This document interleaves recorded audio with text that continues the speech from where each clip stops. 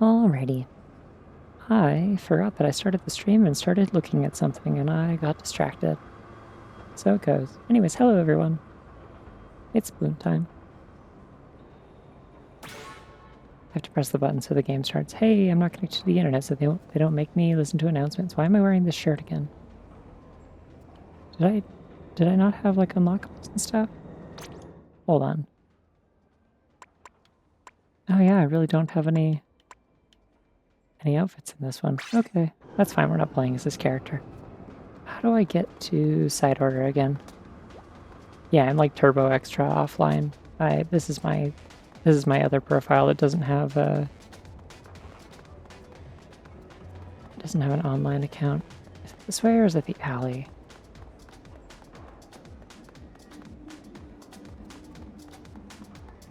I don't remember how to get around here. No, this is something else. I'm thinking of Angopolis Square or Plaza or whatever. Yeah, it's the bus. I think. No, this is a different thing. That's change hubs. How?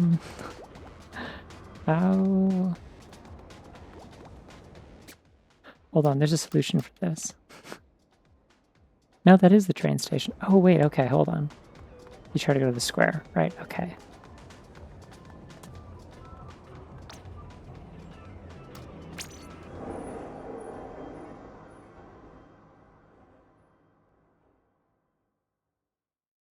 God, I did laundry right before this.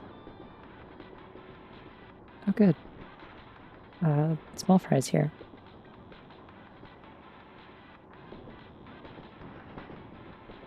The snoozer.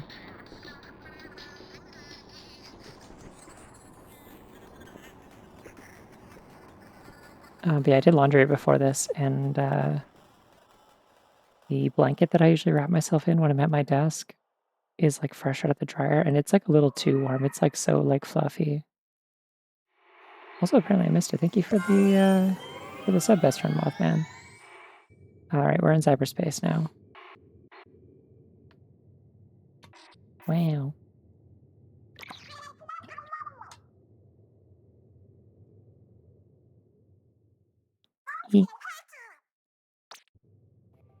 God, I love the aesthetic of this DLC. It's neat.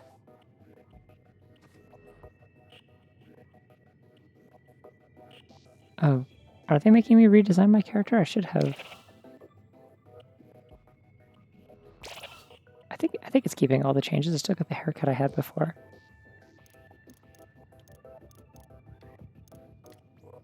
This is the one I used before, right?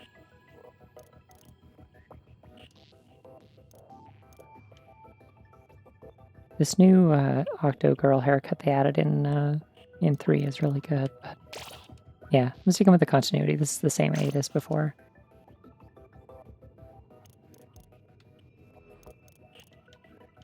I do have the power to give her funky eyebrows if I want, though. Do I want them?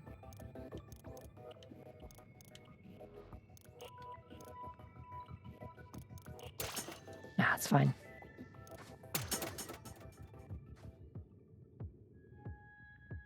Oh yeah, I forgot this has like unique sound design too. That's fun.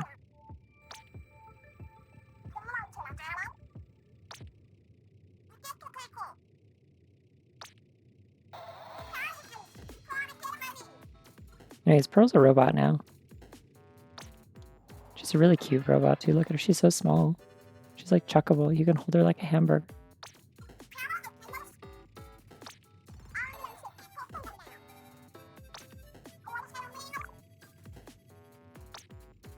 I love how like completely chill she is about it too. Like she's just like, yeah, whatever, I'm a robot. It's like not even a big deal. This is like the most natural thing in the world to me.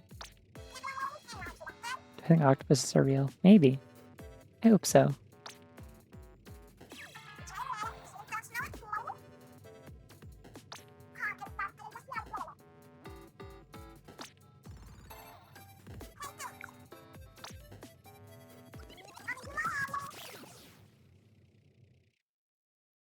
Okay, yay.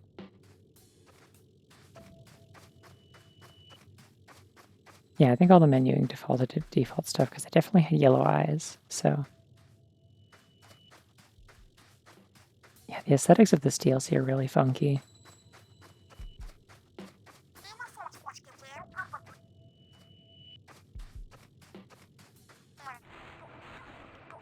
Oh, I put the camera in an inconvenient spot.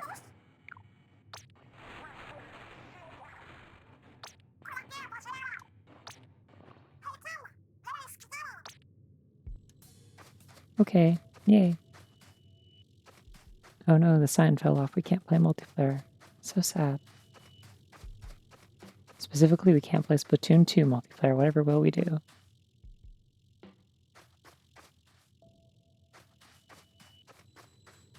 Oh, wait, I know why I was misremembering how to get to Angopolis Squares. I think I already had it maybe set as my... No, maybe not. I don't know.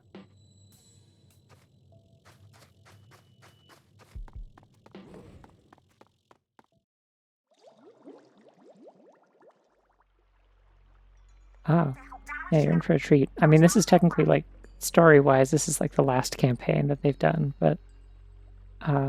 so I don't know if you're worried about that in terms of, like, spoilers or something, but... this is the DLC for 3. It's very good.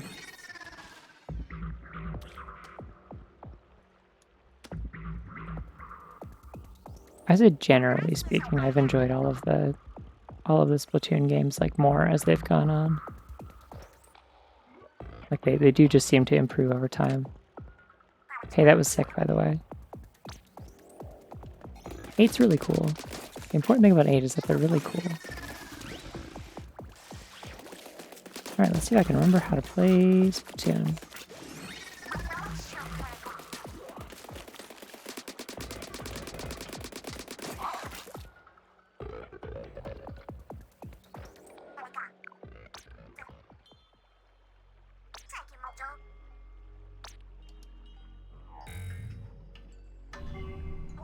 I do like that your starting weapon is dualies specifically because those are like Pearl's signature weapon. I enjoy that every single one of like the idols and hosts and stuff like the main recurring characters in the series. Yeah, it's one role. The main recurring characters in the series all have like signature weapon types that they like using. Like it is like a canonical thing that like I think Marie uses chargers like snipers. This glittery ink is really nice, by the way. I love the ink textures in this DLC. You're gonna see some really sick ones after a bit, but the default glitter is really nice as well. Whoa, it's them.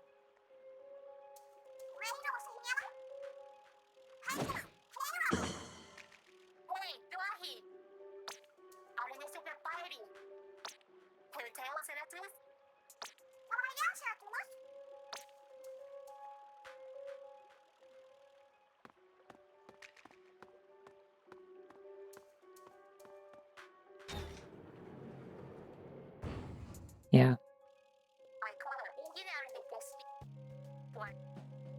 Canonical non-binary character I was talking about, by the way.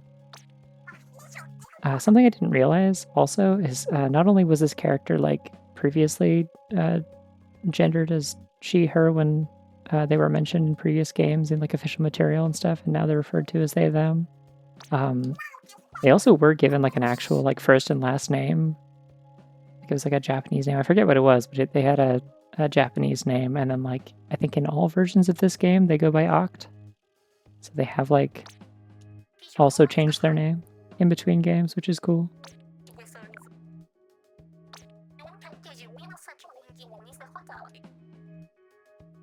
Yeah, Pearlbot's kind of gender. Not necessarily for me, but like she's cute.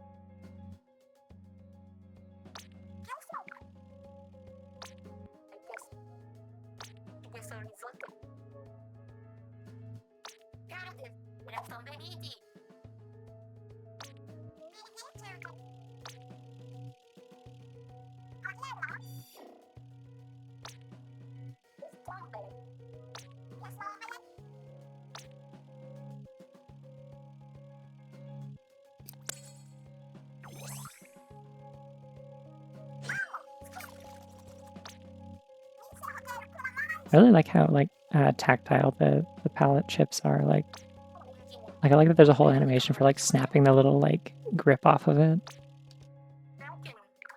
It's cool.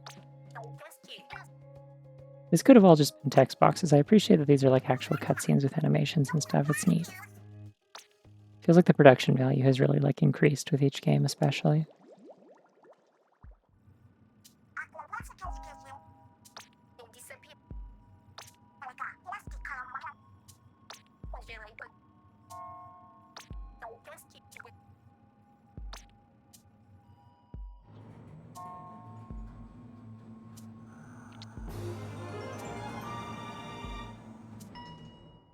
Taffy, bad news, I found an evil artist trying to copy your style.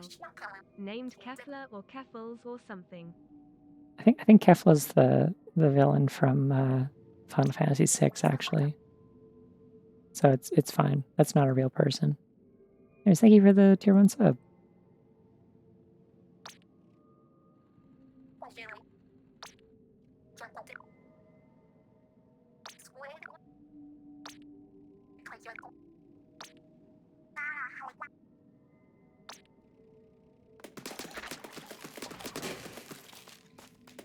I don't really get a lot of range with this, but I guess I get more if I do the... I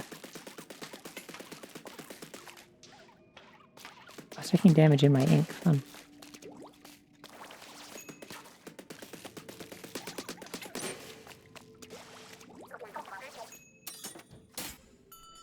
Alright, now we get to take a gondola. Whoa, fast bunny! Oh no, did you parry your own bunny? I didn't see the first one. Oh yeah! You also get to glide. I'm remembering everything now, slowly.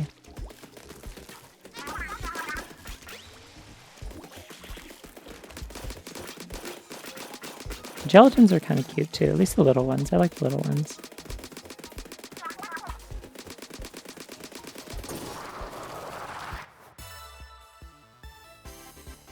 We could be snopping.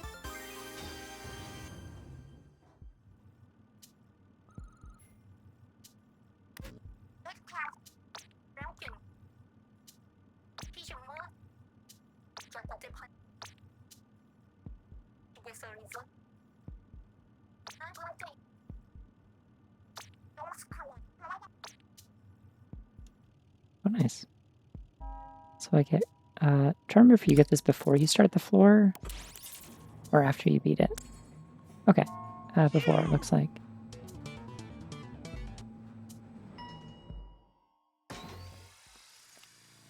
Like all the little file names that they have for levels too.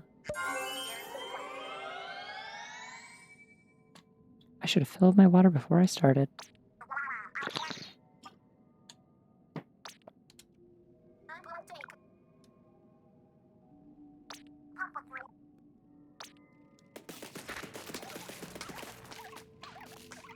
Oh, nice. Yeah, that's doing 400 each time.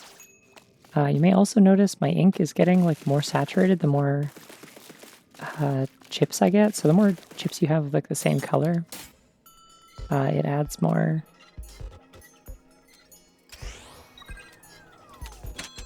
Okay, speed it up, nice.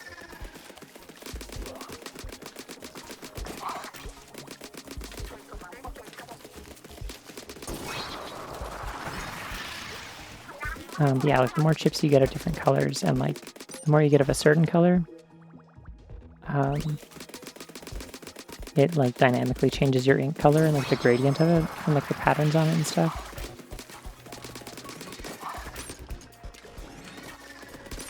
I would assume they're not actually file names, but they're definitely set up to sound like they would work for that. Oh, I have curling bombs, neat.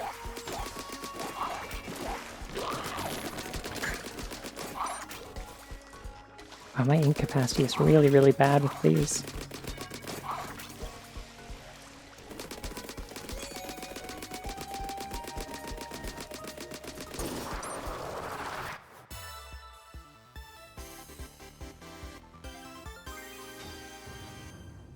I think this this fanfare is different when you're in like the tutorial run. That's interesting.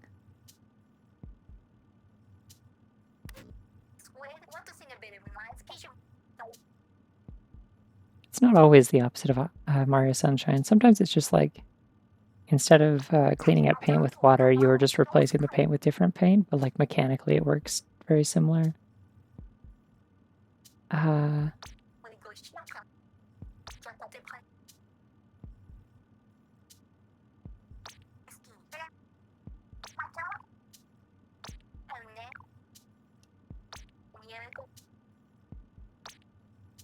like that Pearl talks about it like a school, like just like fully does not understand that they were like drafted into like a horrible military. Just like, oh yeah, you went to school together. That's so cool.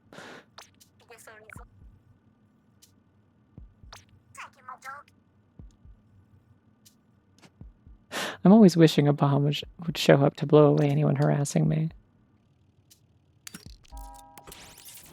I can't hate Pearl. I could never hate Pearl. No one could ever make me hate Pearl.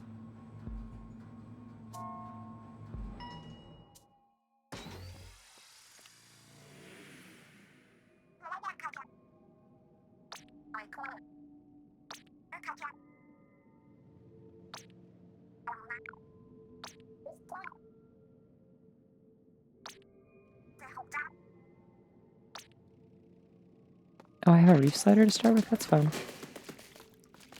There are toys and lollipops in these capsules.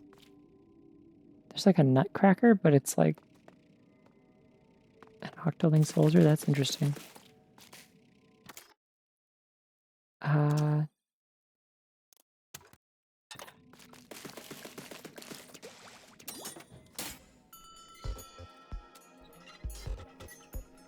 wonder if like all of the yeah, I forgot I don't have to go slow if I don't want to.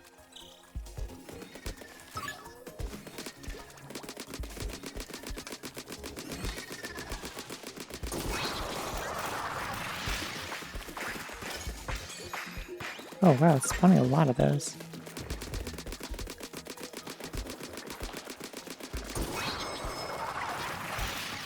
I forget what I was gonna say.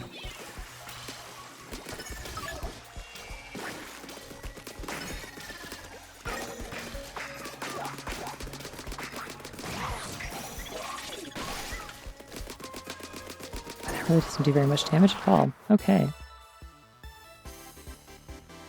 Yeah, this keeps throwing me off because like I almost like 100%ed the this DLC on my like main save file.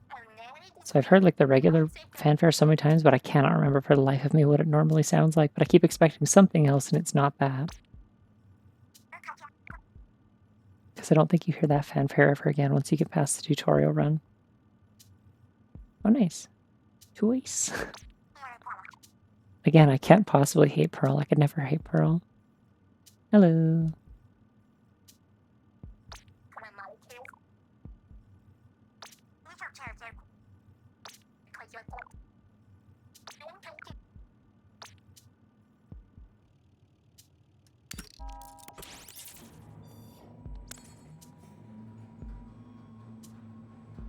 Yeah, I got another. I got a bot set up on the recommendation of a couple of friends recently that should help as well with the. Oh my god! Look at this balloon fish in the background. And pancakes? Why?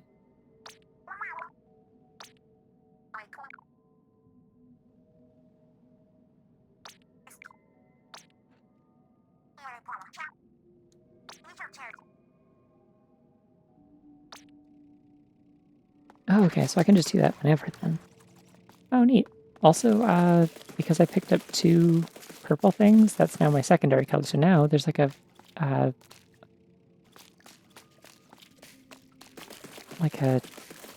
purple like texture shimmer to my ink, and like the tips of my tentacles and stuff are all purple. It's sick, right? Yeah, they're like little I was gonna say they're like rounded squares, but they're not. They're just kind of like loops, geometric loops. Yeah, so it goes off of what your like most common color and second most common color are.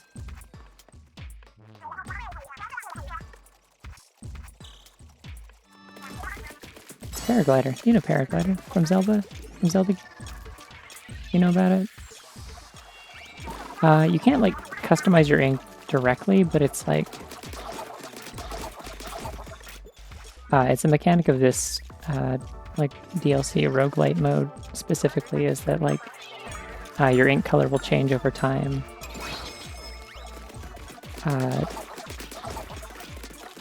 Based like to reflect on the upgrades you picked up.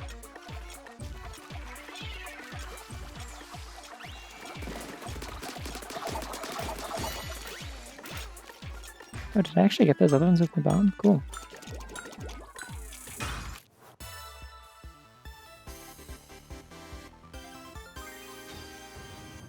Yeah. No, in pretty much any other mode, your ink is just like predetermined for a specific level, and that's it.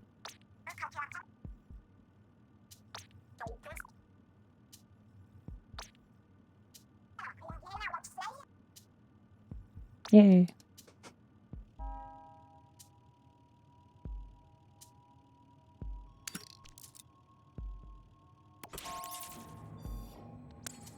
So yeah, you can get, there's like a whole bunch of different colors of chips that like have like different categories and stuff. I believe all the teal ones are specifically for upgrades for Pearl. That make it so that periodically she can just like automatically unleash like a mini version of a special, or like drop bombs or whatever.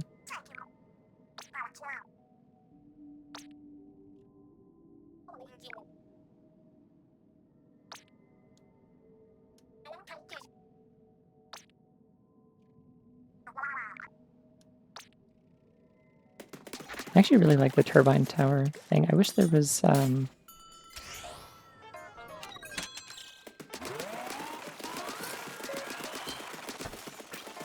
like the way it works. There's something about it that just like clicks for me.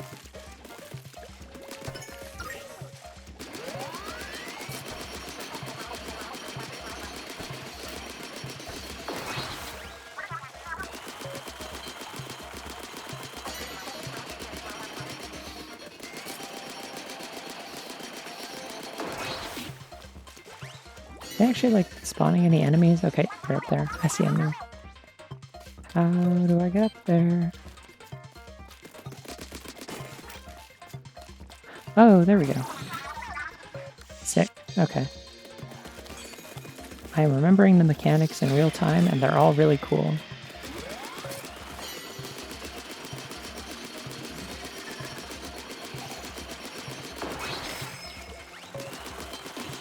Oh yeah, and it is like a shockwave. It doesn't damage them, but it launches them all back whenever you break out of a checkpoint.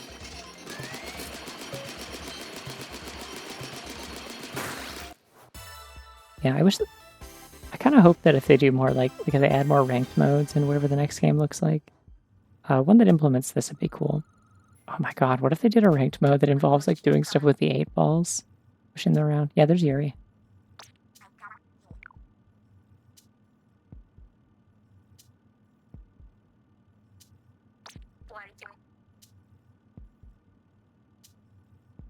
Yeah, I didn't get all the chip data. I did everything else. I did every weapon.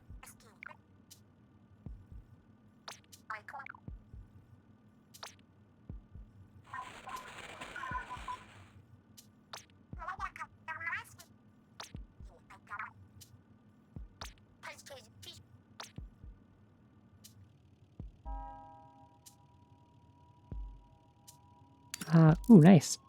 Double range, let's go. That might change my ink color again, I'm not sure.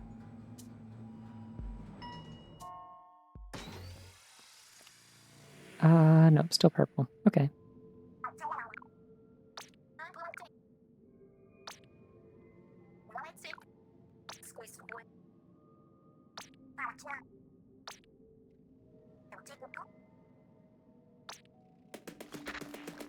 Oh yeah, that's real nice. Okay. Ranged dualies are very nice conceptually, I think. I'm rolling a bunch of this down because they did give me poison ink or whatever, so I guess I should probably ink my own zones that I need to protect first.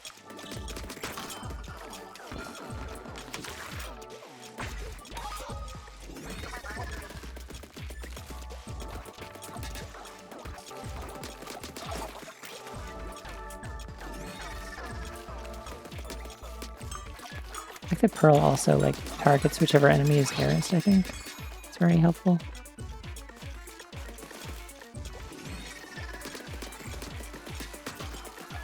I don't remember what these guys do, but I remember them being like a problem. Like the ones that are spitting a little like orb above them. I don't remember what that does.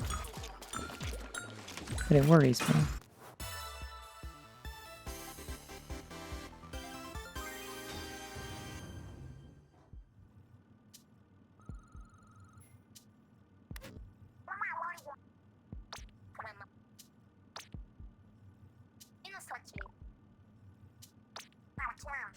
Eat. I'm the one with legs. You can fly. Why would I be the one who makes decisions? Anyways, more coverage, another dodge roll attack. Oh, your dodge roll does damage. I'm not going to do anything with that. I don't have anything that I can do with that. I don't know how to use those. I always forget I have them. Lucky chain rewards can be cool, actually. I have found like these can be really good if you get like the lucky bomb upgrade. I'm trying to remember. Oh, escape artist is you chase the little guy down, I think. And this is just destroy the spawners. I'm gonna go with this for now. Just because I got poison ink, so I may as well. I think this is gonna change my color to orange, by the way. Because now I'll have 3 of these. Yeah.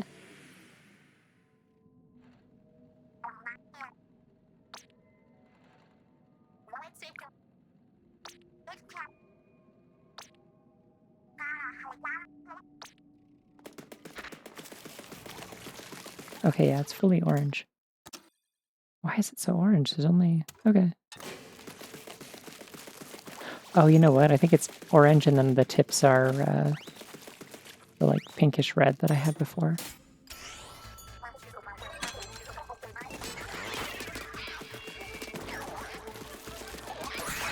Yeah, getting more coverage is definitely the play here, because they slow down if they slip into your ink.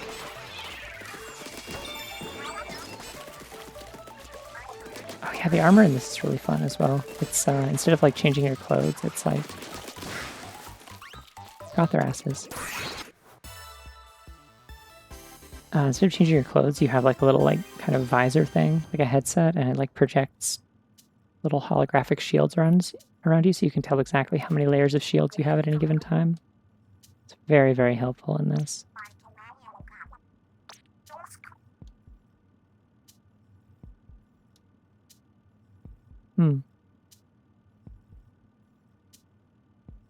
Pearl's like, we have to finish this quick. I need to kiss my girlfriend and go on a nice long vacation with her.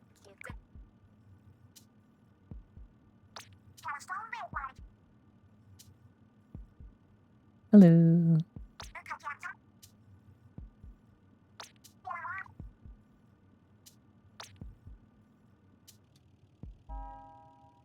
I think the term is still just squid bagging. It's just the gameplay term. I don't know. It's existed since before Octolings were playable. Well, it gave me the same options after I picked that up, so I guess I have to do all of them probably. So I guess we'll just take this.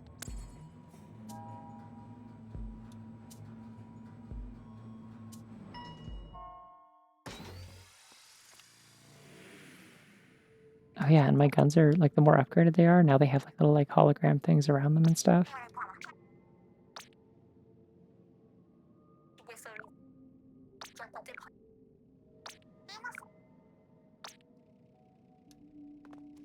Like, I don't know. These are cool. I'm a sucker for, like hard light shit and, like, little floaty hologram patterns and stuff around guns. It's, like, just a cool aesthetic to me. So hi, Willow. Oh shit! The Beyblades! I remember these. Fuck yeah.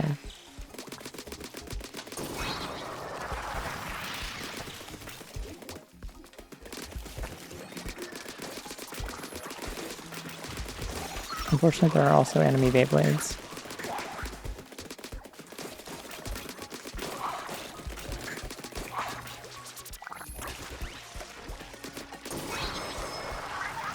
Wow, my range is really busted.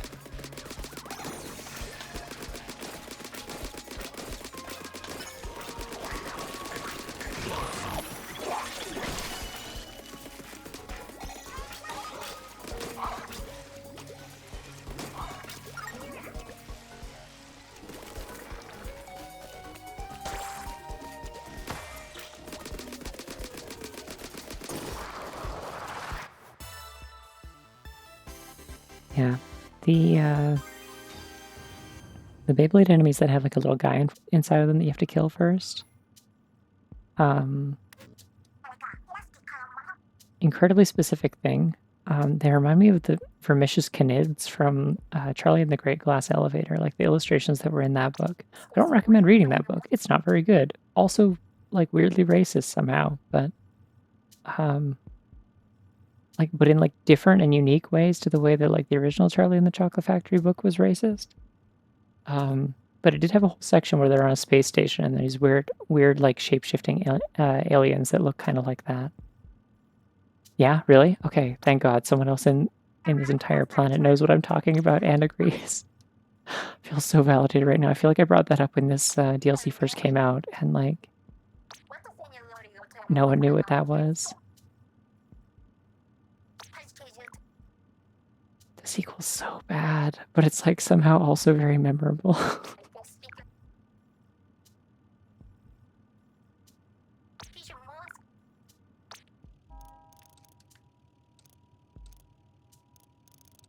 Oh, okay, yeah, so it just tells me what the categories are. Sick. It's got a dodge roll attack that I'm never going to remember to use.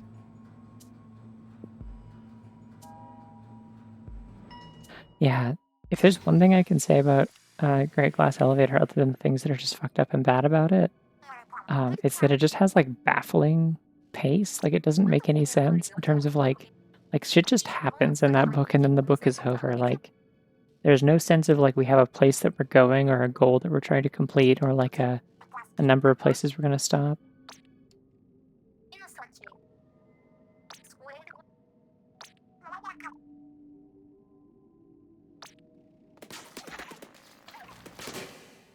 Ooh. Oh, it's like a melee attack. Okay, I underestimated that. That's sick. Okay. Alright, I might actually use that. I lied.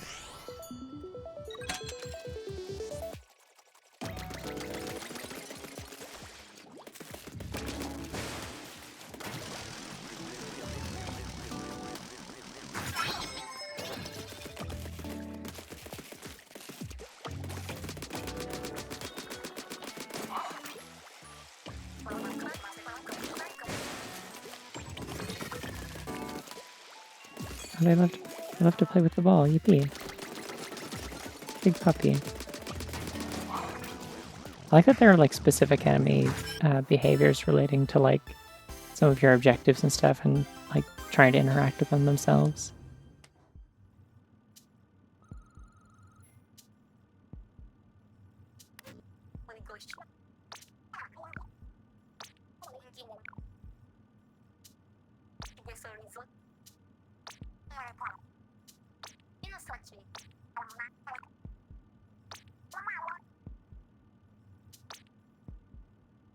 Alright, it's time for Yuri. Will we succeed? Who knows? We'll see how good I am at this. They kind of script what build you're going to have, so it's like I feel like the odds are kind of stacked against you, potentially.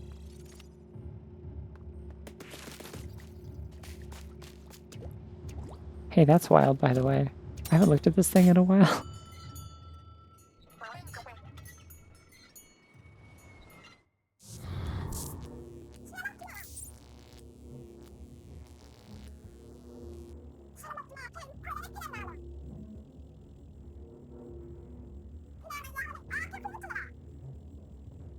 This is what happens if you fall asleep with the VR headset turned on, by the way.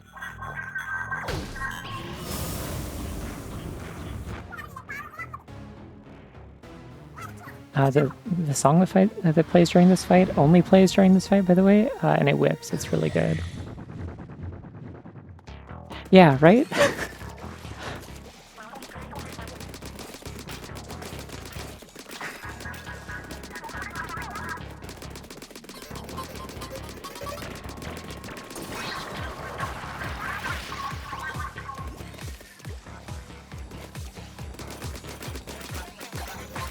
Yeah, the pulsing's bad. This is on account of it as sinister and evil.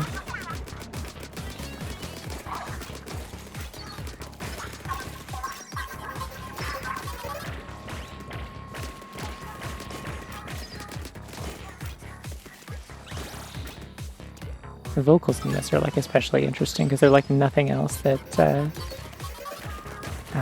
Marina's voice actor has done elsewhere. Like they're so like whispery.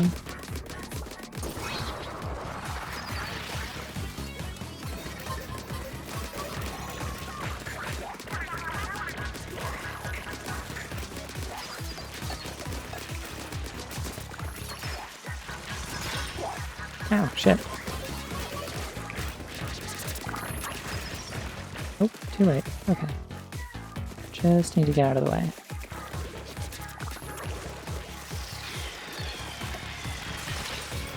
Ouch! Oh.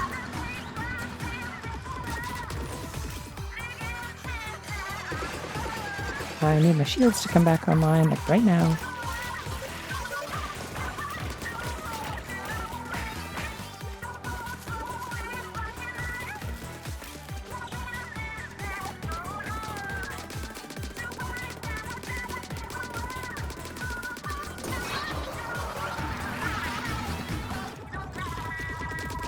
Oh, that's what she was talking about with suppressive decoys. They're the super chumps.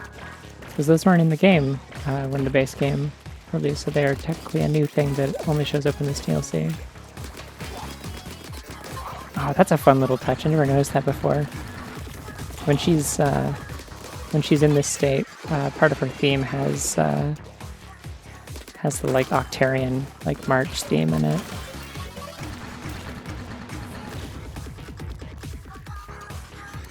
I love the way attacks are synced up to the music. It's so good.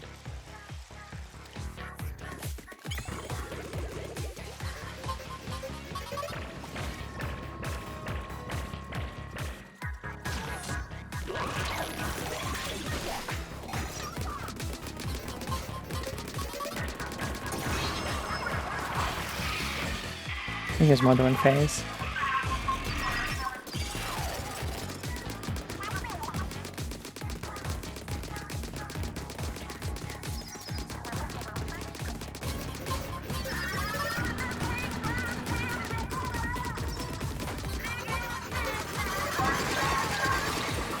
Oh, there's a lot of those around.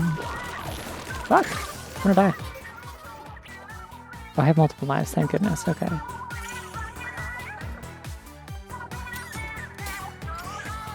they gonna make me do these again, or do I just need to break the shield again?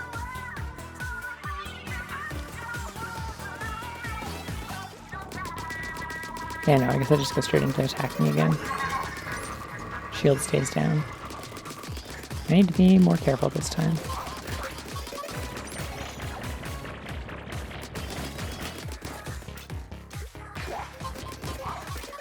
If I kill a lot of enemies, they'll also drop like power-ups and stuff for specials, and Marina's little like laser beam. Oh, Bunny's really small. I like that she's like miming like using like DJ turntables, but it's just like in the air.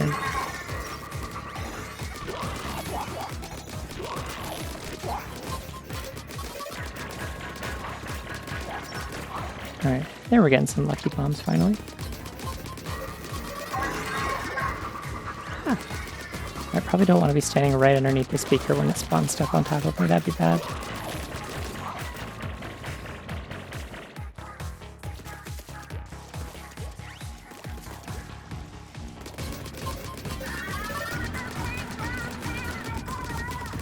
Come on, it's gotta be close. I think I got it.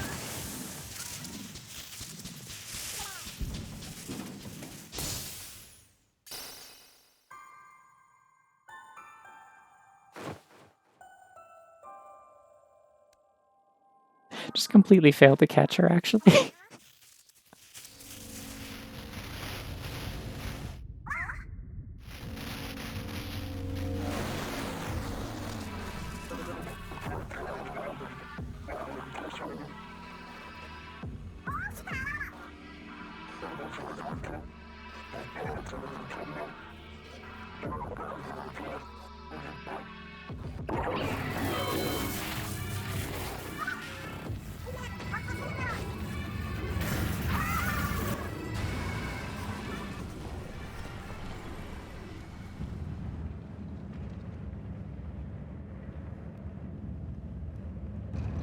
So yeah, that was the tutorial.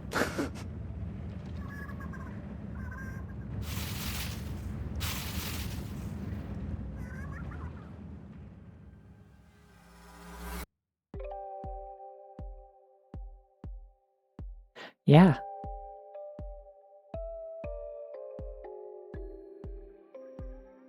What if the Yuri was a little bit scary, but also like really cool?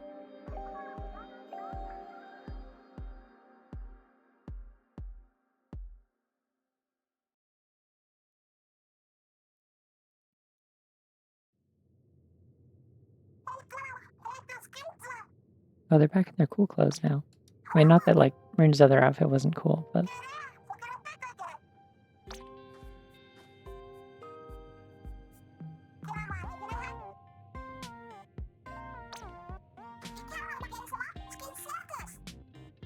God, they're both so pretty. Hey, anyway, I'd like to point out Marina's wallpaper that's really normal. Just in case anyone was like, no, you're falling for bait here. No. People who are just friends and roommates don't have wallpapers of each other like that. That's not normal. There's nothing platonic about that. Anyways. Yeah, like a what's that, like FPV drone? Is that what they're called? Like the ones that people fly around with like cameras and stuff. That kind of drone. Don't be weird.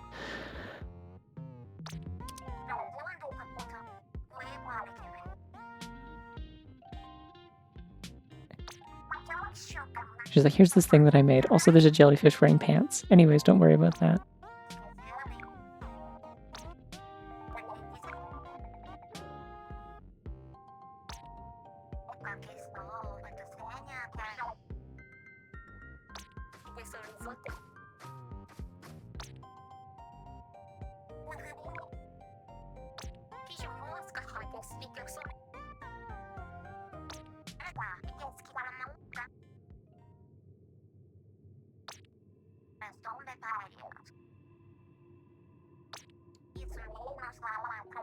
Nobody has a will of their own, and the jellyfish have to wear pants.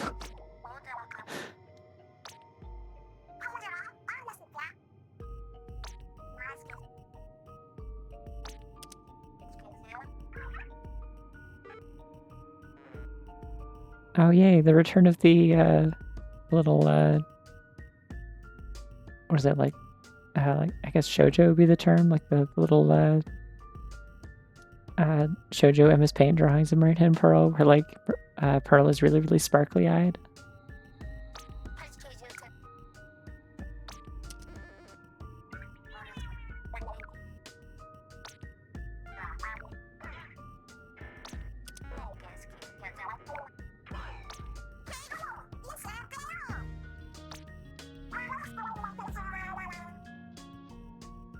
Girl, you MS Paint like that? I guess it's not MS Paint. She's got like Photoshop open or something. There's like an actual color wheel and whatnot.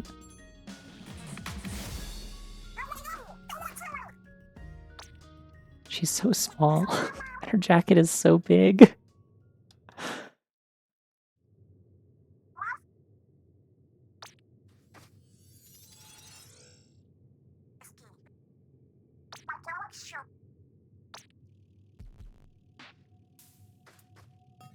Doing wings with eyeshadow is very fun. I recommend it. All right, now I get to show you all these kick-ass NPC designs. Look at these. Look at this thing. It's like a shrimp wearing a dress. I think it's clipping into like some debris here, but can I push it around? I think it's wearing little tiny shoes. Yeah. It's got little heels. Those might actually just be its... Oh my god, they walk around. Look at them go. And yeah, there's jellyfish with pants. I think there's a couple of other NPCs, but those are the main ones. Yeah, there's like something over here. What is happening? This like sea angel's like wearing a harness? What is happening?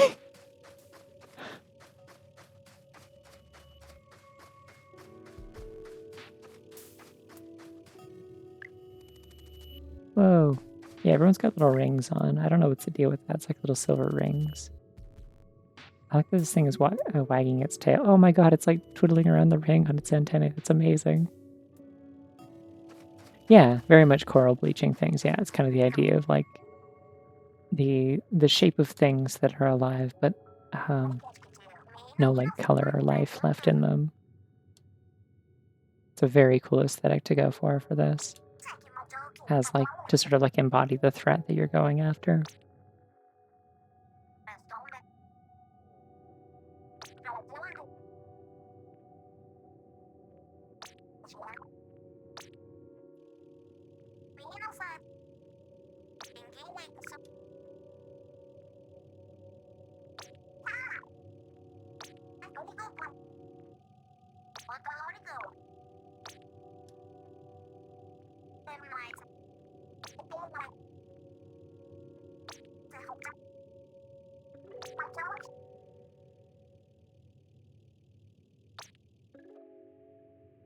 And then they explain the concept of a roguelite.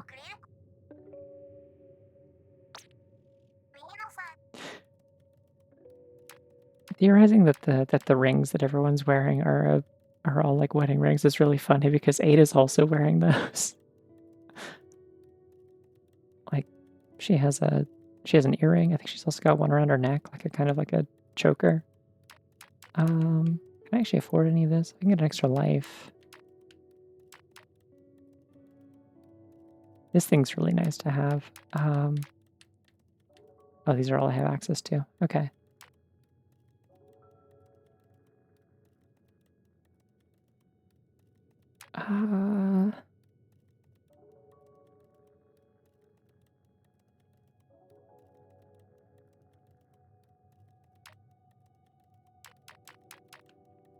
Like Max Live seems like the smart one, but I'm like, what if I didn't?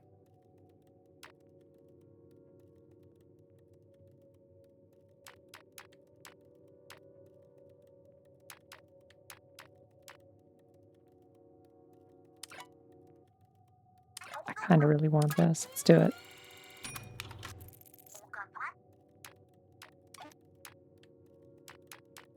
All right, what else can I afford? I can get more action slots, and I can get none of these.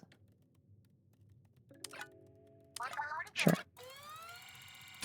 Because yeah, if you do this, and you do the thing that makes this huge charge by inking the ground, you can have multiple things that Pearl can do that can have like different cooldowns, so they're like going all the time. Marine would absolutely download a car.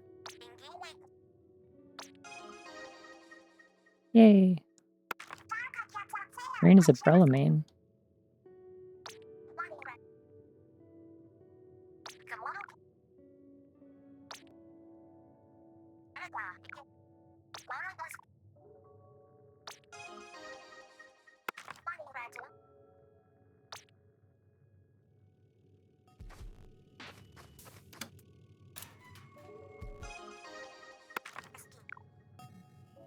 I gotta read the dev diaries. That's where all the Yuri is.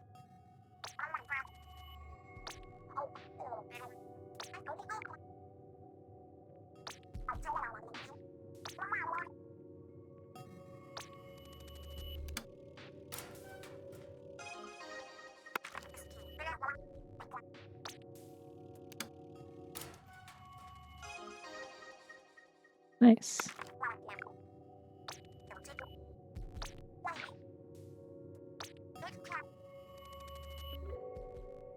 The one who was supposed to be such a big shot and then didn't show up in any other games and only occasionally got mentioned.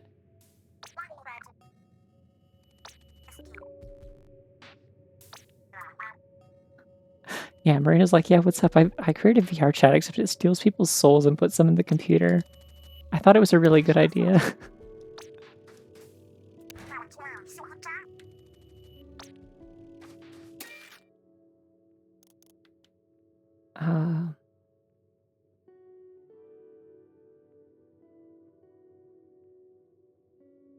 Yeah, I mean, like, the smartest option would absolutely be to, like...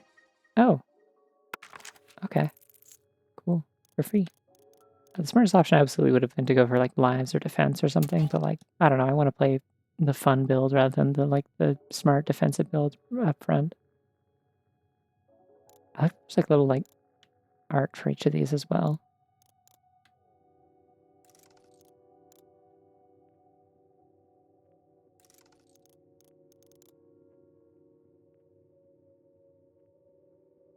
Oh, nice. They give you like little like advice for each one as you like use it a bunch. That's fun.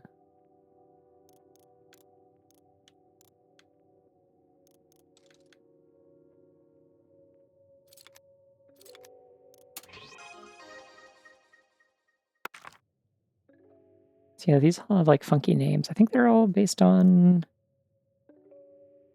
musical terms.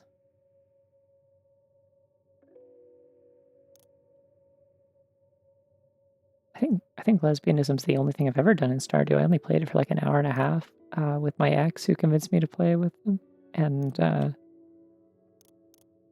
that was like the only time I had any interest in playing it because I'm not really a farm games kind of person.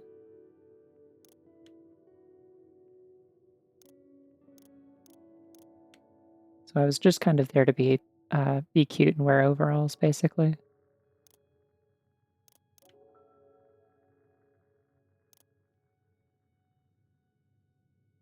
Alamambo.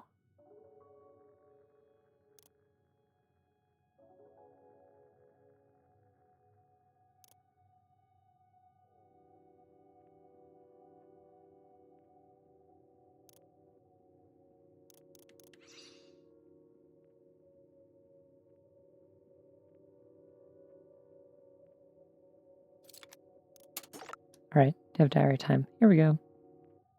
Final Fest is over, and we lost. I feel so bad for Team Order. They all tried so hard. But at the end of the Splatfest, Pearl said we're going to take over the world. Oh, I need to use my other stick. A world tour, can you believe it? I can't wait. I haven't felt like this since I was on the sidelines for that battle, right before I came to Inkopolis Square. If Off the Hook's going on a world tour, my schedule's about to be super packed. We've got venues to schedule, roadies to hire, new songs to write. I don't know what I'd do without Pearl. Pearl Hazuki Appreciation Corner. When I felt lost in direction... Okay, why... Why is there a heading like this in your diary?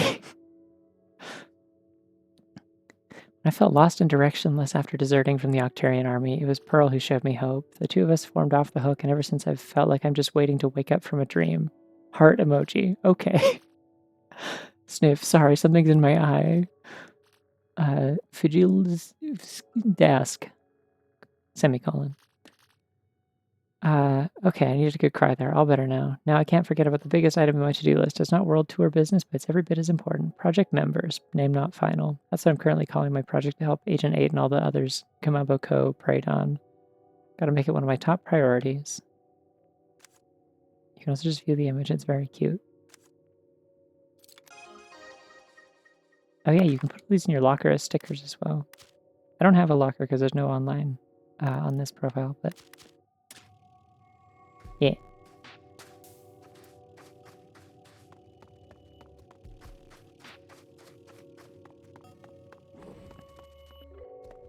Oh wait, I might actually want to change palette. I don't know if I want to use Brella. Let's go with regular gun. Also, hi Val. Hi Val's company. Hi everyone that is with Val. Long time no see. Oh yeah, they turned into like a little training area. Sorry, I forgot how to speak when people showed up. I do this sometimes.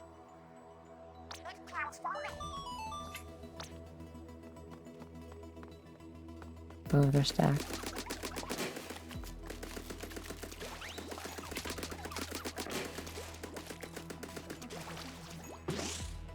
Boing. See, the bounce pads are extra fun in this one because you can do the thing with pearls, like, whoa. Pearls, like, glide thing. It's neat. It shows you as a raider?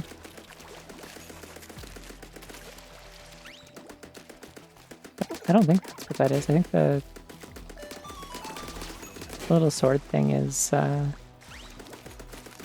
means you're a moderator. What is this? Oh, it's to redo that boss fight. Okay, so you can repeat it. I really like these particle effects that are synced to the music, by the way, and like the lights and stuff.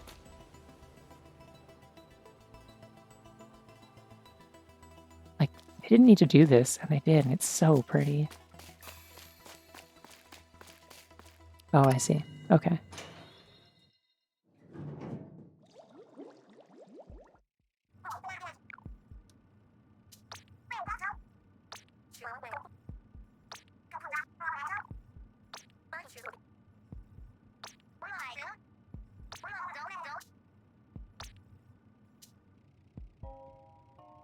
Wee.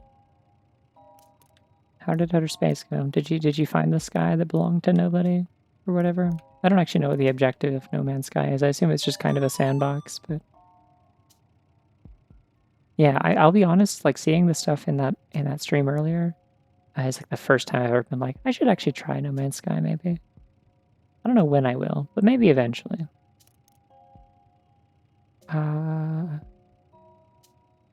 Turf drone gauge. Oh, so I do still have to get a chip for that. Interesting. I want range. Range is nice.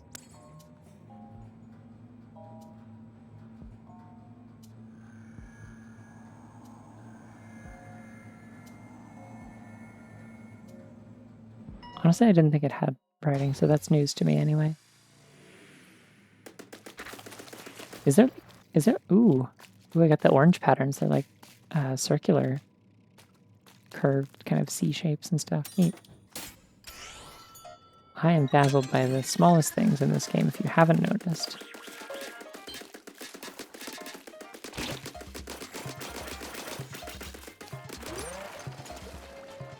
Oh yeah, my ink consumption is back to normal, and it's really bad.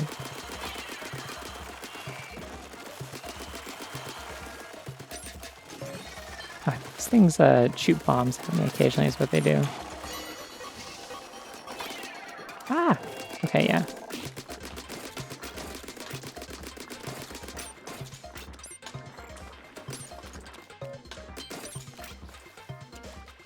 Sometimes hard difficulty ones are okay. I think you can like hit the bomb to knock it back when it's in midair. But you gotta be quick with it or else it doesn't always work great.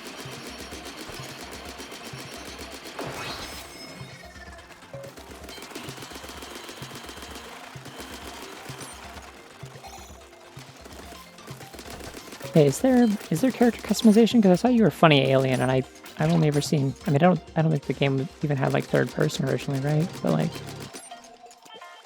oh, I have so little ink. This is so annoying.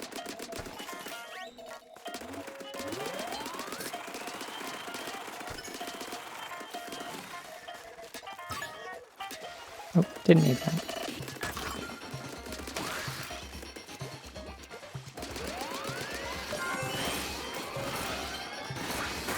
Just gonna bazooka the thing. That'll work. Yeah, if I can play dress-up game in space and build a spaceship, that's cool. I will do that.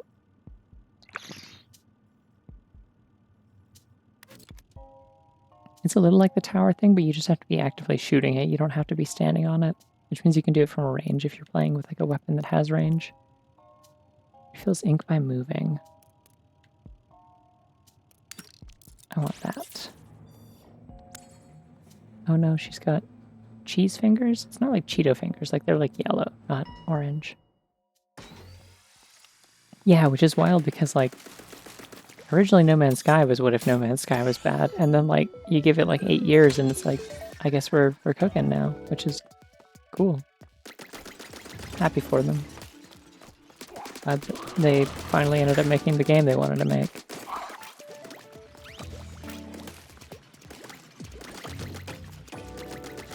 So something really nice they did in this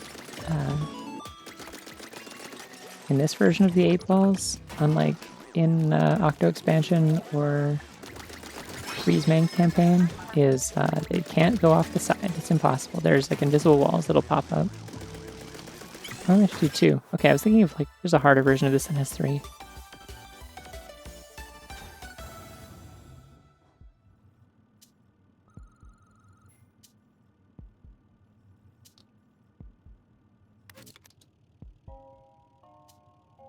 Yeah, no, it's like based off of it. Like you're still playing as Agent 8. They had to bring back the 8 ball, obviously. These are all 8 ball stages, by the way. That doesn't seem like a lot of damage. I mean, it's like more than nothing, but...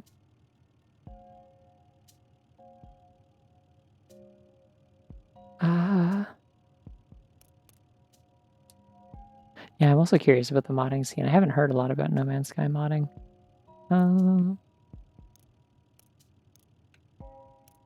I'll go with coverage.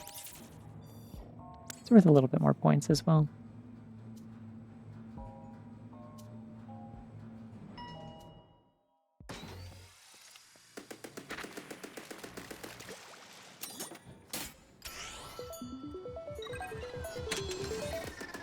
Okay, I remember this stage. I remember this being annoying. The up and down is like actually quite annoying to deal with for the 8 balls. So I won't if I can avoid it.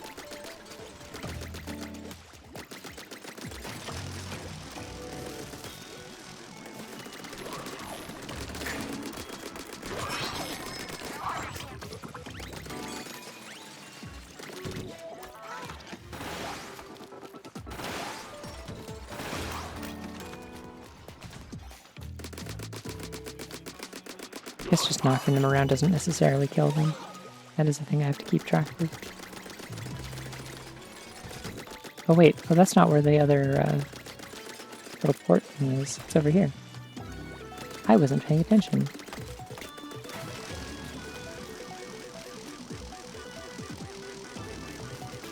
Interesting.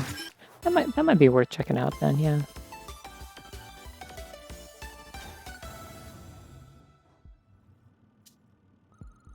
It's been a long time since I played like an open world game.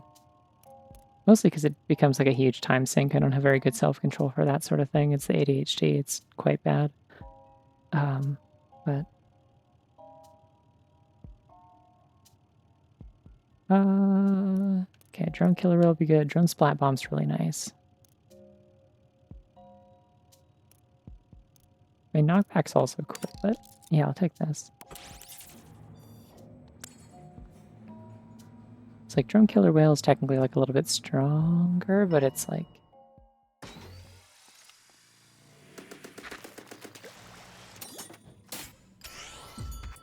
the bombs happen more frequently, and they're like a little more, I don't know, dynamic, I guess. I should probably actually spot the zone. That'd be good.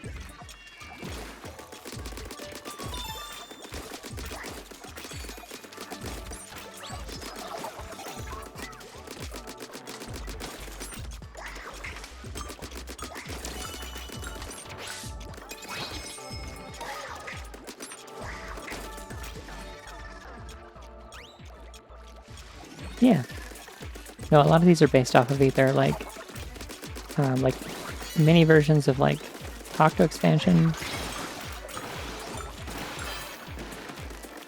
Oops. Mini versions of Octo expansion missions, or mini versions of like single player versions of ranked modes. And then a few of them are just like kill all the spawners, basically. Or like survive a certain amount of time. Which I guess in that case is just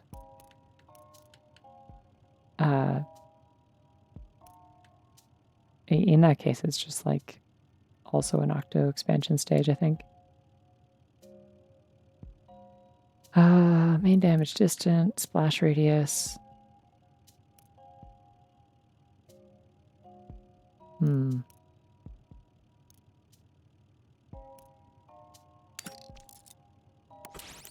This could be good if I can just get another... If I can get at least one lucky chip, then this would be good. Like, if I can get, like...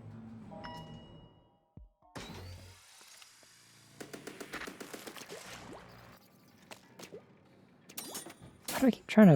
I keep thinking it's one of those, like, things that you hold Z and, like, jump into.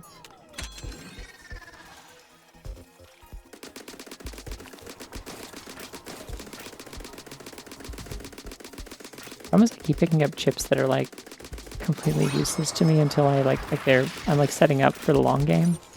Like, there's stuff that'll be useful to me later, but isn't yet.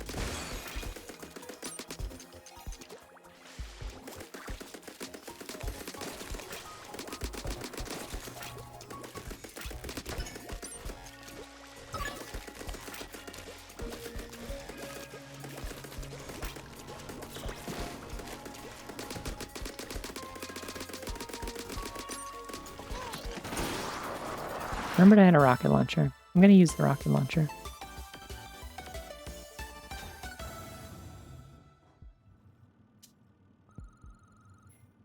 Yeah, I've generally enjoyed all of the The single player mode's so good.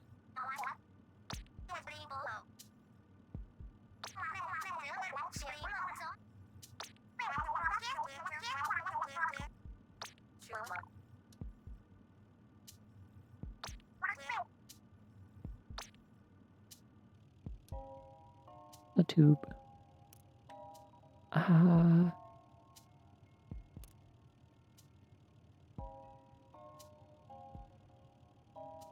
This one doesn't seem particularly useful. Let's take firing speed. I'm going to run out of ink so fast, but it is also going to turn this thing into like a splash-o-matic, basically. Or like closer to it, at least. Yeah, that's more like it. More like the other campaign's splatter shots.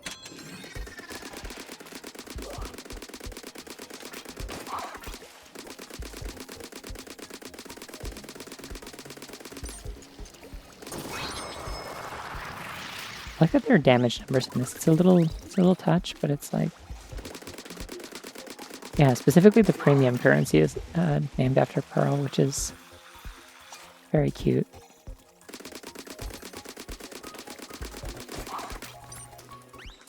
It's the greatest treasure you can acquire.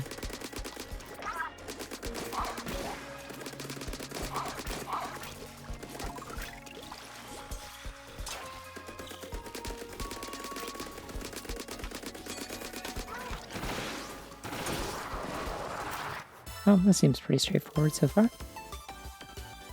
Also, hi.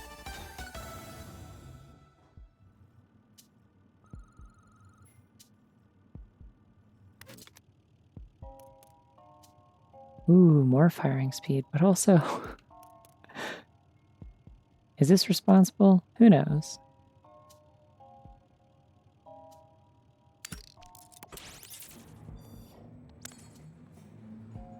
I'm gonna do pink now. Oh yeah, I don't forget about the special, it just wasn't charged yet. Oh nice, my secondary color's pink. Alright, now this thing is a... I guess it's not really a splash-o-matic because it's not super like accurate. It's like a... like Splattershot Pro? It's got cool little holograms on it again. As I was saying, always cool. Alright, we gotta play this one strategic because this is ranked as like a hard mission.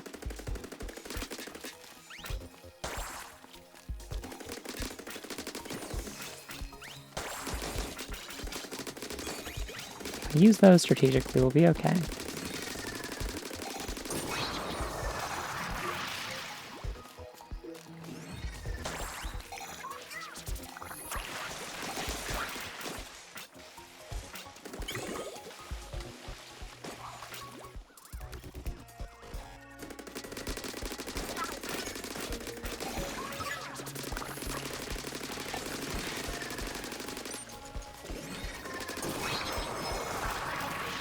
Yeah, that firing rate is definitely getting it done. I think if you hit these with another spinning top while they're, even while they're like invincible and spinning at you, if you hit them with another Beyblade, they'll instantly die.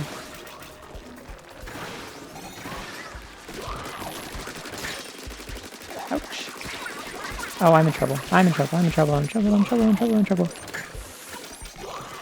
Get me out of here. Get me out of here. Get me out of here. Okay, we're good. We're no longer good. We just have to kill it and then we're good. We win. Rakes, have you tried this DLC before?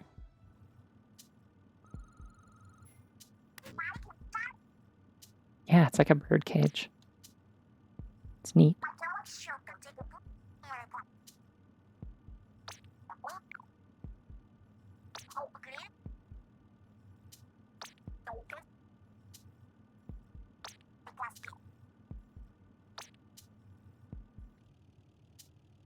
You know it's a roguelite because they make you pick between 3 things.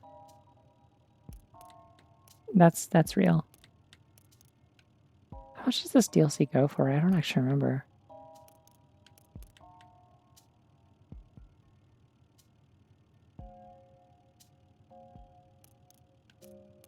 If you ever do get a chance, though, highly recommend it. It is sick as hell.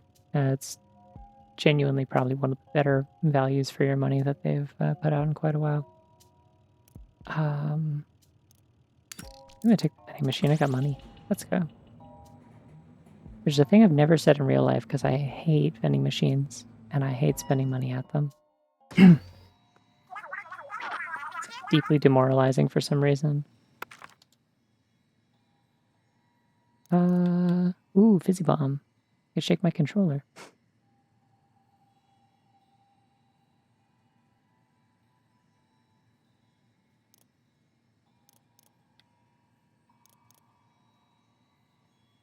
Yeah, I'm pretty sure it's like $20. It's just like the expansion pass or whatever that like adds like a couple of like funky little like you can change your hub area, and then also this, which is like an entire like roguelite that just gets tacked on to.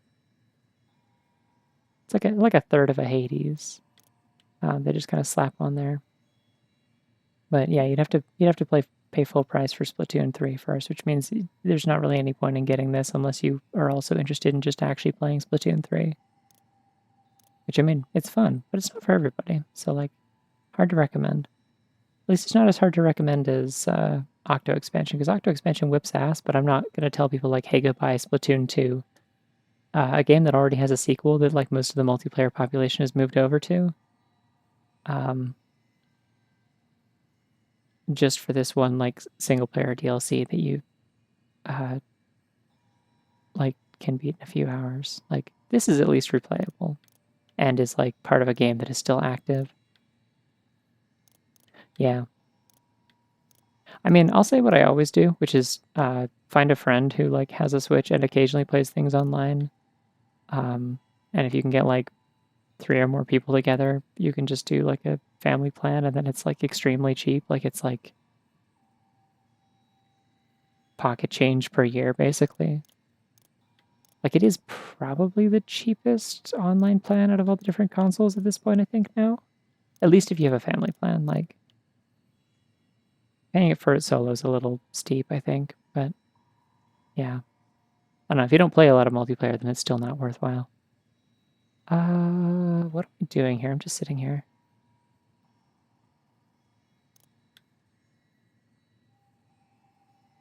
Yeah, like I on the family plan that I am with like a couple of friends, like I even with like the fancier version that you know what, I'll take the swim speed up. Let's go.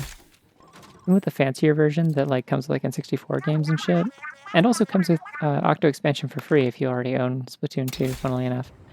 But I already own it, so it doesn't matter. It also has all the Mario Kart DLC and Animal Crossing DLC, I think. But yeah, anyway, even with that one, which is more expensive, on a family plan shared with friends, I pay like, I think like $11 a year or something like that. So it's like still literally like less than $1 a month. But yeah, if you're not playing your Switch much, then that's like still not a good deal because it's just, you know, why would you pay 90 cents for nothing when you can pay 0 cents for nothing, you know? I've never actually tried the Animal Crossing DLC that I technically have access to, mostly because I don't care about going back to Animal Crossing right now. Kind of had my fun and burnt out on it. Yeah, I was in one like that, but then another friend contacted me and was like, hey, do you want to join this plan? And I was like, yeah. And now we're good. I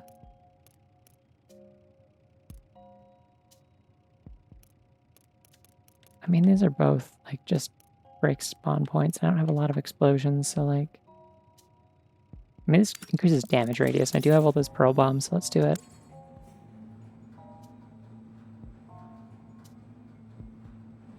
Yeah, that sort of makes sense. I mean, the main argument for the longest time for why you'd play like indies and cross-platform stuff on Switch, assuming it doesn't like run like shit on the Switch version, would be to like stuff that you want to play portably or in bed or something. But like now there's Steam Decks, so like if you have one of those, then like you can just do that. I don't have a Steam Deck, so if I want to play something on the go, then this is still like a decent option for me. But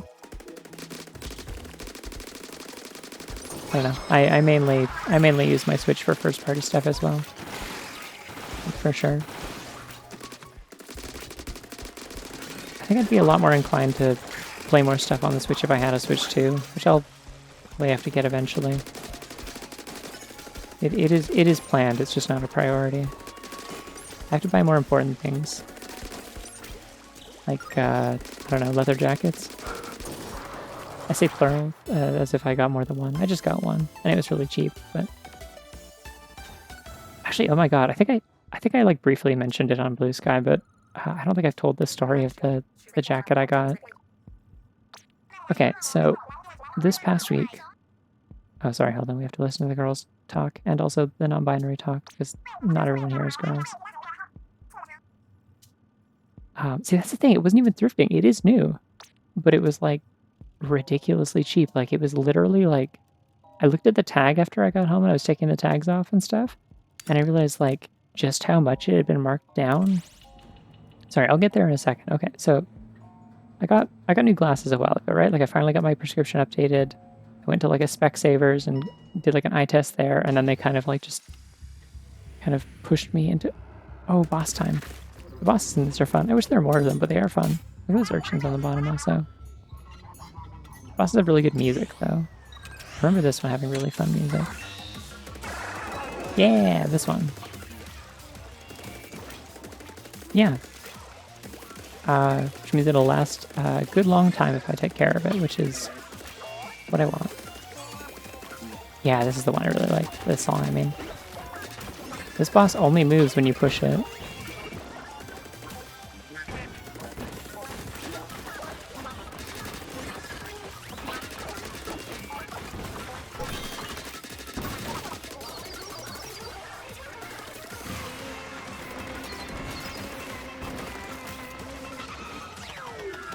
Anyway, so yeah, so I got...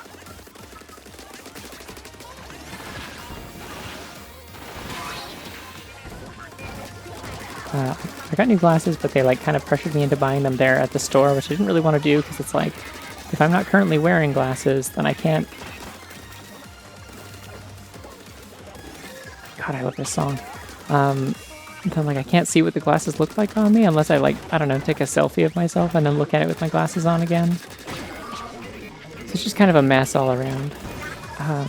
And yeah, so I ended up getting, like, kind of upsold into, like, fucking $300 glasses that I... once I ended up getting them, I, like, hated how they fit, and I hated how they looked on me, and it was just, like... I was frustrated about it, and eventually I just, like, went online to the site where I bought my last glasses, like, 5 years ago, and, just bought another identical pair, but with my new prescription applied.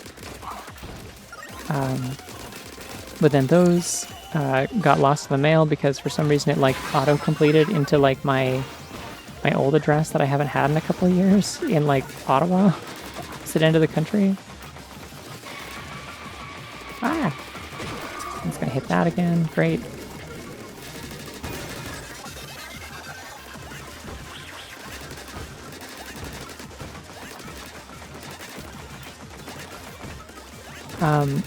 Yeah, 300, and then the eye exam was also 100 on top of that, so it was a bad day for me, where I was just like, oh, I just spent so much more money than I wanted to.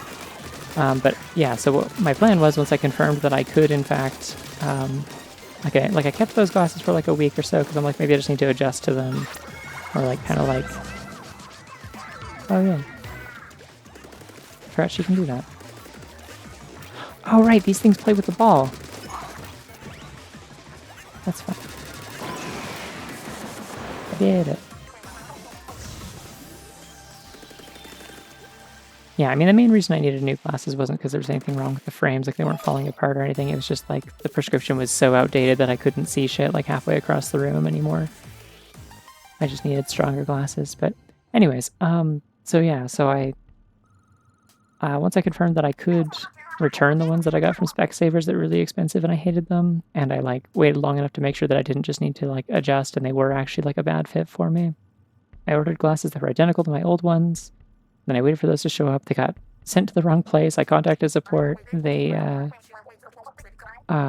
like, yeah, sorry that happened. And like after a little bit of like poking them to follow up, they eventually were like, cool, we've like shipped another one. Like we've confirmed your correct address and sent it to you. So they sent me another pair that actually got to me like a week ago. and those are good. But then it's like, okay, cool. Now I need to go and return the expensive ones, and then I will essentially have $200 back in my account that wasn't there before, which I would very much appreciate.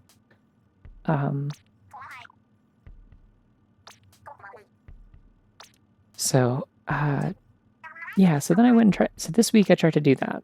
I tried to go to the mall where the Specsavers was and return the glasses. I went on Tuesday. There was a ton of wildfire smoke and it was really gross out, and it like made me like super like drowsy and fatigued the rest of the night, and I got like nothing done. It was weird.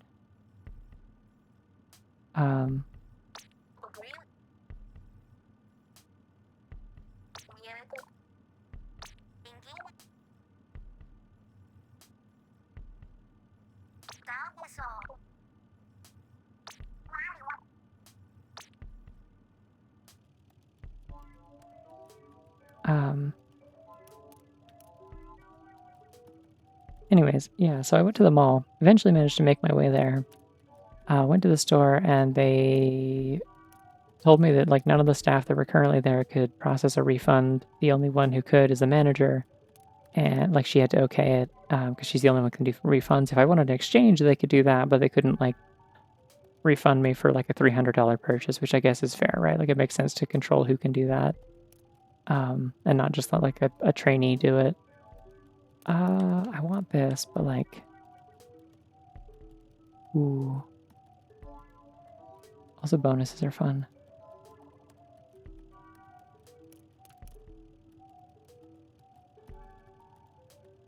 I'm gonna take this. This is a smart angle, I think, here.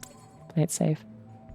Yeah, so went to do the refund, couldn't, like, the manager had left at 5, even though we're open till 7. So they were like, you'll have to come back, like, tomorrow or Thursday. And I was like, okay. Well, I'm glad I wasted a bus... Whoa, the goo. I'm glad I wasted a bus ticket coming here. So I got myself some pulled pork poutine for my trouble, and that was pretty okay. But while I was there eating, I noticed that there was another store that was closing up at 7, like most of the stores were. And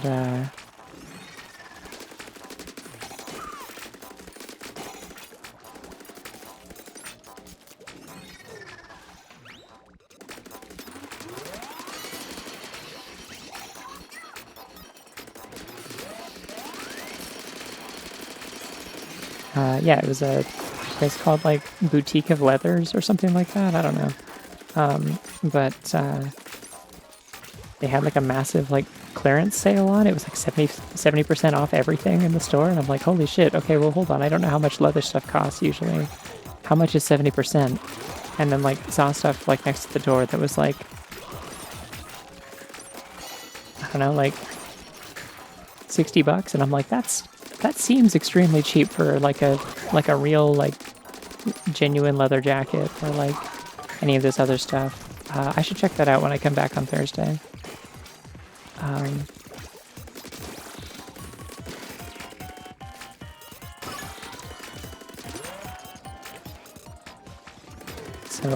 So then I did. So I did manage to return my glasses.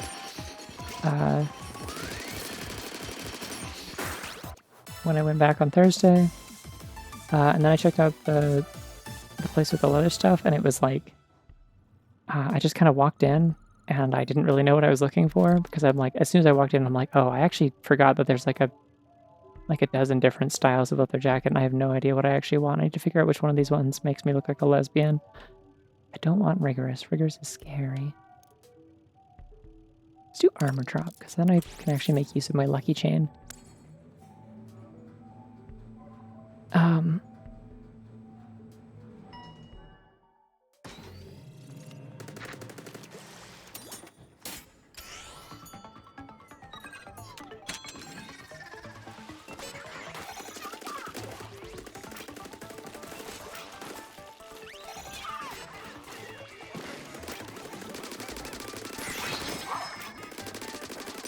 Oh, I got it. Nice.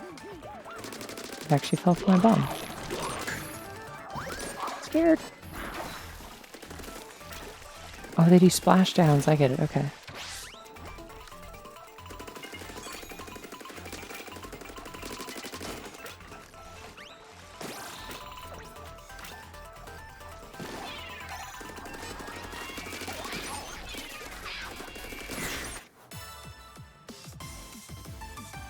Anyways,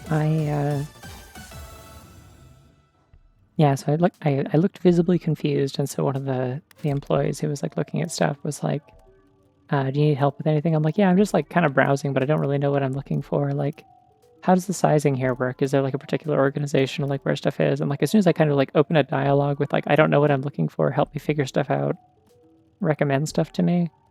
She was just like super like chipper and helpful and like happy to like pull stuff out and be like, "Here, try this on. Tell me how that fits and like what you think of that and so on." And like um, most of the actual like full like good jackets and stuff were like anywhere from like 90 to like 150, which is like not like a little bit more than I wanted to pay for this thing that was on a whim.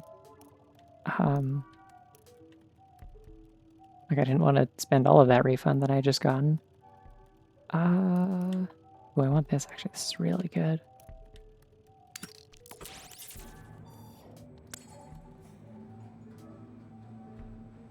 But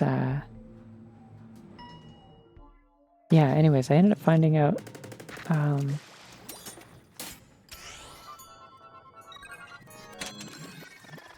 like I found one that I liked the fit of. I was like, yeah, I think I'll go with this, and it was like 112, I think was what it cost, and I was willing to pay that. I think she was like just really trying to like sell me on it, but I couldn't tell. Like it seemed like she was just like, you know, trying to make sure I bought something, which was like it's fine. Like I came in here with the intent to buy something. Like you don't have to worry about it. But I don't know. Then like once I found a thing that I wanted, it was like she was like, well, let me go like ring it up and scan it to make sure that it is like the listed price is correct, because like we did just kind of put all the discounted prices on with like Sharpie, so like some of them might need to be updated. And like I think she was thinking like because it was like a, I don't know, the sizing for leather stuff is weird. Like I needed like a 2XL for that. I'm not like a big person. I'm not like super tall or like broad shouldered or like hefty or anything. Like I'm like average height, average build kind of thing. But like, yeah, for some reason that particular jacket I needed to go a size up than the other ones that I tried. And so she was like, it might be more because like the bigger sizes like they use more materials, so the price goes up. And then she scanned it. She's like, well, that's weird. You got really lucky actually. This is like, it's actually less than I thought it was. It's like, this says it's $75. Like it's like 75.79 or something like that. And I'm like, what the hell? Why? What am I supposed to be doing here? There's a ball, isn't there? Where does it need to go? Oh. And it was like, I don't know, she seemed very like, not bewildered, but like she was kind of like, it felt like she was like kind of playing up this amount of surprise. Like it, like I couldn't see the screen. I couldn't see what it was coming up as. And like, I don't know, like we just kind of like chatted for a bit while she was ringing me up and stuff like that. And like I mentioned that I like kind of live nearby, so if I needed to like come back for like stuff to like maintain the jacket or something like that, like it'd be pretty easy to come back and stuff. And like the more I kind of like we chatted, like I definitely kind of got the sense that like she was like hitting on me, and I don't know what to make of that because I don't really know what vibe I was giving off in terms of like my appearance or presentation or whatever. But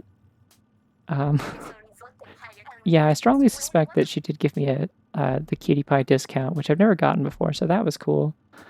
But yeah, that combined with the existing discount, when I actually got home and looked at the tag versus what I'd paid, I got $300 off. It was a $375 jacket discounted to $112, and then I got it for $75. Like, what the fuck? Yeah. Like, people are like, really? You got a leather jacket? You that seems like an odd impulse purchase. And I'm like, no, you don't understand. Listen, do you know how much of a discount I got on this? So, yeah. Anyway, so I have that now. I need to find some things that I can wear with it, but it is cool and it is comfy and it looks nice. I don't remember what danger is. If you don't pick the danger floors, they'll show up more and more often till you go for one.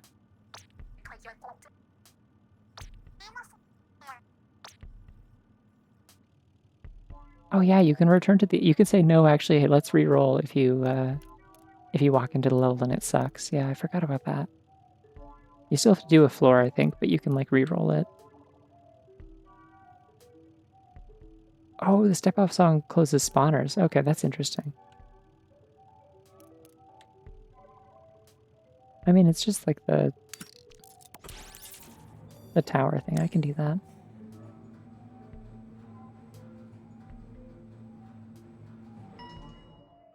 The conversation I had with her was really funny too. It was like,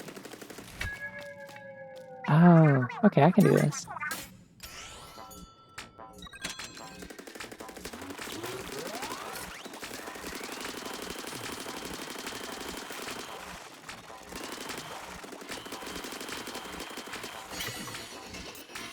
What is that? Oh, shit. Hey, I just remembered where the enemies came from this. Also, by the way, the bones glow in the dark. They have that kind of green effect, like glow in the dark star stickers and stuff. It's so good. But yeah, the conversation I had with the cashier was really really funny because it was like, when I mentioned like living in the area, like part of what we talked about was just like, oh, do you like living around here? A lot of people like seem to have like some sort of weird idea that like this part of the city sucks or whatever, and I'm like, yeah, well, I don't know. I've heard that a lot too. Like a lot of people were kind of surprised that I was like moving here. Like not people who have actually like lived here, so I don't know what the deal is, but it seems like the rumor that goes around is that like it's like dangerous or has a lot of crime or something like that. And she's like, yeah, I don't know what's up with that. And I'm like, well, I mean, to be honest, it seems like a lot of people just like know that it's an area with a large like it's the area with the highest like immigrant population in the city, and they get really weird about that and just kind of assume a lot of things about it, and it sucks. And it was like just kind of the tension went out of her shoulders because like, you know, she mentioned like she's not like originally like from Canada.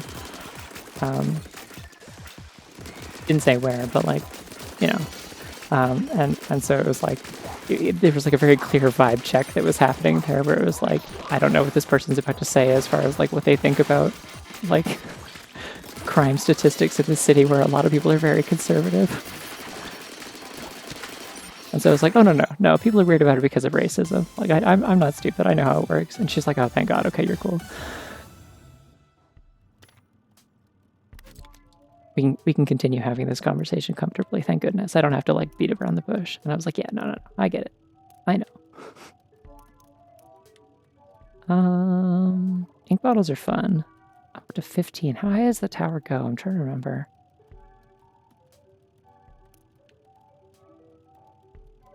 I think it goes to 40 always. Like it's only the tutorial that goes to 10.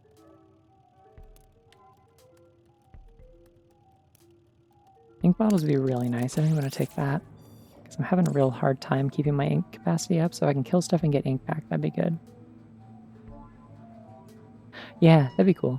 I mean, I'm going to be real. If I go back, I will actually, like, I will actually dress up nice, because I was just there, like, in my I'm running errands fit.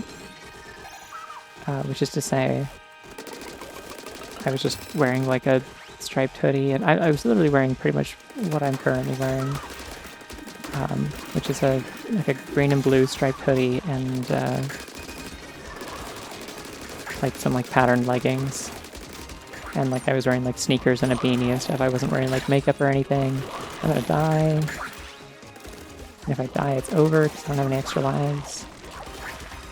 Stop throwing things at me, please.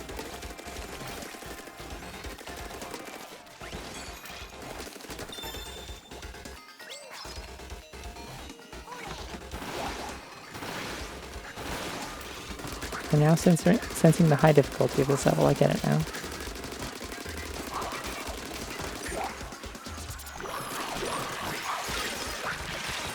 Yeah, that's gonna kill me. I'm dead.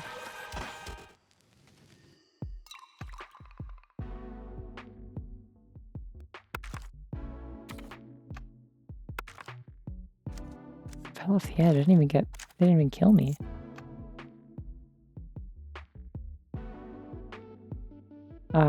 I did not.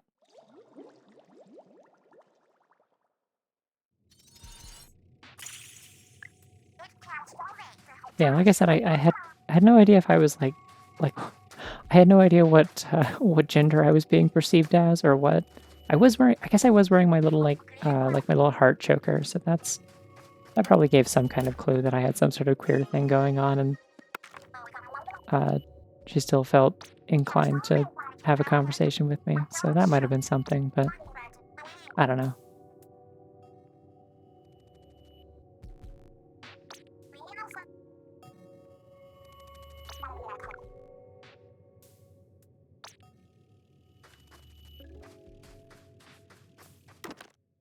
Do I want to go with the splatter shot again?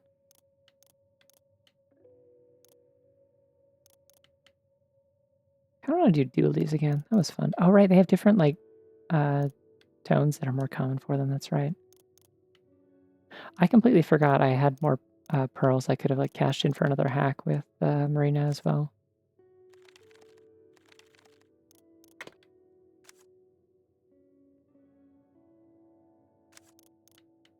Let's save that for when I have more stuff actually unlocked for Pearl. Let's do this again. I didn't actually get any keys from this.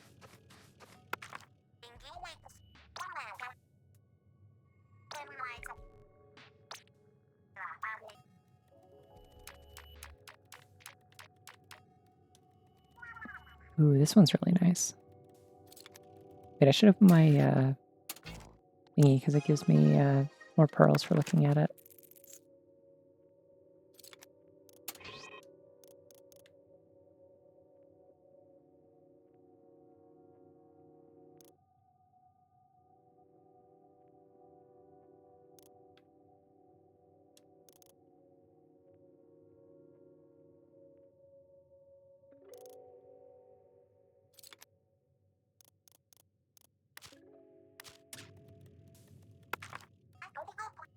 Yeah, the enemy designs are so good. I completely forgot about the glow in the dark thing, and it is like my favorite thing ever. It's so good.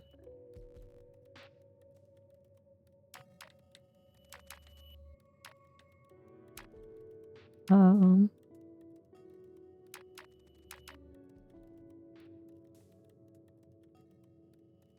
yeah, I think I'm gonna take damage reduction. Oh, you take double. Oh my god. Okay, no wonder the tutorial run is easier. It's because like you lose or you have to like activate all of these. By default, you take double damage after the first run. Fascinating. Okay. Um, stuck with 1.5 for now. I do want this though. This one's like really helpful. Just for like getting out of there.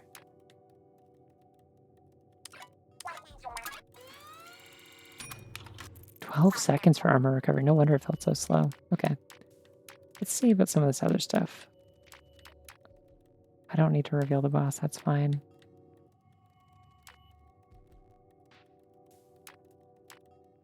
Don't need a vending machine.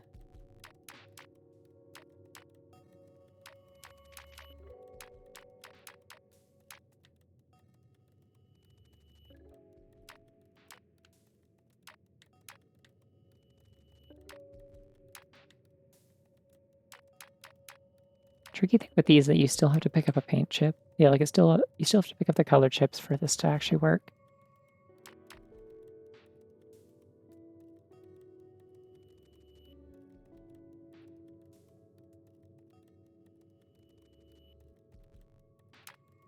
Oh, the suit that I'm currently wearing. This is Agent 8, by the way. Agent 4 is the Inkling from Splatoon 2's main campaign. And nowhere else. They have not shown up in anything else. But yeah, it's a very confusing outfit, but also kind of good. I don't know. I don't like it as much as the Octo expansion outfit, but it's like decent. What else can I afford here? Anything? Not quite. Okay. Palette did I pick? Dualies? Gotcha. Okay. Yeah, I have no idea. Like this, it does strike me as like like maybe some kind of like test subject thing, but I don't know. Oh, funky. Yeah, like these were... Like the lights were all gray last time, I think.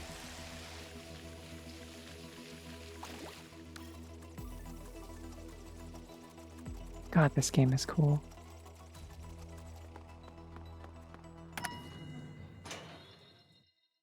Yeah, like it feels like it's maybe like, yeah, like a jumpsuit or like a climbing suit or something like that. Like it looks like it's like a harness meant for like clipping onto something for safety.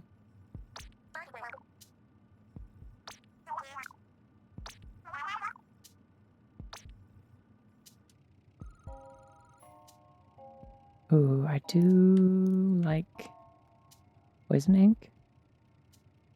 I won't get as many membucks for it, but like I do just want poison ink. It's just good to have.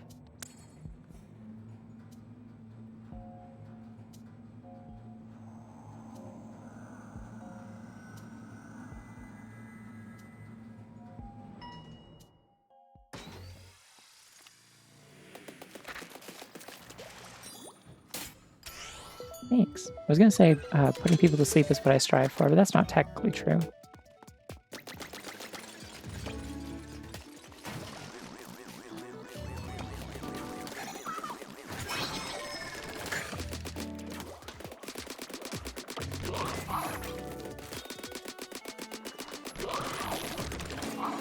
Oh, I see. The purple numbers are the poison damage. Okay.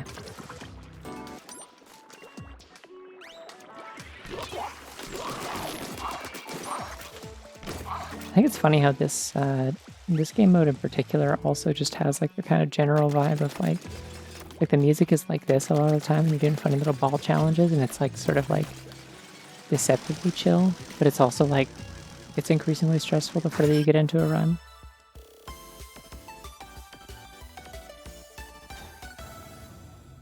You know what, I really probably should take at least one extra life just because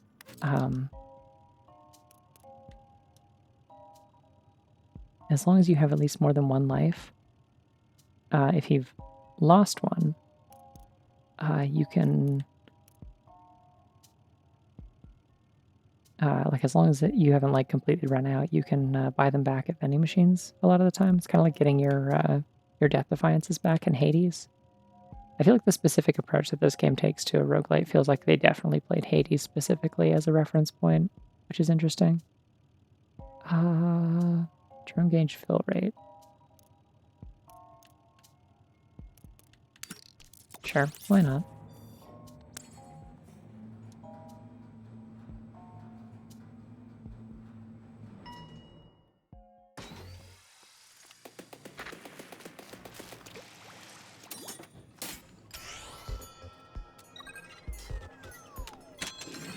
I go for the back again. A lot of ink around for poison.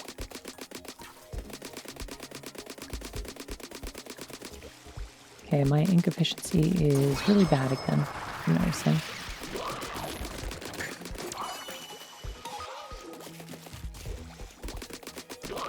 The one disappointment with the like outfit and stuff in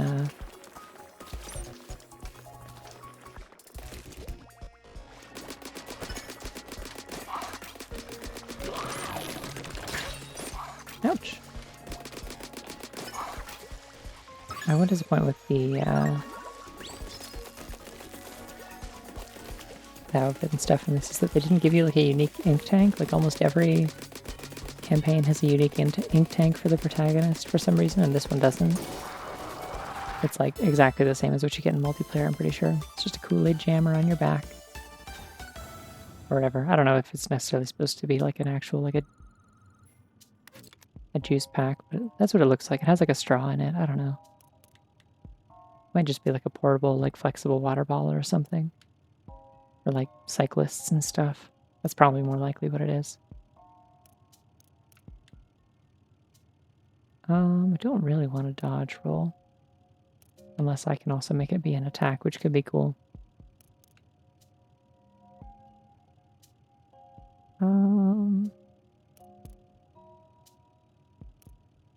think I want to do a hard stage yet. I have like no power-ups. Let's do this.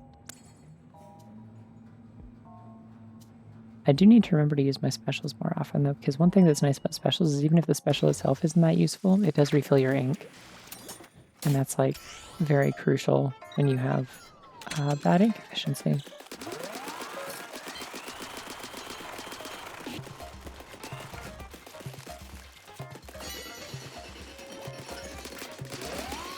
Okay, they're all going to be taking poison damage down there, which is nice.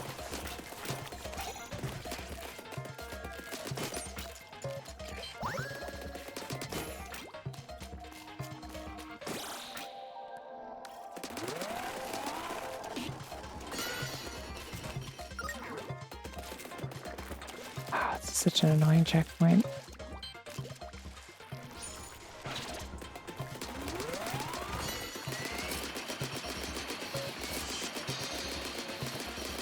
Oh yeah, meds check. Anyone needs a reminder to take their meds. Now it's time to do it, I guess. Unless it isn't, in which case don't worry about it. You do.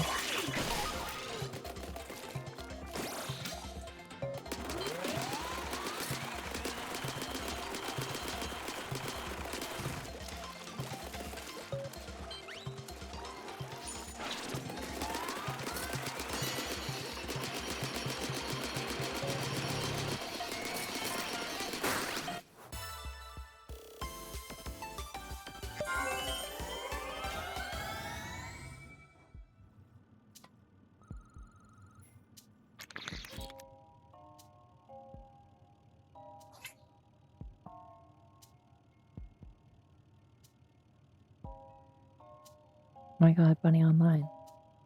So have a good night. Ooh, main damage close. It's weird they're giving me a vending machine on floor 4. They will get another one on 5, so I'd rather take a double chip.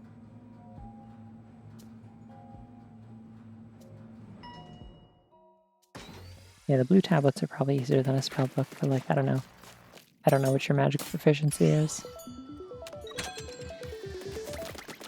There we go, this one's a real proper Octo expansion level, it feels like. I do appreciate that the ball squishes the little guys, it's funny.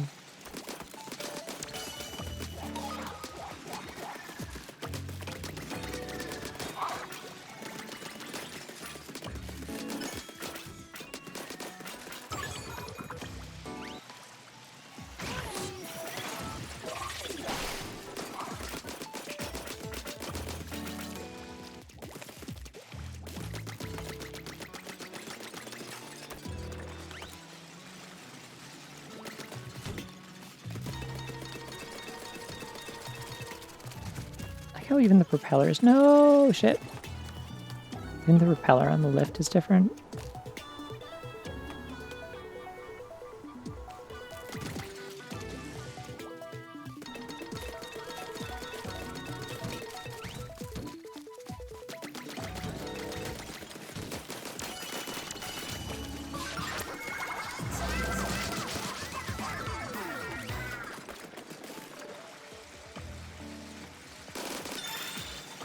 Hey, there we go.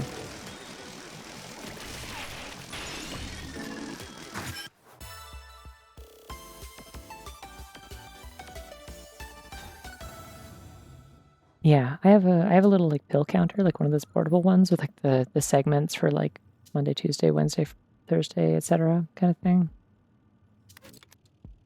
Yeah, injections definitely seem like they're more like efficient and like easier to remember if you're if you can make that work for you. Unfortunately, I live alone and I can't do needles for myself. I can handle injections, but only if I'm not looking at it. Like I can handle like needles without like having a problem with like, you know, feeling faint or anything like that. But I wouldn't be able to do it myself is the problem.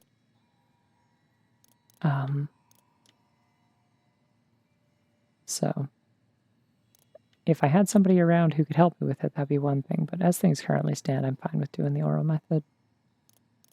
Or sublingual specifically, I guess. I don't swallow them. I dissolve them under my tongue. I was given instructions for that. Mobile ink recovery is cool. I'm gonna take that. And then leave.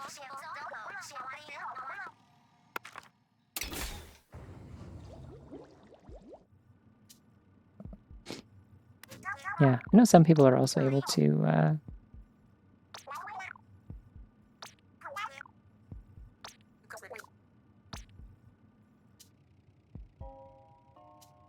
I know some people are able to like go to like a pharmacy or something and like get them to do like the injections for them or whatever, but you'd have to be somewhere that wait, is my other color blue?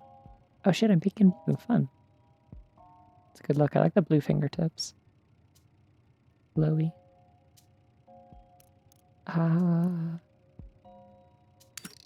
Take lucky chain window. Yeah, it's a good look. I like it.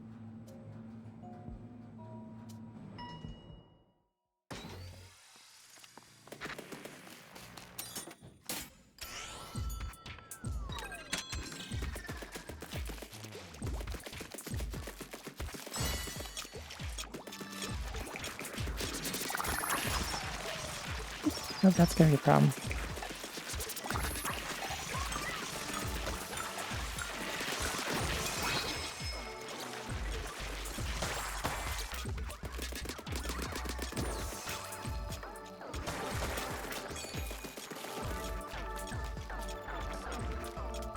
I can line this up just right.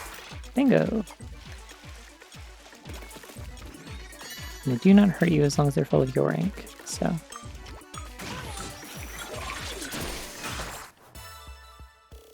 Beyblade.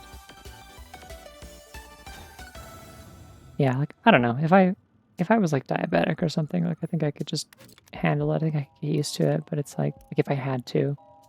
But the fact that there is another option that's like way easier and also like just actively helps me maintain a routine in terms of my like sleep schedule and stuff because I have to, take a pill every 8 hours. It's like it ends up being like actively beneficial to me. So it's like it's not a big deal. And they're cheaper. I believe oral estradiol is like the cheapest method by far. Uh,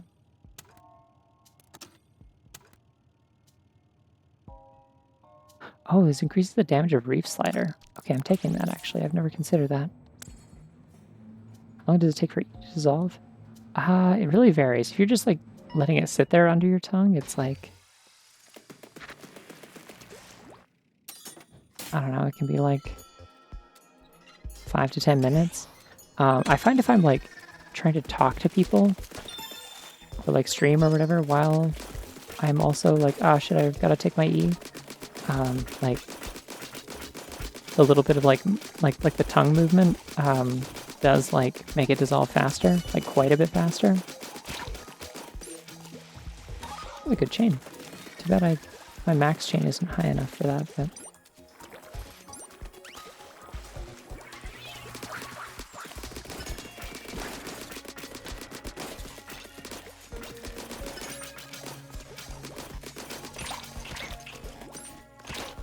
Stop shooting me. Or hitting me, I guess.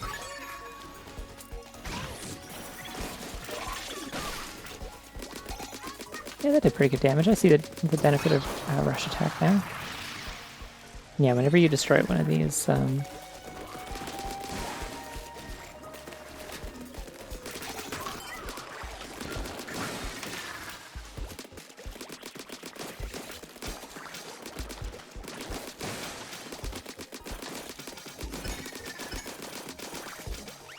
whenever you destroy one of these big things, it also does a big explosion to clear nearby enemies, which is nice. Yeah, I don't mind it taking a long time most of the time because, like, a lot of the time the way I'll do it is I'll try and have the times that I take it, like, coincide with when I'm going to be, like, waiting for something and not needing to, like, use my mouth for anything anyway. Like the one that I take at the beginning of the day when I've just gotten up is, it's usually like I'll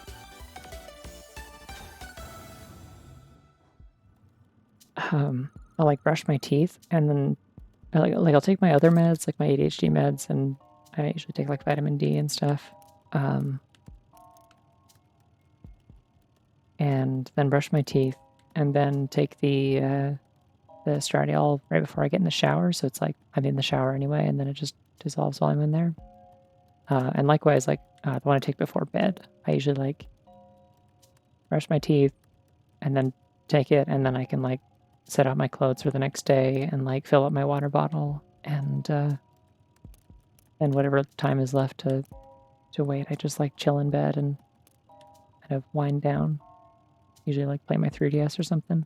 But yeah, you usually like they will give you specific instructions for like dosages and stuff if you're gonna take it sublingually, because it does have like a different half-life. It stays in your system a different amount of time. But I believe more of it, like it's more efficient, like more of it gets into your bloodstream, and it also bypasses your digestive system, which means there's less risk of like it contributing to any sort of like, I don't know, like liver damage or whatever over time from like dissolving a lot of pills. Something like that. I forget what. I don't have a lot of range anyways, so I think I'm gonna go with sticky ink. Yeah, if you can take stuff sublingually, a lot of the time it's good for that reason. It just depends on what it is, because some stuff is not really meant for that. It just happens to be convenient with oh,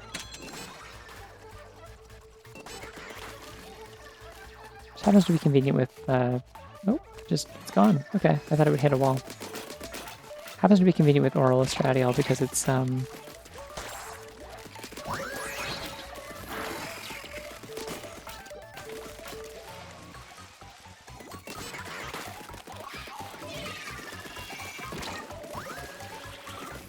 this is spiraling out of control quickly, I'm noticing.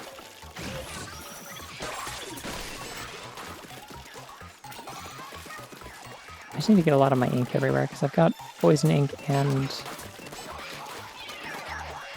like the sticky ink at the same time.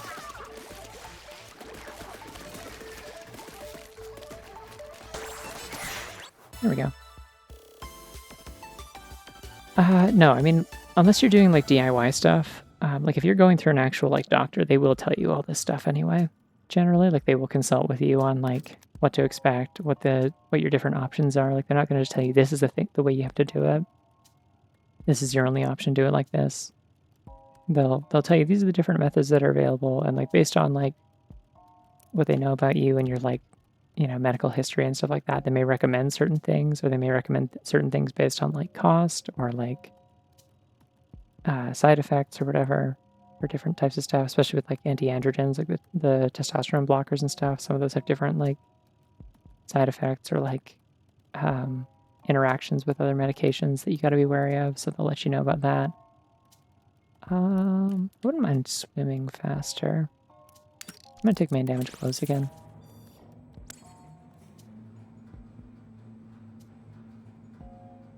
But like, I don't know, if you know stuff beforehand, it doesn't hurt either. I certainly didn't know a lot of this beforehand. I really like the ink pattern. It's like...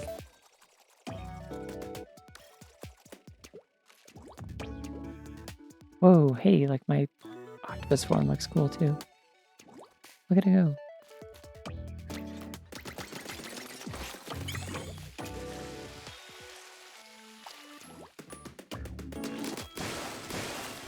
I don't understand the point of this stage.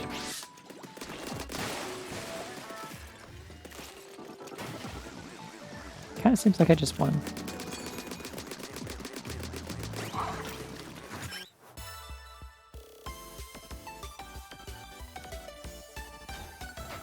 Yeah, that's fair, I guess. Really depends on who your doctor is, yeah. I don't know. Yeah, I lucked out quite a bit. I have the incredible rare luck of having a doctor who is also trans femme and seems to be roughly around my age and also very online. So she seems to also know lots of other trans people who can give like anecdotal accounts of like how one thing compares to another, which is cool. You know, it doesn't automatically know everything, still has to look stuff up, but is like generally pretty aware of the fact that like a lot of stuff like lacks research because it's like you know, specific medications have only been tested in like menopausal cis women and stuff like that. A lot of the time is like what it is. Ah! Oh, I didn't realize it was gonna ricochet. That's a problem.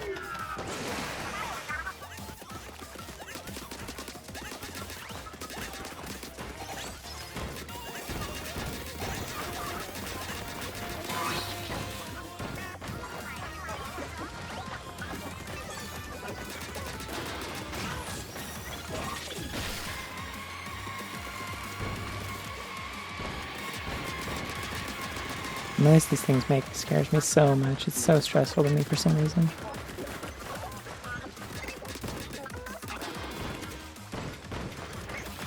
Oh. Shit, now it's gonna do a shockwave.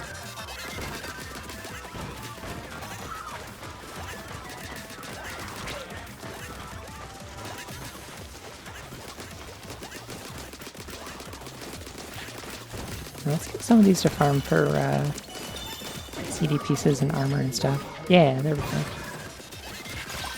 Ah! Shit.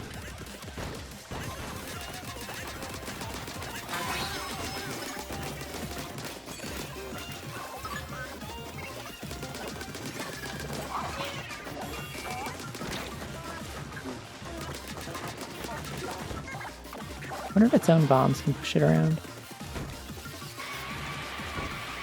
Oh god, now it's a bullet hell. Laser hell? I don't know, is it still a bullet hell if it's lasers? Probably.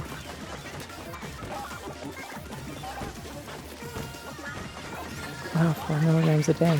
Or 4 milligrams twice a day. Okay, never mind.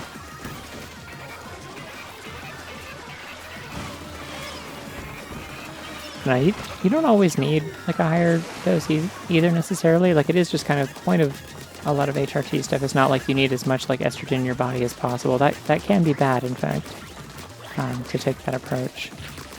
It's more about like maintaining your levels within a certain ideal range and keeping them there. And so different people's bodies like process it differently. So like it's more of a matter of like you try a thing for a little bit, you get a blood test, you see how it's going, and then like monitor it from there. Ah! So just turned into a saw blade aimed directly at me. It's gonna hit the bumper? No, it didn't. We're good. Come on. There we go.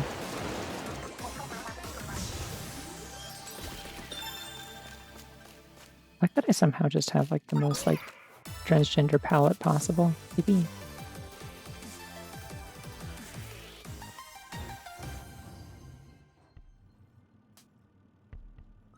No noticeable progress at all in 2 years. Damn. Weird. Yeah, blood tests are really the only way to, like, blood tests and consultations are really the only way to know. Main firing speed. Splash damage would be cool. I would definitely like firing speed up, but this one's worth so much more and it has a bonus.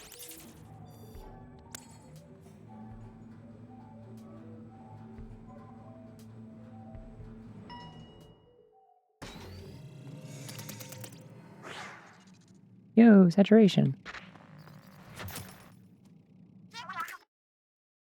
So I got drone chips, burst bombs, ink strikes, ink mines, sprinklers, items, and gauge charge. Okay.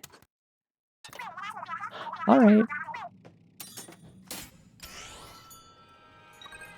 They aren't kidding about saturation either. The color, I think, gets brighter the more you have.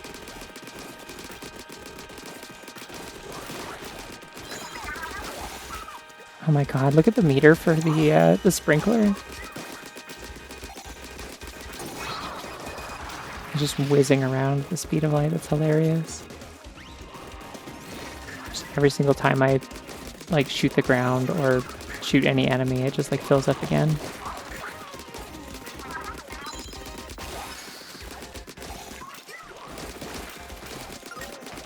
Yeah, I mean, again, like, even with a doctor who is like definitely not trying to like pull any shit or like be evasive about the information that I'm being given or whatever, like most of my appointments are just like Yeah, you seem to be on target. Nothing to worry about here. Cool, and that's it. So.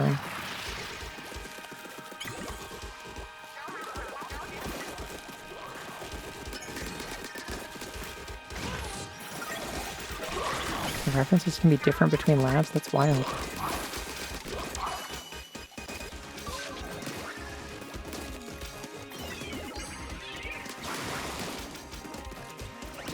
Damn, Pearl could just do this whole thing by herself. Having like a ton of drone chips is so good in this game. Yeah, I'm not sure what Kaiser is.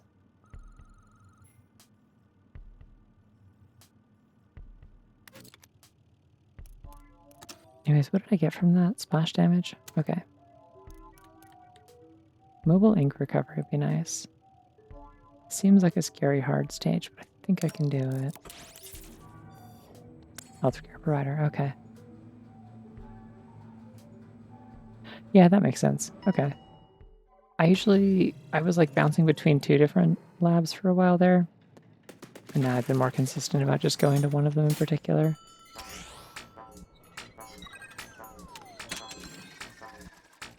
Because the main benefit of the other one was that I kept waiting too long to make my appointments, and so in order to like have my results in time before before my next doctor's appointment, so that I could like review them, I had to make an appointment at a place that would let me make appointments at, on shorter notice. And so I would go to a different lab that was a little bit further away for that purpose. Ah.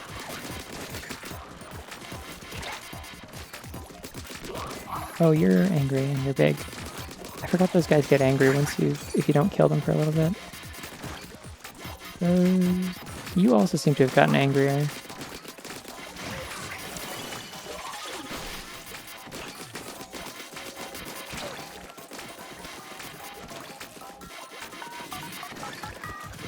I don't see like the little corona of like evil around it or whatever. It's just doing that. I'm gonna die.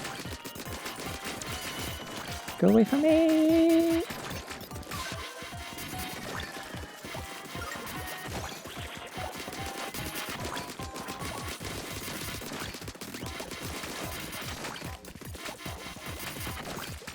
This thing's just making such a big mess. Stop it! Be gone. Alright, where's the freaking tower?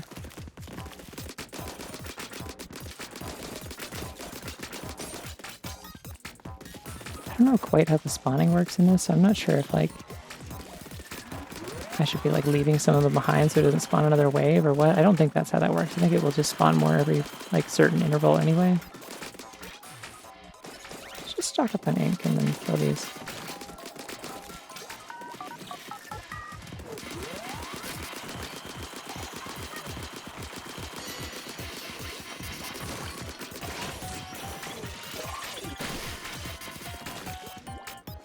Didn't kill? Oh, it did.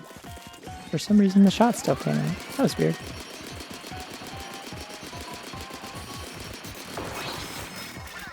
Oh, it does kill them. Okay.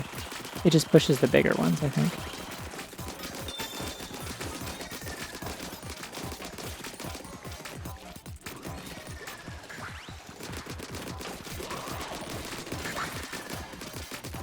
A boost to my special charge would be really nice. I hate that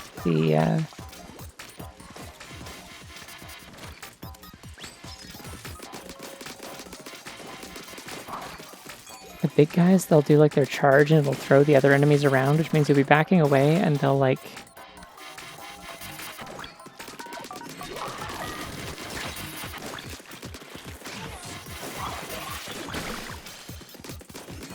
It'll like bounce enemies behind you, so you get flanked suddenly. Very stressful.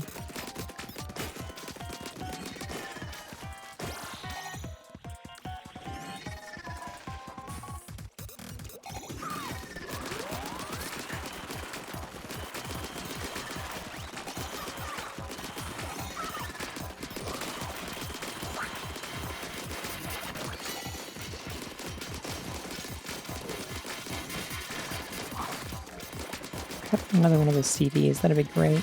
Just turn off the spawner temporarily.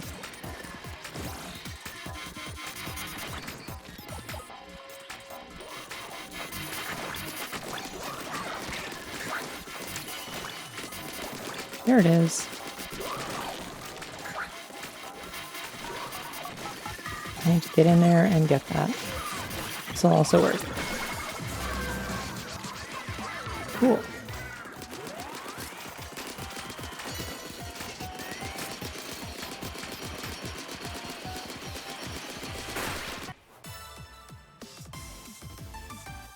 Not all of, I don't think all the minifish have tiny wheels. I think they just kind of like float along.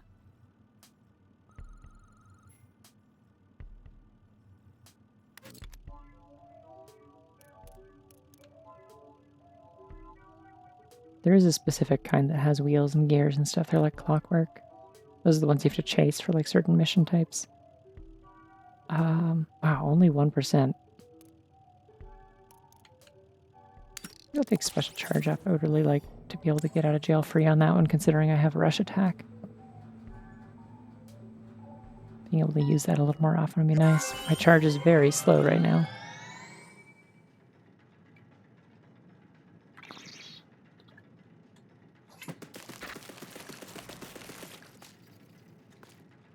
Oh, evil bunny. Huh. My secondary color is mobile ink recovery. It's like a darker blue? Okay, so there's like different shades of blue within the categories then. That'd be fun. Yo, Rollin' Bunny.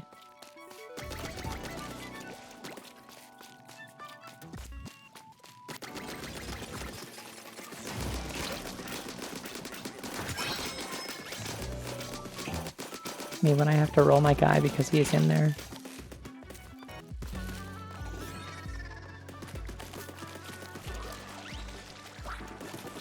I like that the different fish have like different moving patterns too. Like these ones I think will always stick to like actual paths. Like they won't like fall off of stuff unless they're pushed.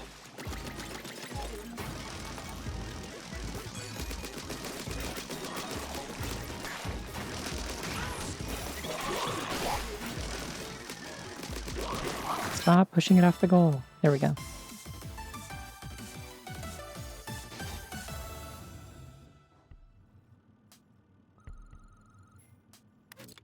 Yeah, it does sound fun to do. I approve. Ink recovery rate would be great. Rush attack would be cool to get another one, but I don't want to do a rigorous stage because I just don't think I have enough upgrades for that to be worthwhile. So ink recovery rate. I love being purple.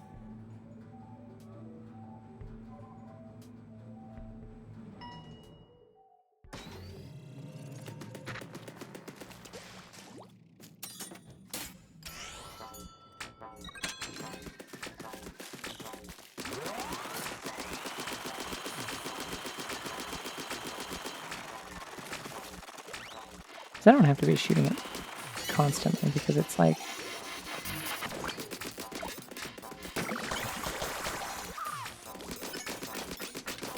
you just have to keep the the little tube full.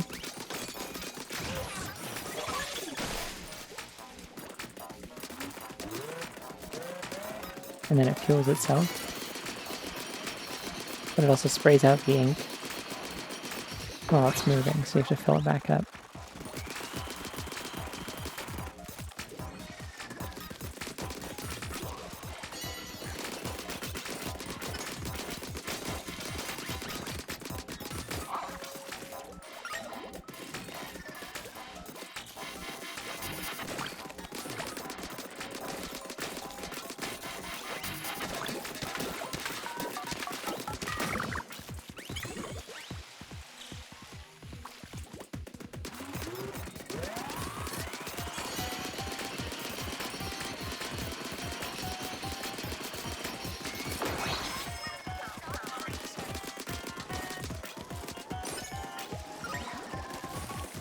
Nice, perfect timing.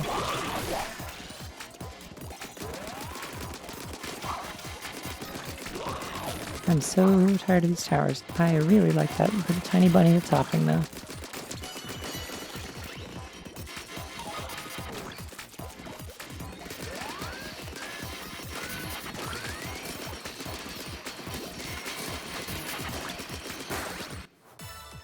Yeah, I think if you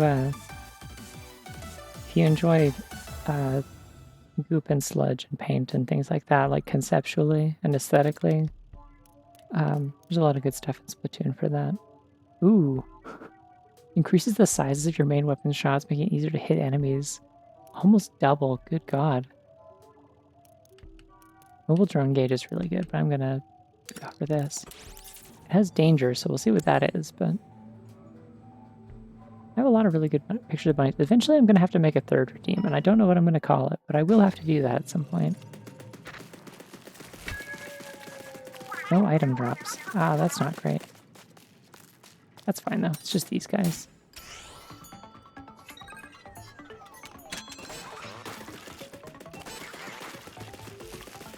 I just need to spray ink everywhere, then it'll be okay.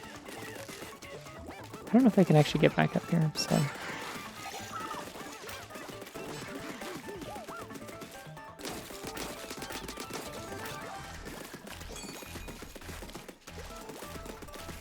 Well, because it's show me a bunny, then show me another bunny. Maybe it could be like, show me additional bunnies. Well, I guess it still has to be like accurate to what the redeem is, right? So I wouldn't say show me multiple bunnies, because you might not get multiple bunnies. I like that, like the way that they depict like my shots being bigger is that they have like little like hard light things around them.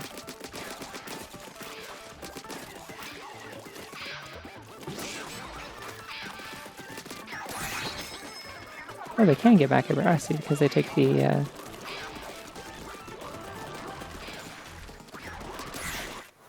got it. They take the bounce pad. That's fun.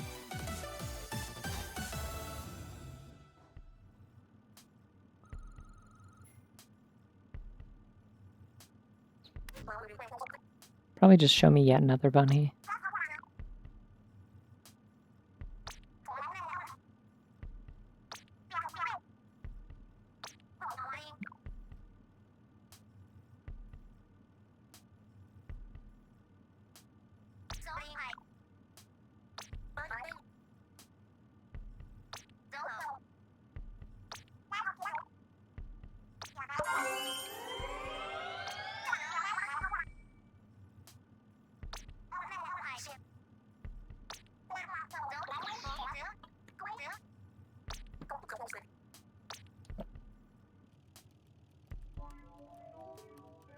I mean, you could do goggles off. I would hold off a little bit though, because I'm probably gonna take a break soon and go refill my water and stuff. So, but like, I don't know. It's only 5 minutes, and I do play relatively okay without my glasses on for stuff like this. No, order is. I mean, maybe a little bit, but no, it's simpler than that. So the overall theme of like Splatoon 3's main game and like the vibes of like the town that it's in and stuff are all kind of themed around the fact that Chaos won the like Team Chaos won the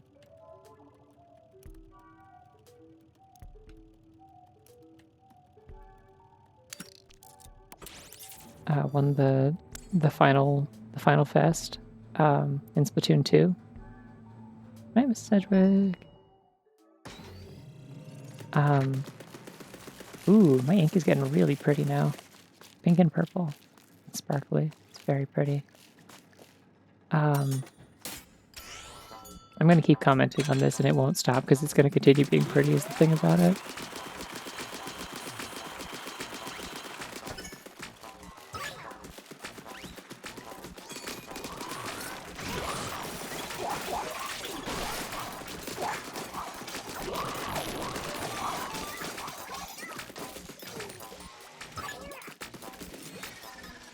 But yeah, no, so Marina was Team Order and Pearl was Team Chaos, and part of the reasoning that they gave for picking their respective teams, that hurt me a lot, was like it was kind of indicated that like Marina's afraid of change in the sense that like she kind of suggested that like part of that was that like she's afraid that like um I don't know, that like Pearl will stop liking her, that like things will change in their relationship, they won't be as close anymore, like things like that. Like it's just like it's just sort of like it's kind of related to like in the first dev diary that you get in this. She talks about like how like ever since she like started hanging around Pearl, it feels like it's just um like a dream that she doesn't have to wake up from or whatever. And it's like kind of this sort of fear of like, yeah, that like things will change, that she will lose what she has, and like it's like, oops, I tried to make like a psychic linked like metaverse, and my like anxieties like became like manifested in it by accident. Oopsie.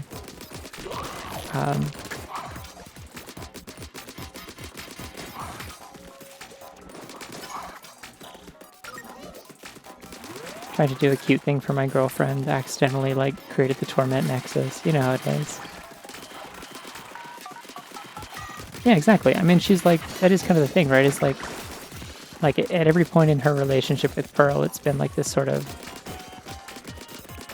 like waiting for the other shoe to drop, so to speak. Like this general sense of like, you know, waiting for people to figure out that she's an Octarian, or like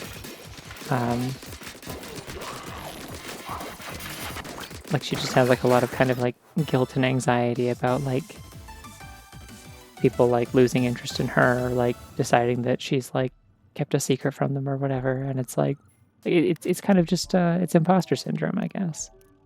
I don't know. It's a very genuine character arc. I appreciate it a lot. It's like obviously like simplified a little bit, so like a kid playing this can kind of like at least sort of pick up on what's going on, but it's like it's got a level of depth that I appreciate, you know? But that's kind of the thing. It's like as soon as she ends up in this situation, like all Pearl does throughout this entire storyline is just like, oh, I can't jump. That's scary. I mean, I only get a bonus if I do that. I don't actually have to do it to win, but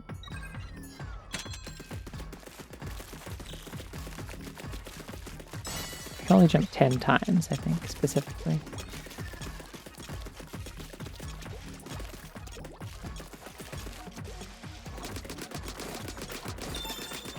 But yeah, like the whole time Pearl is like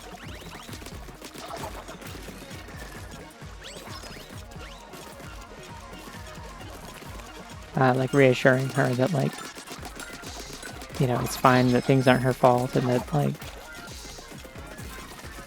she likes her just the way she is, and it's like not a concern for her. Like if like, you know, if things change, like they'll figure it out. It doesn't have to be something that she's afraid of, because like they'll get through it together. And it's like, God, this is good, Yuri. I can't believe that there's people who think that they are just friends. That's wild to me. Like genuinely, I don't know how that could be a reading. No, I want it back. Give it back.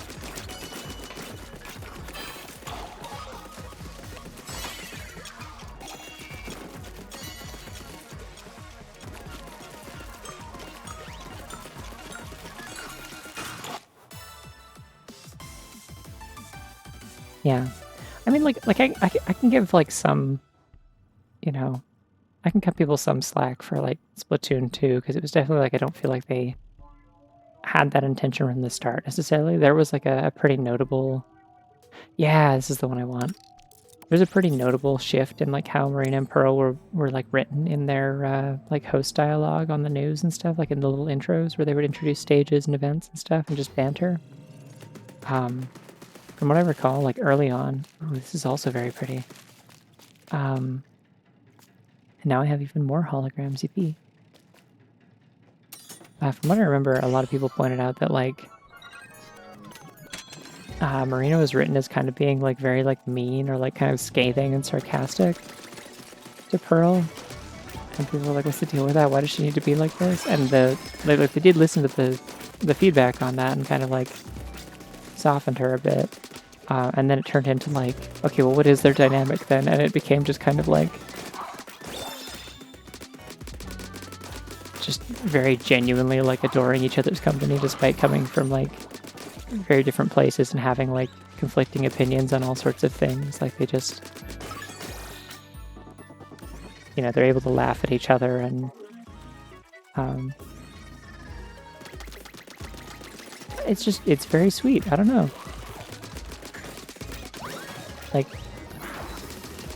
Like I've talked previously about kind of like why I'm not like quite as crazy about like Deep Cut, like the mascots from 3. Like I don't like that they're just kind of like dislike each other, that they're just kind of mean to Big Man and he does all the work. We're coming up on a boss. Run speed up would be good. I don't want to do a rigorous stage. I'm scared. Let's do that. Yeah. Well, part of the thing also is like I think during the at the time of like the Squid versus Octopus Splatfest, like I think canonic, huh? Canonically,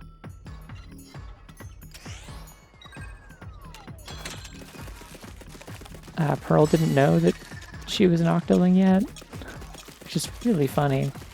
I don't think I care about the bonus on this stage, if I'm being honest. I kind of need a strafe. It's sort of like what I'm doing here.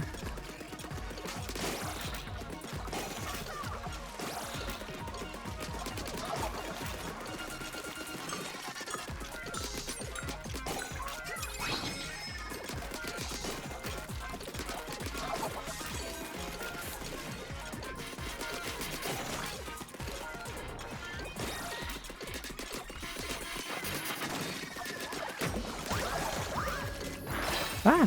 Fuck!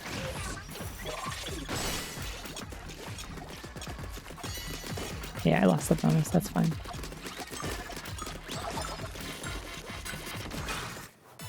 Bingo.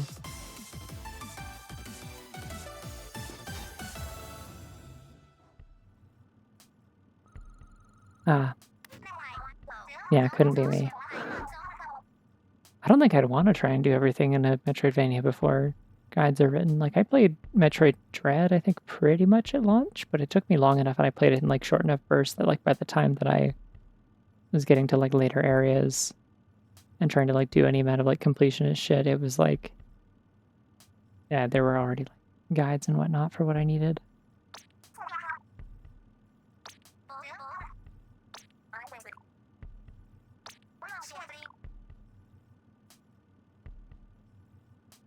This is so sweet. This side of you where you're like really gay about it is new.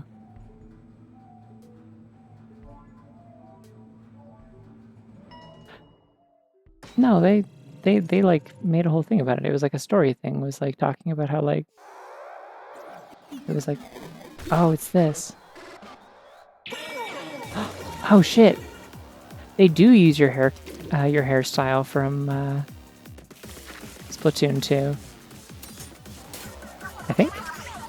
Or wait, no, that was...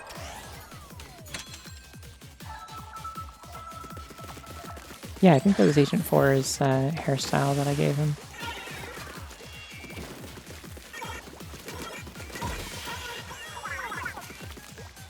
I love like the bit crushed effect on the voices too, it's good.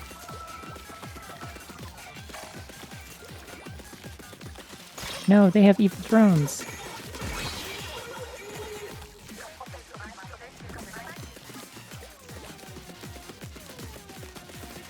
This music's also pretty good.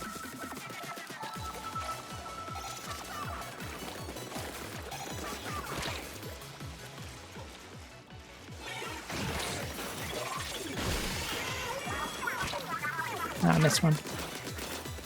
You're spawning enemies too? What are you doing? Stop that. Okay.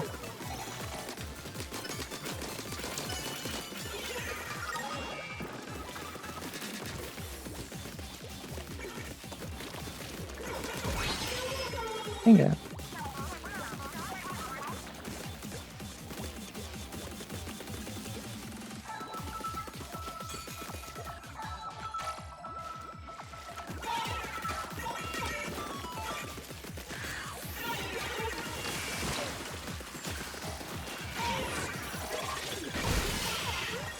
Oh, did I get all 3 of them? Holy shit. Oh, there's 5. Okay, I see there's an indicator at the top. This makes sense. Still pretty good, though. Yeah, no, I mean, like, in the new stuff, like, when you beat Octo Expansion and get to, like... Because they do have different models and different, like... Different models, different animations, different voice lines.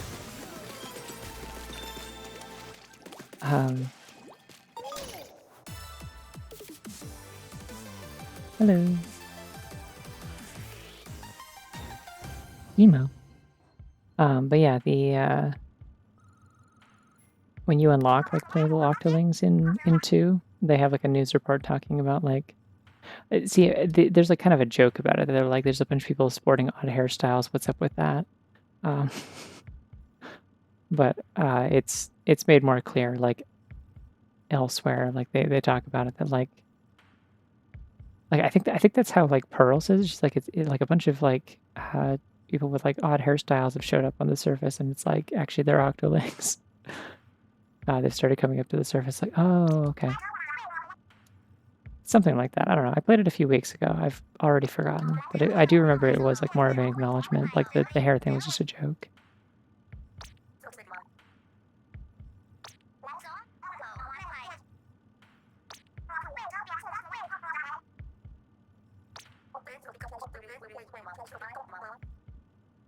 But yeah, sometime between 2 and 3, it's like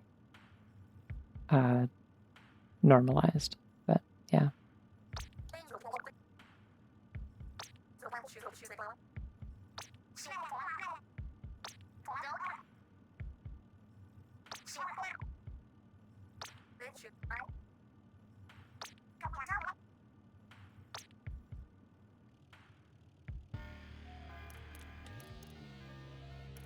I see. I thought you were saying that like the game didn't really like explain it either, but I get another dodge roll. I don't want that. I think I need to go to the vending machine. I have like 4,000 currency. I gotta spend it. So I think I mentioned it when I was playing one of the previous ones, but I haven't mentioned playing this. This is the only single-player campaign where, like in the series, I think, at all, where, oh, just ink damage in general.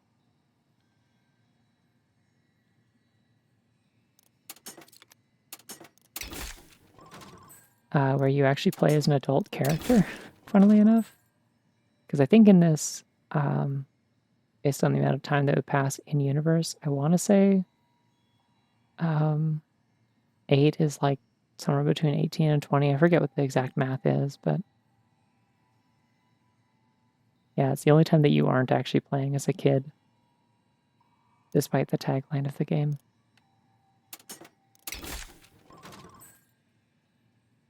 Take another one. Don't mind if I do. Alright, I don't want ink mines though.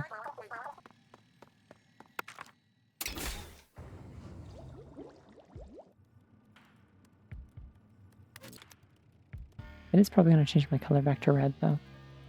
Drone, killer whale, or main ink coverage? Yeah, let's do that. The colors are getting very vibrant now. And however long this, or however far this run gets,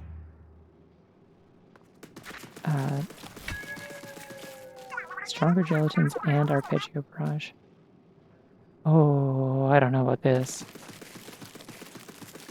Wait, I can build up my special meter before I get in there. That's funny. Unless they drain it when I get on the elevator.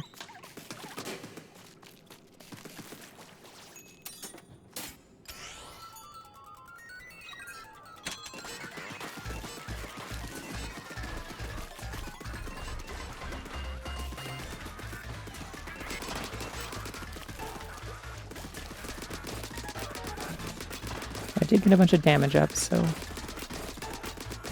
it's like fine probably. We're gonna run away now.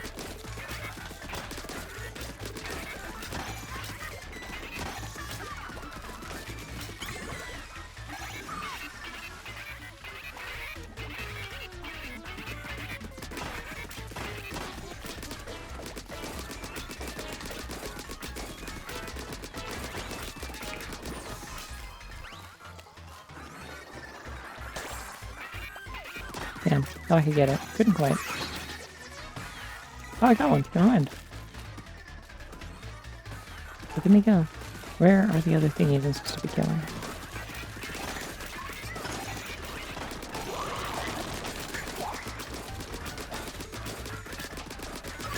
Yeah, the close-up damage and overall damage boosts are really doing it for me, I think. Oh. Okay, we're flying now.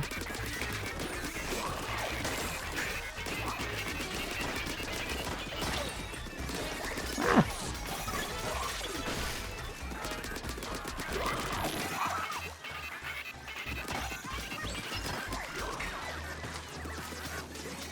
Alright, let's get the hell away from here, 'cause I'm scared.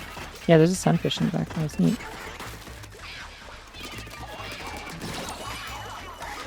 Oh shit, I've died. Alright.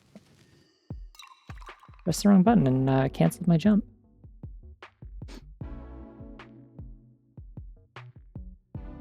Yeah, to be fair, I've never liked the You're a Kid Now, You're a Squid Now song. It's terrible. Really, all of the American marketing for Splatoon was awful, like the first game. Like, I saw that stuff and I was like, I don't want to play this. And then, like, I saw, like, directs for, like, 2 and I was like, wait, this looks cool.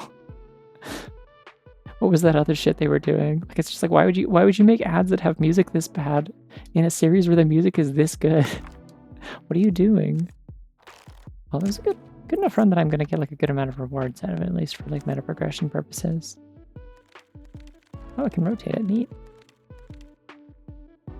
Oh, that's the one change that they made from the single player one, I guess, then, other than just making it silver. Is little spots on it are they show up when it's upgraded.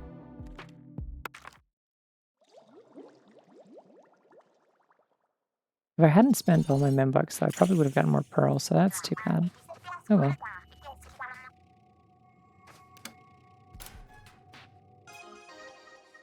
Yay! Callie uses roller, that's interesting.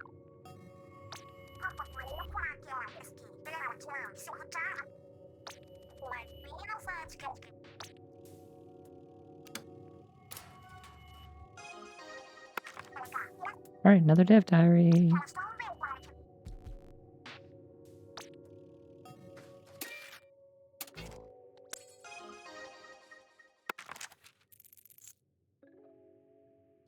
Yeah, the ink recovery style makes the tank get bubbly. Like the defense up ones give you like a permanent like headset thing for the one that appears during the shields. Yeah, see the default look for this has the short hair.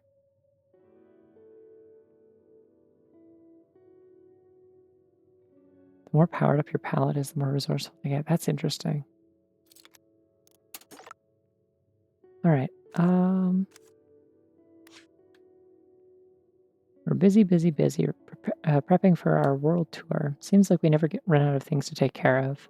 There aren't many hills Pearl cares enough to die on, but when it comes to music, she gets real serious. I take our music seriously too, and sometimes we both feel so strongly about something that it turns into a fight. That part's never fun. But when it comes to our art, we have to be true to ourselves, no compromises. But speaking of the tour, Pearl let me know we're taking Agent 8 with us. Agent 8 seems psyched to join up. If we're this busy now, wait until the tour actually starts. We'll need all the help we can get, so this is a big relief. I know we can count on Agent 8. Now I can put all my energy into making new songs. The power. Project members update. I finished the prototype of the virtual world I'm tentatively calling the members. All that's there for now is a recreation of Inkopolis Square. The idea is for it to be a temporary storehouse for memories. I'm still struggling with the bigger job of extracting data from Kamabo Co's systems. It's tougher than I thought. I would like to draw attention, once again, to this. That is all. Actually, no, wait. I would also like to draw attention to these. That is all. Yeah, me when I'm best friends with someone. I'm really glad that I remembered to turn on the zoom feature. I meant to do it at some point, and then I finally did.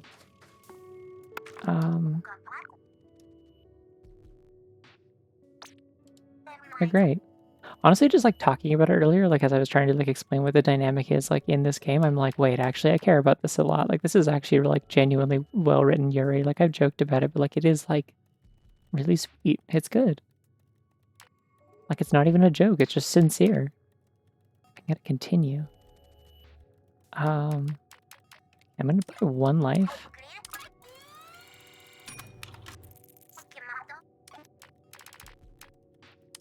And then I'm gonna use this. It costs 3k, but like that's something, you know?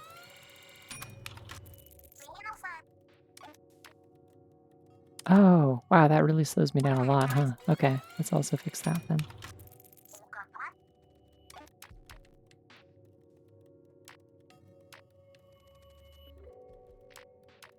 I actually don't want this one that much. Why is it already at...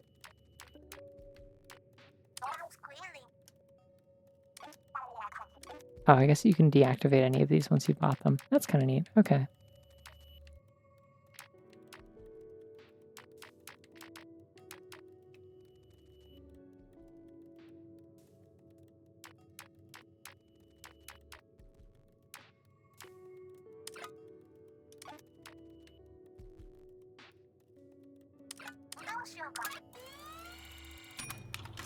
This one's good for if you have, like, just way too much money.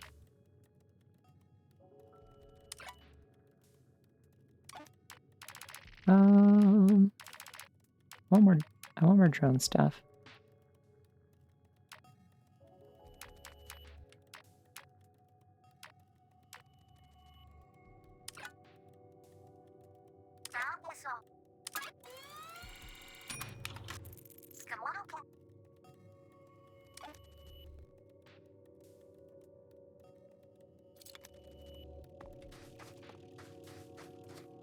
Like, I don't know, people joked about, like, oh boy, I can't wait for Side Order to come out, and we're, it's just gonna be a whole deal. Or, like, even before it was announced of, like, exactly what it was. And we just knew there would be another, like, Marine and Pearl-centric DLC for 3. Everyone was like, oh boy, I can't wait to go to Marine and Pearl's wedding. Like, it's like, the quest is that you save Marine and Pearl's wedding or something. And then it was like this instead, and I'm like, you know what though? Like, I really like this. Like, this is... That was like a joke. This is like sincerely like good character development that I appreciate a lot. Like it makes me like care about the characters on a more deep level, and that's neat.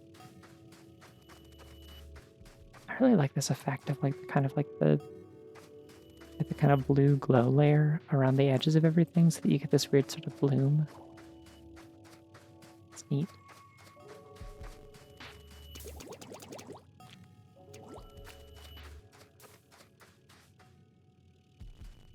Yeah.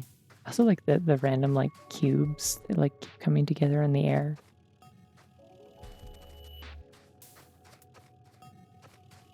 It's good. It's a cool effect. What are these shadows being cast by though? Like there's like these like slithery shapes that keep going by. Don't know what they are. Oh, they're just like little bits of matter. Okay. Neat.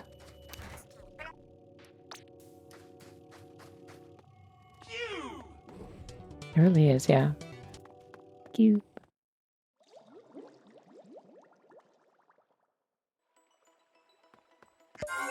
Oh, I actually do want to change palettes.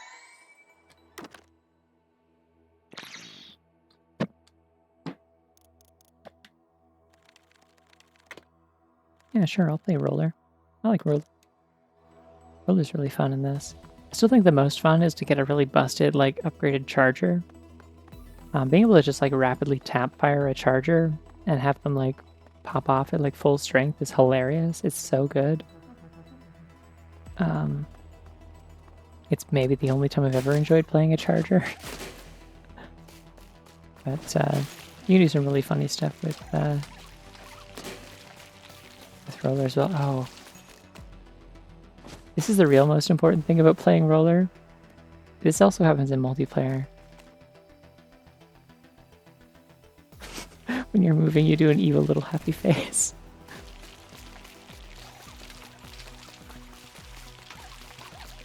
Me when I am to be feared. It's so good. God, I love these games. Okay, well that was the last of my water, that last hydrate. And I have been here for almost 3 hours.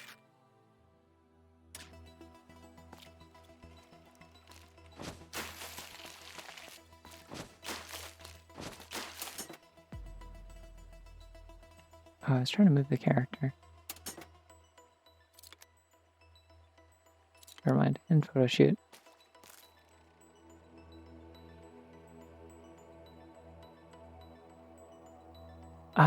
But yeah, I'm gonna go take a quick break and I will be back shortly, like 5 to 10 minutes. I encourage you to also drink water if you haven't, and stretch and things like that. They're usually good things to do. I will be back. See you soon.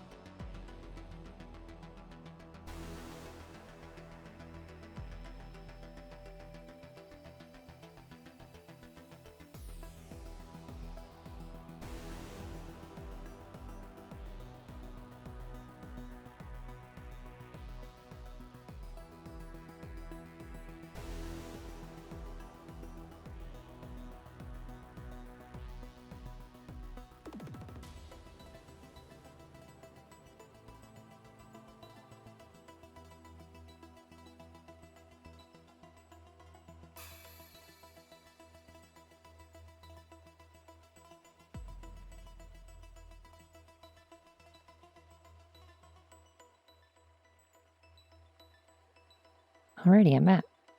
Hello. Hi, Evie, if you're still here. I'm glad you could make it, even briefly. I'm scrolling back up through the chat.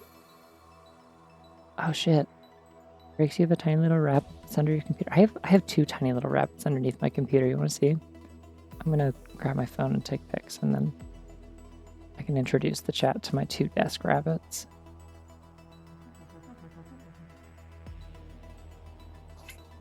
All right.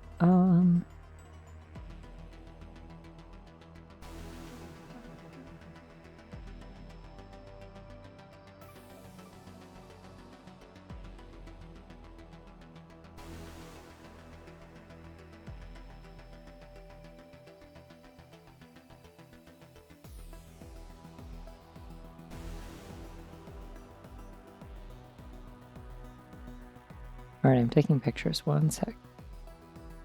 Ah, shit, wait, I'm gonna have to send these to myself on Discord or something so that I can put them in the chat. Or on my... on the stream screen, I mean.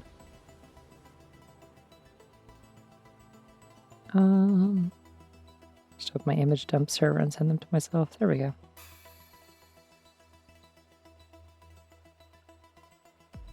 I'm being so efficient right now.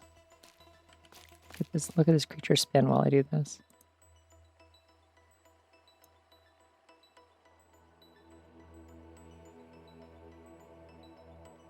Alright, these are my 2 desk bunnies.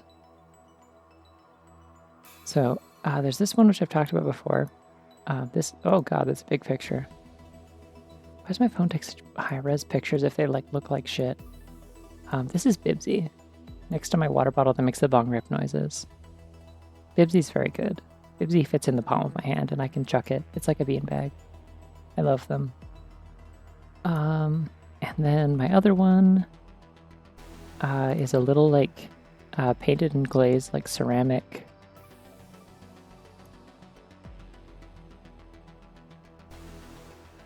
It's this little ceramic bunny with a cowboy hat and a neckerchief. That you can see I keep my tablet pen on the little stand that came with Kid Icarus Uprising, by the way. And there's my compression glove there as well. But yeah, there's this little ceramic bunny that my friend painted to look like Soleil. It's very cute. I think that was my birthday present last year. Because she works at a place that does those. People can come in and paint ceramics and stuff. It's like a studio for that. People can book it for events or just come in on their own and just buy cool ceramics, and then you paint them and they have all the stuff there, and then they'll glaze and bake them for you. Also, howdy. Alright, let's get this roller run on the road. Anyways, thank you everyone for appreciating Bibsy.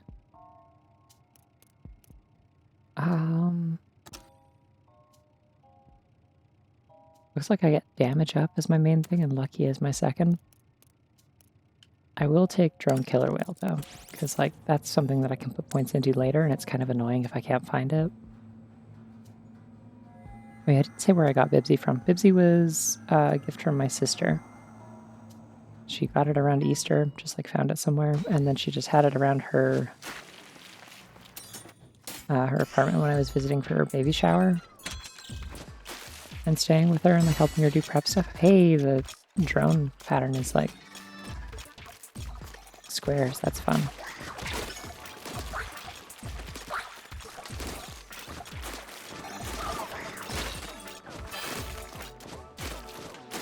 I need to pay attention and lock in.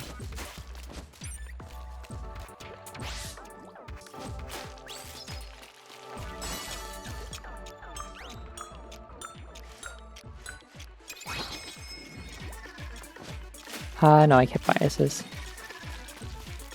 I just observed that you can turn it off. And then she asked me to confirm and I said no.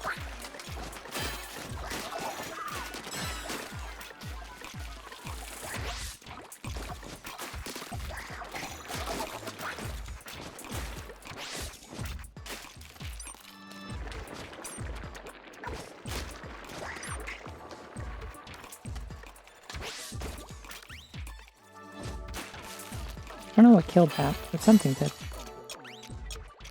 Anyways. Yeah, I'm trying to do the vertical flings. I'm just running out of ink really, really fast. You're base ink capacity, and this is really bad. This is something you have to upgrade as you go through a run.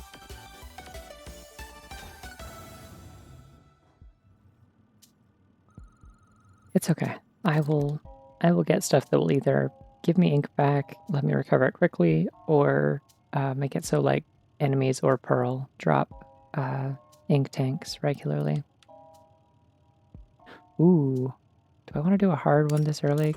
I do, I think. Anyways, yeah, Bibsy was just something that my sister got, and then it was just sitting around, and when I was hanging around her apartment and stuff, I kept just kind of picking it up and petting it, basically. Like, I was just like, this thing is very pleasant. I like this creature. And I wasn't, like, trying to give off the vibes of, like, you should give me this kind of thing. But, like, she did notice how much I was enjoying it and was just kind of like... Oh, the vertical flick does more damage. Good to know. And she was like, honestly, like, I thought of you when I picked it up. I wasn't sure if you'd want something like that, but if you wanted, you can have it. And I'm like, really? Okay.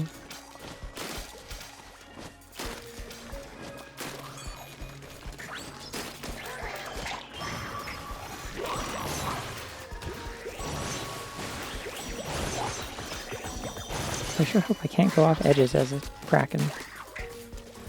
Ah!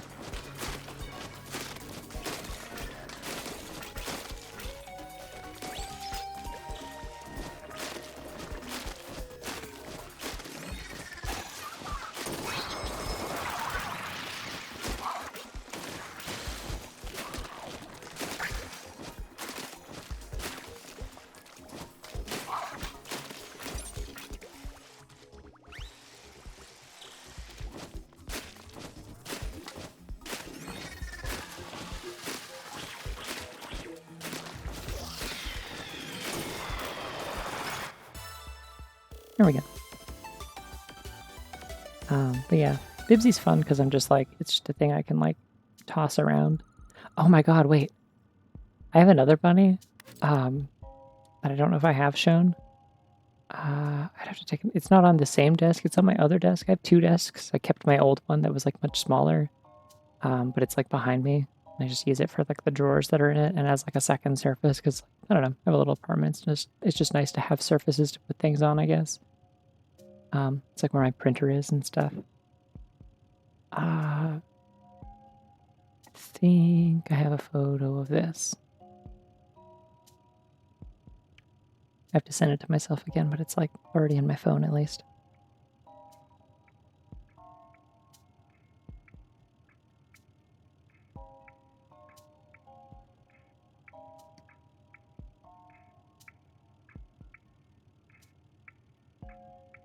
Is Oct listening to music on their headphones in the background if they get bored? Is that what's happening? Like hearing like extra audio, and I think that's what that is.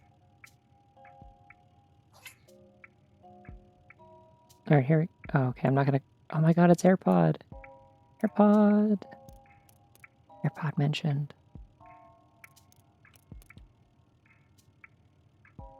Yeah, there's like a sweet spot for it. I like vaguely remember it, it's just, it's getting it at all that's like annoying when I have like no upgrades in this.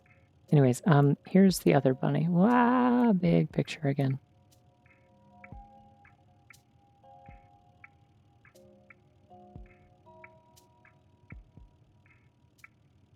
This thing. Also, you can see my Switch in the background with all of the bunny stickers on it, and my Wii U. This bunny doesn't have a name. Yeah, it's a Marcus chair. It's good.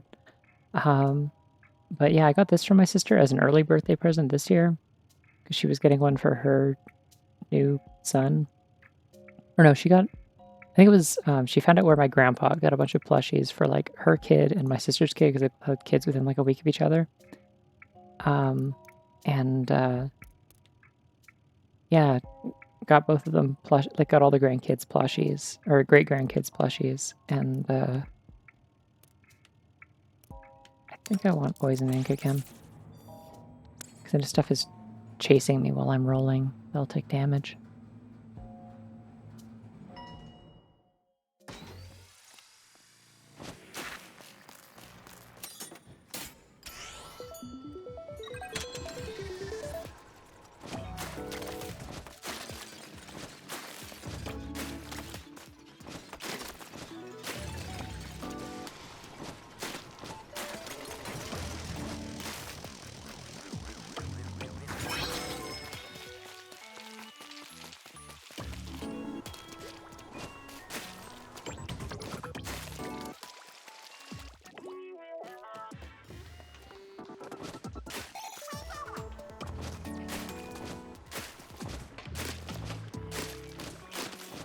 Oh, they're all getting angry.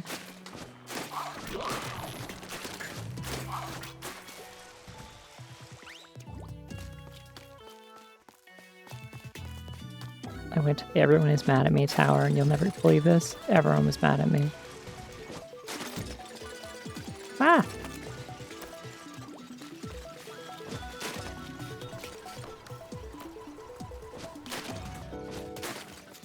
But yeah, so my niece and nephews all got like really nice plushies from like whoever made that one, like the company that made that one. And my sister was like, "These are really nice. Like, they're good quality. I want more of these. I'm gonna keep an eye out." And looked up the site and then saw that bunny. I was like, "Oh," and got one for me as like a very, very, very early birthday present. Like my birthday's in December. It's after Christmas. It's the end of the year. But she was like, "Just remind me if I like start talking about getting you something for your birthday, remind me that I already did." And I'm like, "Yeah, no worries, I will." But yeah, the ink will be more vibrant as I play more. It'll be okay. But yeah, it's good. It's like I keep it there, and it's like every time I walk past, I'm like, I'm gonna pet the bunny, and like genuinely, like I will just go over and just like pet the bunny like it is a real animal. It is the perfect shape and size. Like it is genuinely soothing. What would range even do on a roller? I wonder. I think I'd kind of rather have lucky bombs.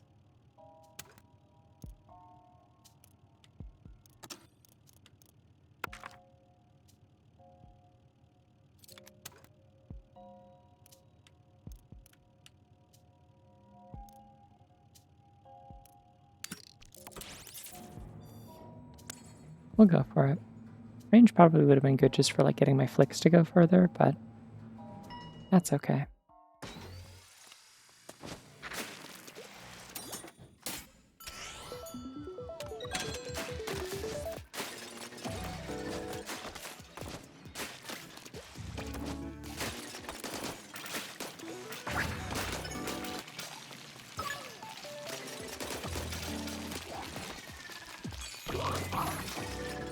Ah!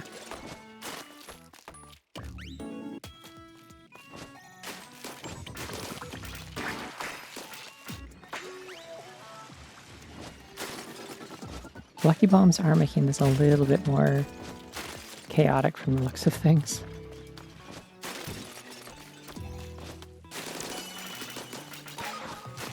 I really like the enemy ink isn't just like black like the way that it looks in whichever Splatfest they had that had black ink. I think there was at least one. But like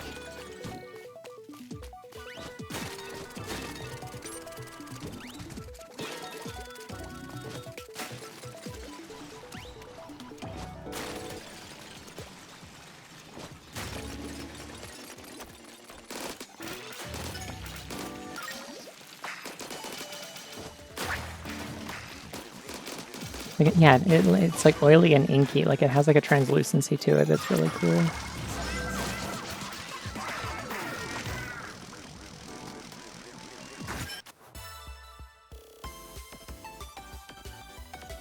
Yeah.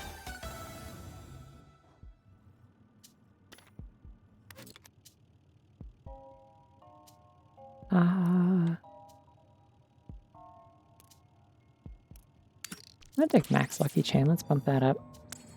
I think it was Marina or whoever. No, it would have been Oct said that they told me that. Ooh, hello. Nana attack. Well, no, that'd be yellow if I had like green in the tips, but still. What are we doing? Spot zones? I can do that. I'm playing roller. I'm built for spot zones.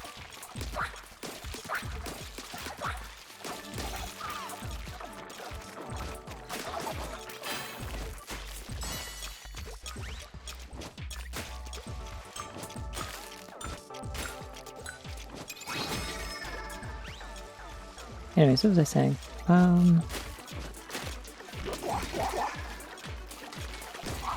Yeah, that does 13 damage, or 1300 damage per hit. That is like actually more effective than swinging at them with a vertical swing.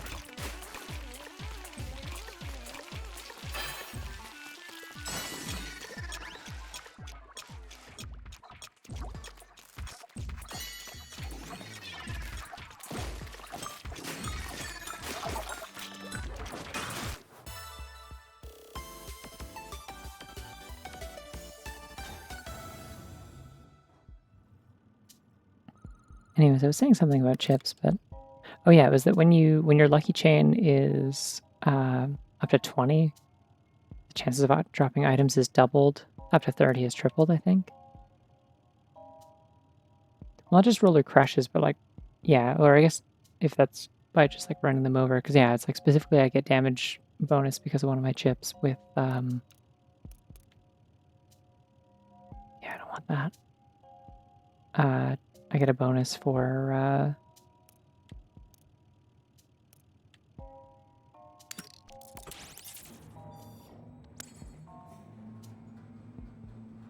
like rush damage, so like damage done while moving with reef, like things like reef slider, or like walking while rolling, or I don't like strawberry banana, kind of soleil themed. It's like circly, or no, they're like peanut shaped. That's fun. Whoa, I remember this one.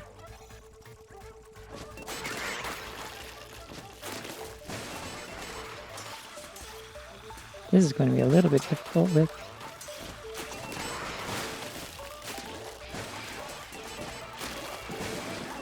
They are all taking damage from poison, so that's fun.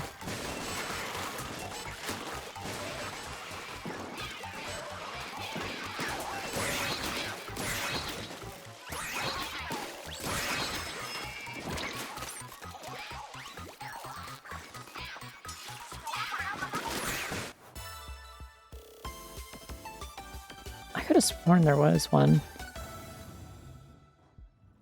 Or at least like really dark gray. Ah, maybe dark chocolate, I don't know.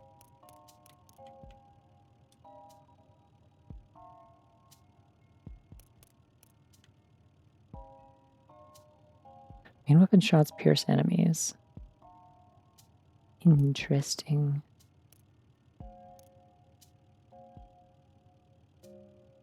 I guess taking hard levels earlier on would also, like, they would be easier overall than later ones.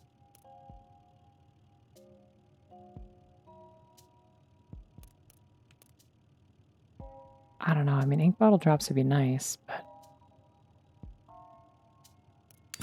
I want to go for piercing.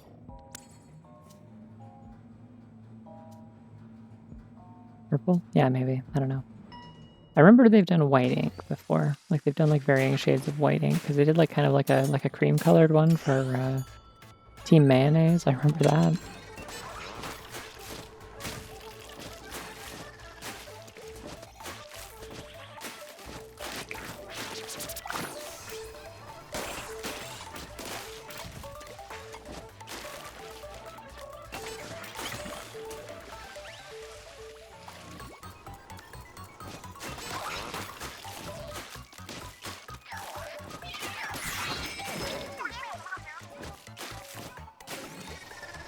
Where is it?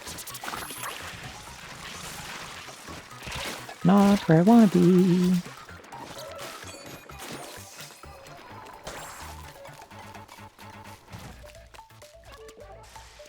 Oh, it's over there. You can see like the little smoke cloud coming out of it.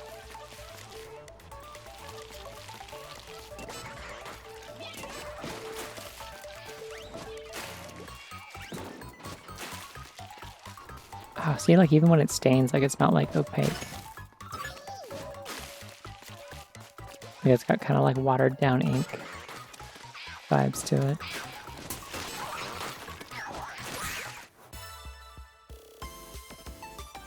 Hi.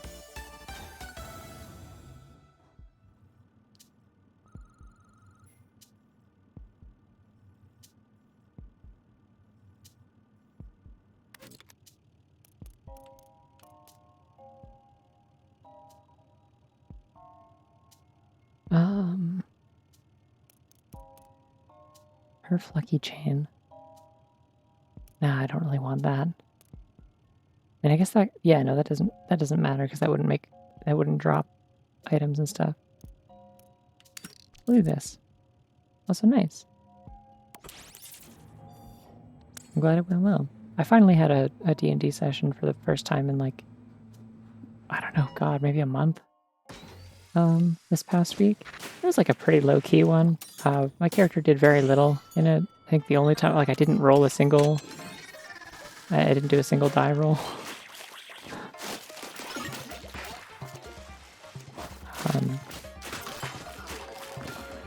Which is partially on me, because I made the decision that, like we kind of just come out of, like, a big fight with,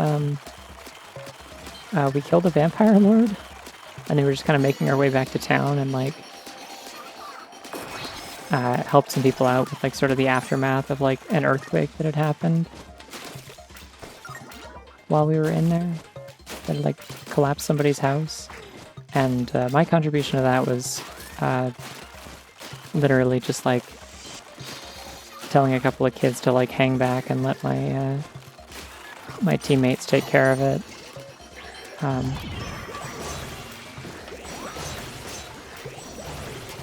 But yeah, then people, like, split up to do various, like, mischief around the town, and I just, like, was like, well, I don't know about y'all. I'm going back to, like, do I need to be here for this? This seems, like, suspicious and unnecessary. Cool. I'm gonna go back to the inn because I'm fucking tired and I'm gonna go to bed. And so I did, and I went straight upstairs, and I missed my chance to talk to the innkeeper, who we should have talked to probably because somebody needed to let them know that their kid was dead. That we found their kid, and their kid had been turned by the vampire and was dead. And if anyone was going to do that, it probably should have been me, on account of I'm the one with all the diplomacy skills and, like, speech skills and stuff. So I was sitting there, like, I'm like, well, my character is in bed, staring out the window, like, trying to, like, de-stress enough to fall asleep. Use myself up on it, boss. I keep forgetting I have it.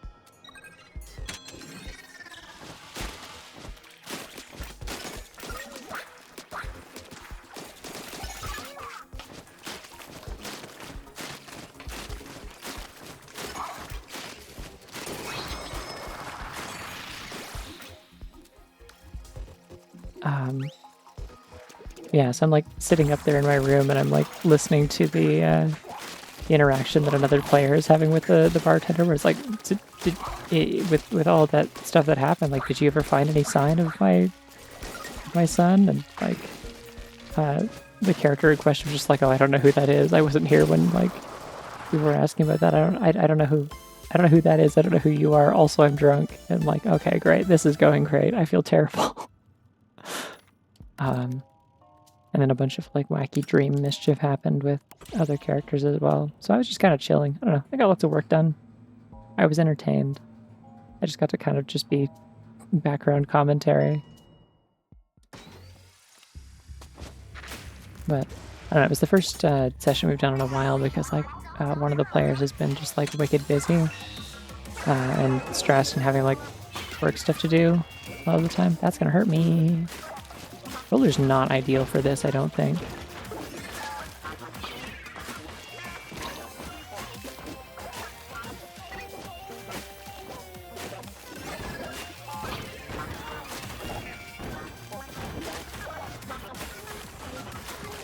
I'm gonna have to wait until it, like, pops open, I think.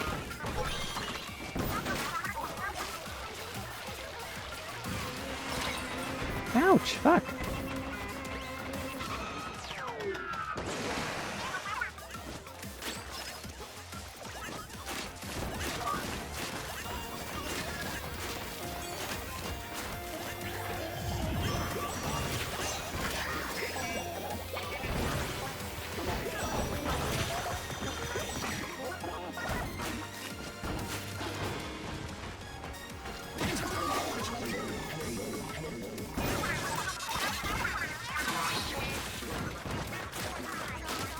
I don't know. I'm not too worried about that sort of, like having the spotlight, because it's like we do have a party of 5 people. It's hard to get everyone involved with everything all the time, and, like,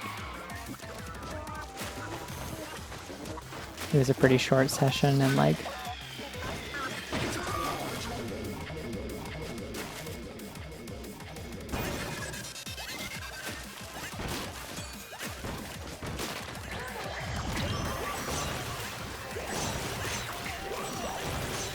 I can't see how much damage this is doing. I hope it's doing some.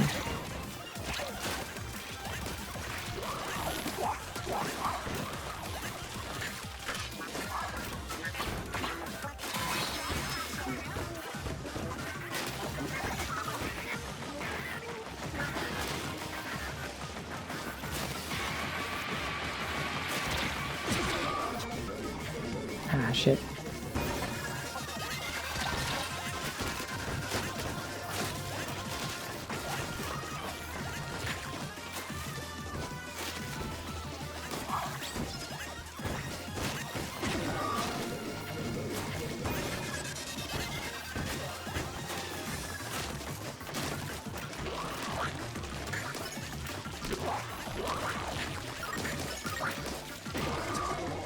Oh wait, so you were DMing, you're saying?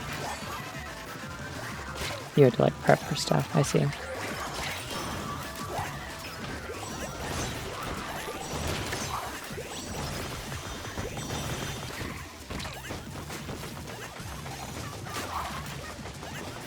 feel like there's like a weird period of time like before the Kraken like activates. Oh, okay.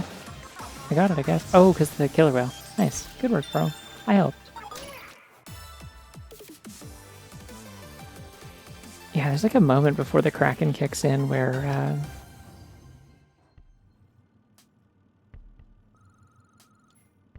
you can still get hurt, and I keep getting my like armor broken right before it activates, which is fine because it like restores my armor after I get out of Kraken, but yeah.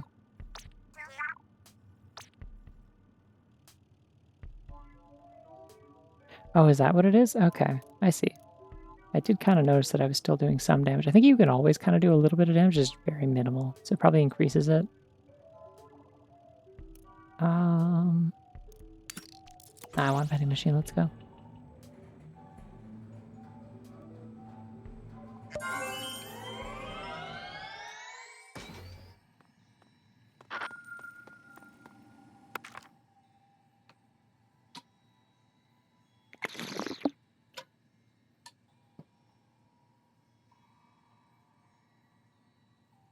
Ooh, this one seems cool. And that'll make that cheaper. I'll take both of these.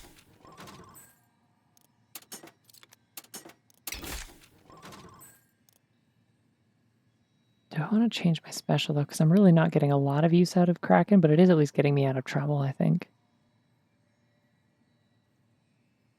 But if it has start and end lag, then the issue is it does leave me vulnerable in a way that like does make it kind of bad for what I'm relying on. Trizuku would at least give me like range. And also help a lot with dealing with spawners. I'm gonna take it.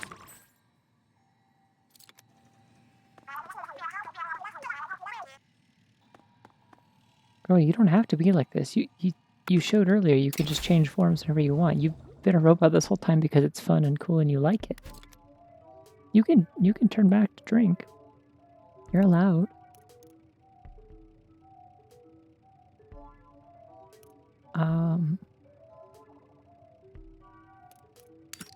Yeah, I don't want to do a rigorous level.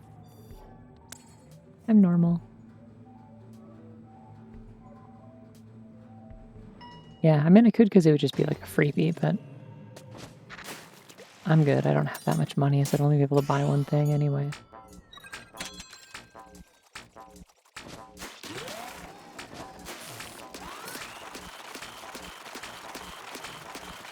I like that you have this kind of animation for like holding up your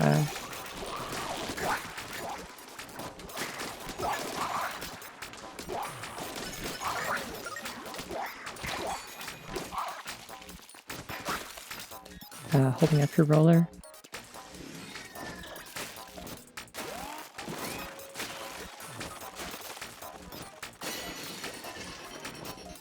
Good. It should stay at the checkpoint, I think. Everyone down there is taking poison damage, so if they actually get to me, they will have a bad time. This does a lot of damage when they're taking the hindrance damage bonus as well.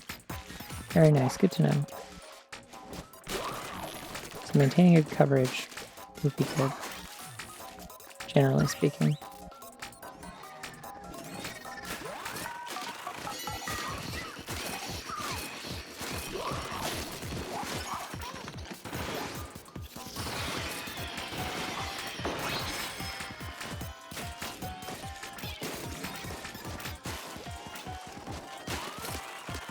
Yeah, you can paint the walls with it. Just use the same animation, but just happens to be like intuitive for using a roller on the tower thingy.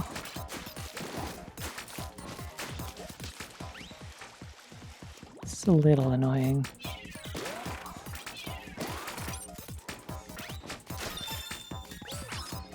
Ooh, armor.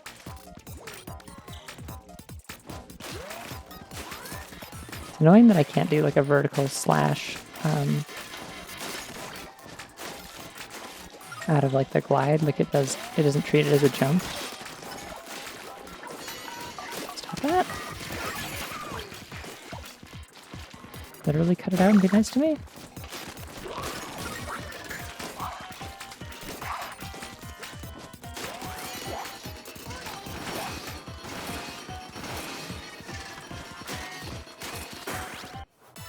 There we go. Yeah, I could see that. Venom was huge. I haven't used it much outside of like single player, but it is neat. Splat ink recovery.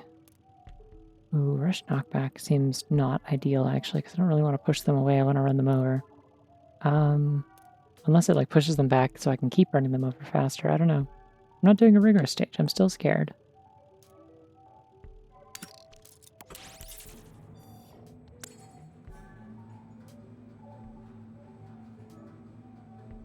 Some of the rigorous stages have like unique, like really crazy layouts. Some of those are cool. I don't want to deal with that right now.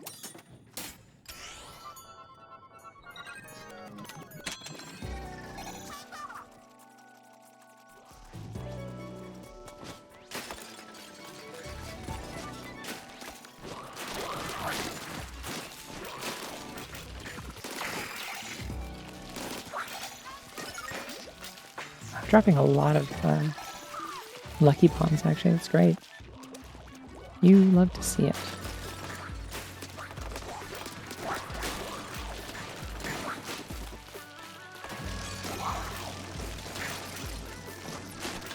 Stop that. Niceys to me. It's the thing people keep saying to breaks. It's have a little nice to me. I'm like a little bit obsessed with it. It's very funny. Have a little nice to me.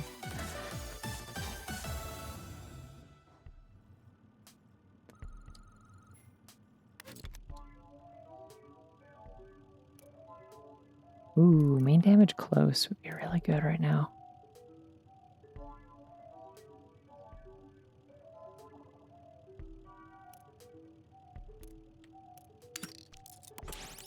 Just kind of stack all sorts of like close range damage on a roller. Seems like it makes sense.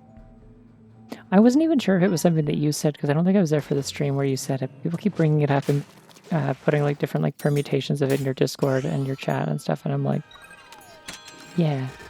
Oh shit, it's bowling. Hey, it's bowling, by the way. Boing.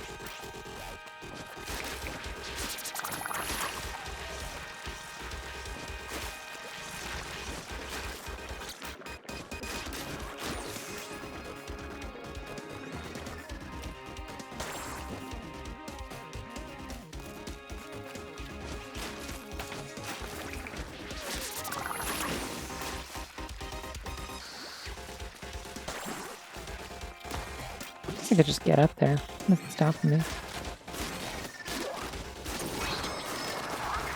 Okay, well that stops me a little bit. I don't like it me being up here, I feel. I also can't ink the floor, so that's probably a problem. Yeah, I was gonna say it probably was like have a little kindness or have a little patience or whatever, but have a little nice to me is really good. I don't know, just like it brings me joy. I like it.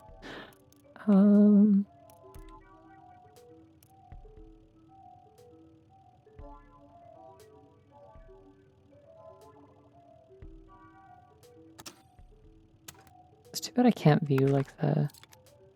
Oh wait, collection. Oh, I can view it here. Okay, cool. They give me pearls mid-run. Main piercing.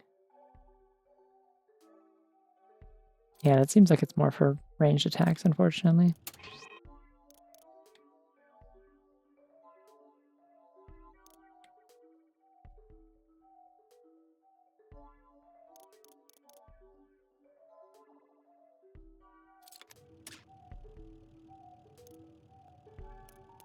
You want to bother with that then? Let's try this. It's a question mark, which means it's a level type I haven't tried before, I think.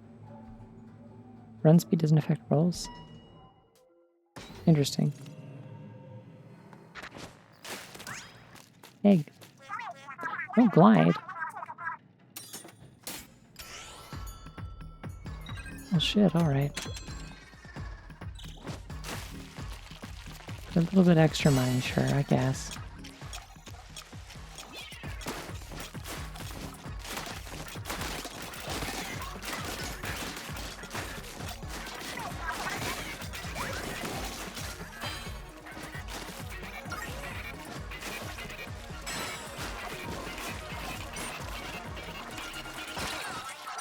Ouch! Fuck!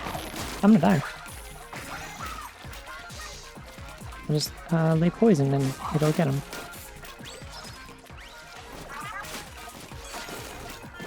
Is there like a time limit overall for like how long I'm allowed to spend on this?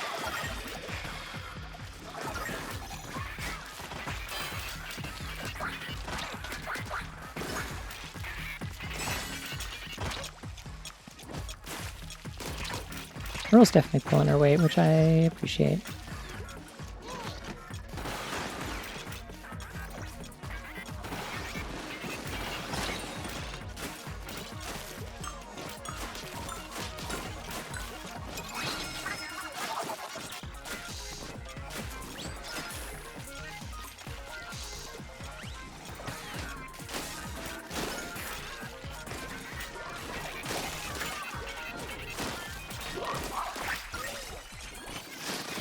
It's just really hard to play defensively with the roller is the thing.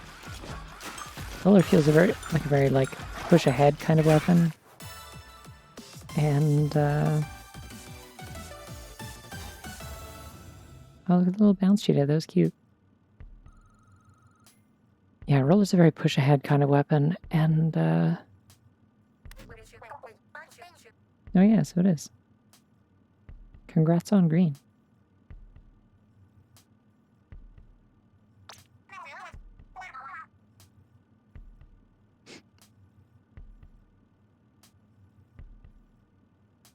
Wow, I forgot about this dialogue.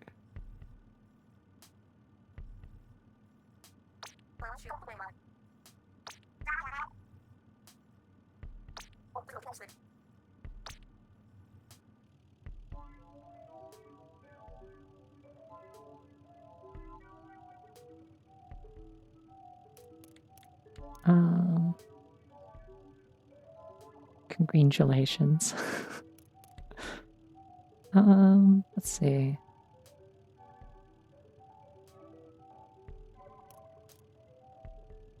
I don't really care about my sub weapon is the thing about it.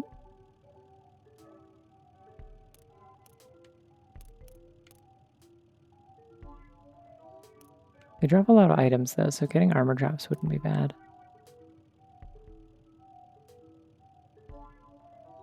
But this would upgrade Pearl's bombs. I kind of want to do that. Let's do that. Like, I'm not throwing a lot of bombs, but she is. Congratulations is also good. Specifically in this situation, it's related to the color green, so it makes sense. More than one. Oh god, I forgot I hate this one. This one's diabolical, actually.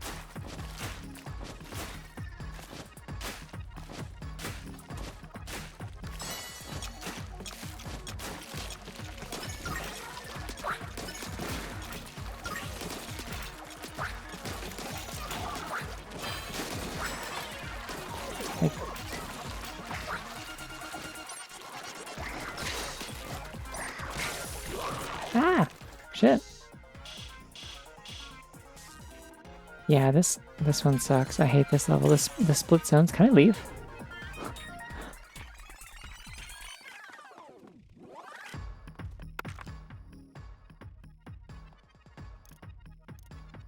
Genuinely, yeah, I think I'm gonna... Oh, what did I get from this one?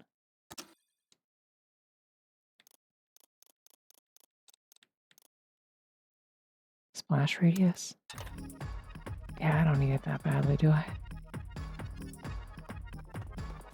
Like, doing this with a gun is one thing. I don't want to do this with a roller. I will just go back and re-roll. Oh, it's not a re-roll. It's just do this, do the other options. Okay. Yeah, if I find a vending machine, I can buy an extra life. So that was the main benefit of unlocking at least one, like, second life.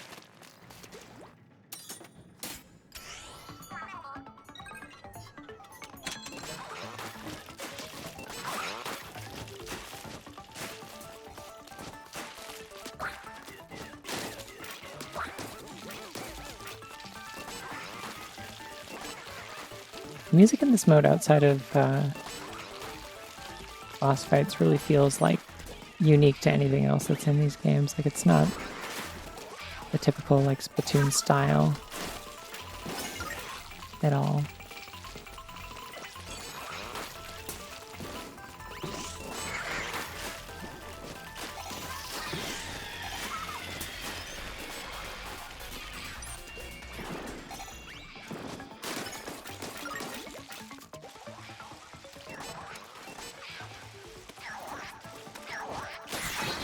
Some of these might just die from poison, to be honest.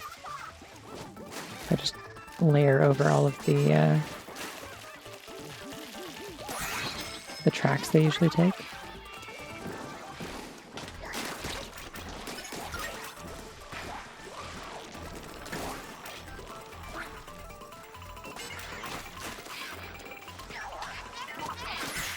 Bonk.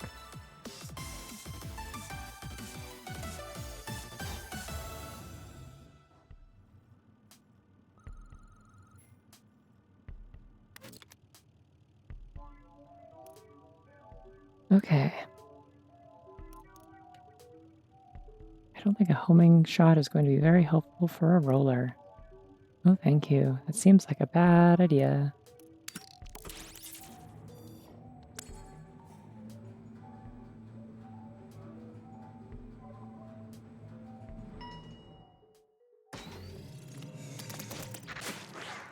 Ooh, saturation. Range. Okay. Whoa. Look at the size of the projectiles, like the big hitboxes around them. Damn. Main range, splash radius, main piercing, ink attack size, coverage, rushing coverage, special charge up. I don't know why some of these are in the range category, but I did get more hindrance damage, so that's fun. Oh, I'm also like, I've got like, yeah, like dynamo roller width here. That's fun. She has the range.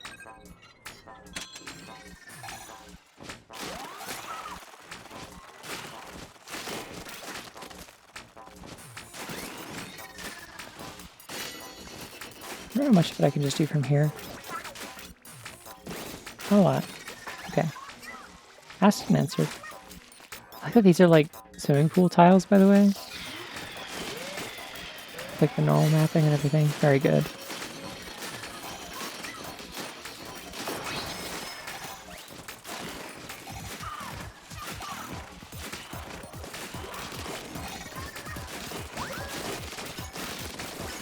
Pearl feels like she's taking care of a lot of the stuff down here, and I don't really have to worry about it.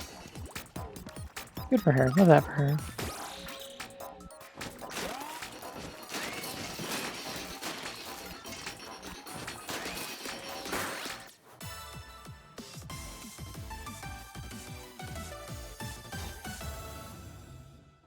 Yeah, see, this fanfare is a lot more familiar to me, partially because it's also like tied into the motif of this whole DLC and like the final boss for it. Whoa, bedtime bunny. I will take Ink Saver, thank you, no question. I don't even need to know what kind of level it is. Let's do it.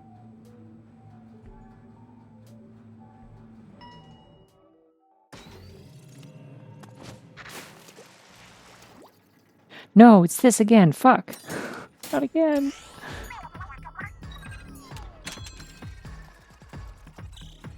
Alright, I'm gonna stay up top and see if I can just, like, handle the downstairs with, Yeah, this is fine.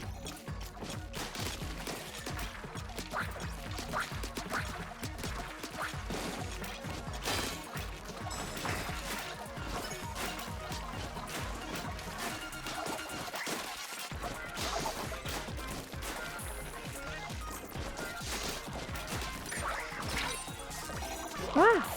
Fuck. Me alone?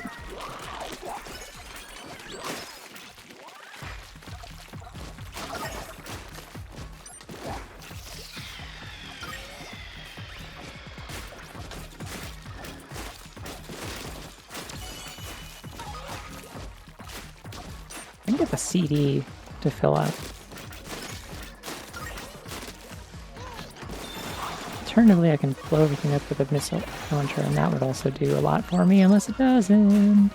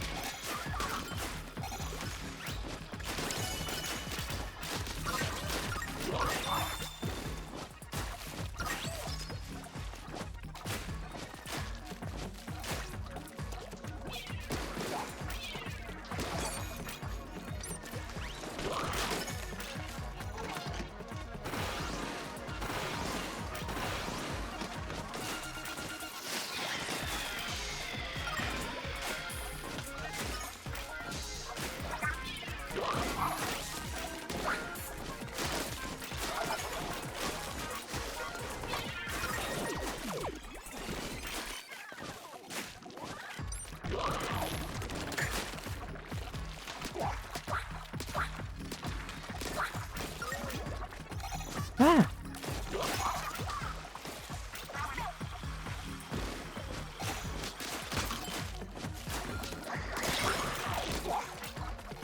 Alright, well, there goes my armor, I guess.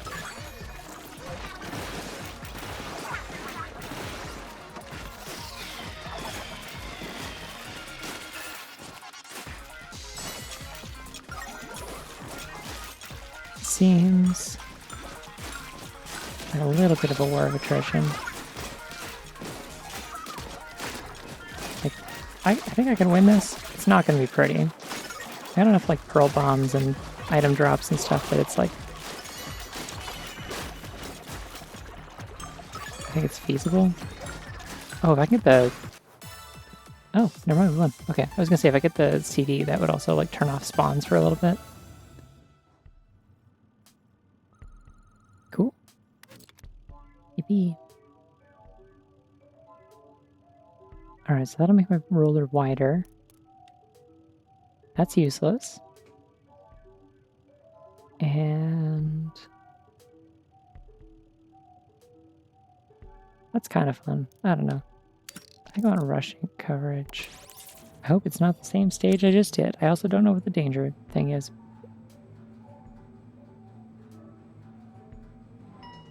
It's just like, oh, bombarded constant. Okay, so that's arpeggio thing, right? No item drops. Okay, that's fine. Don't know if that also counts for lucky bombs.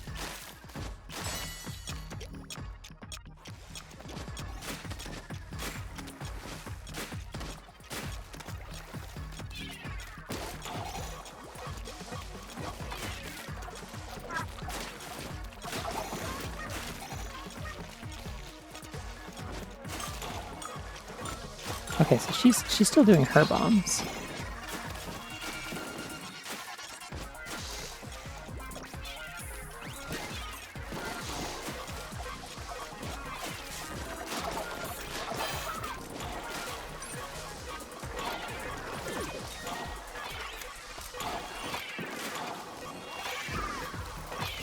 I think this is getting a little out of control. Thank you, Pearl.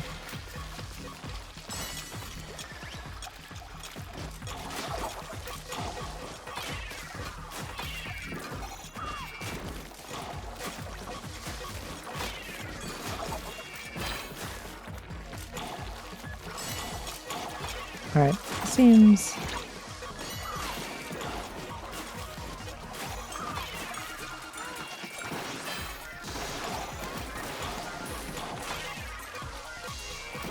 Seems less than ideal.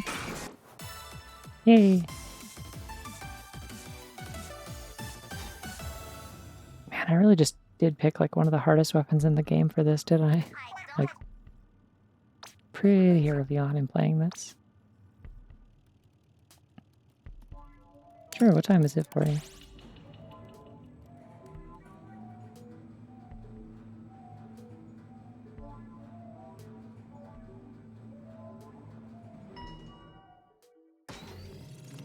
It's 5:17 a.m. Nice. It's 3:17 a.m., but I make weird decisions. Oh, I hate this boss, and I especially hate it with roller. I mean, it's a cool design, it's just...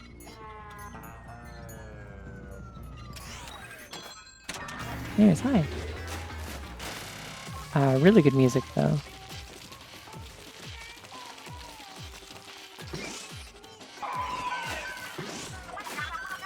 Makes bad noises, though.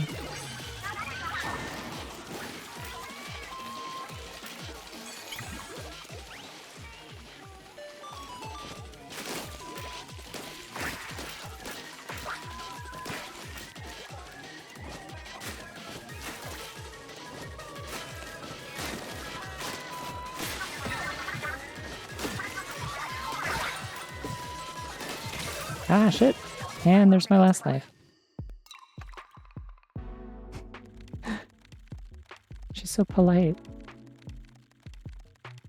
I really thought about the fact that like you do a different pose when you lose a run with a weapon versus the ones where you win, where you do like a cool victory pose and pose with your equipment.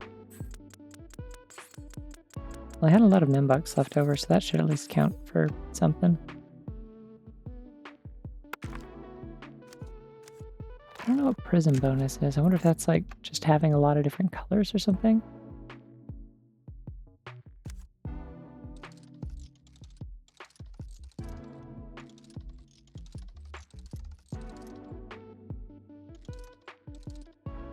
Yeah, I don't know how any of this works. I'm sure I could look it up, but I won't.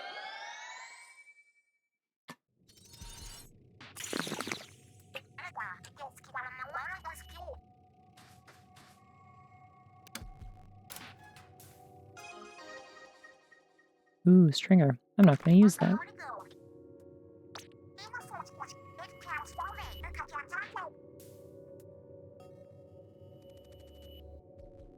Wow.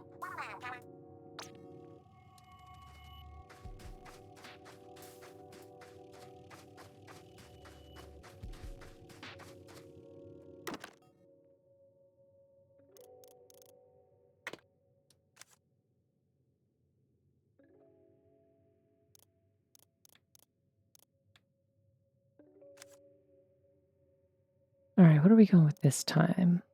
Could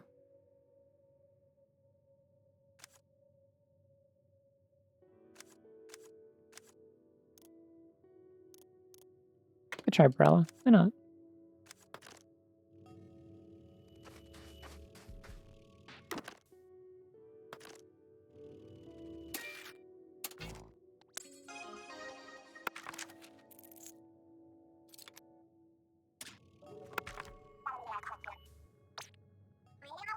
Oh, nice. There's more of them.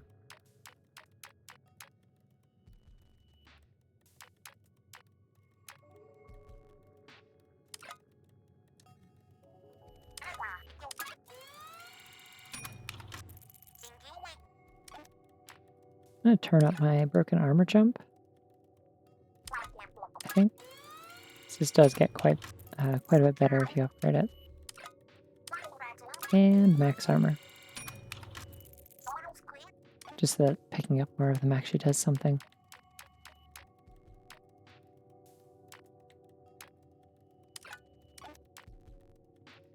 Oh, I can just do more damage. Damn, okay.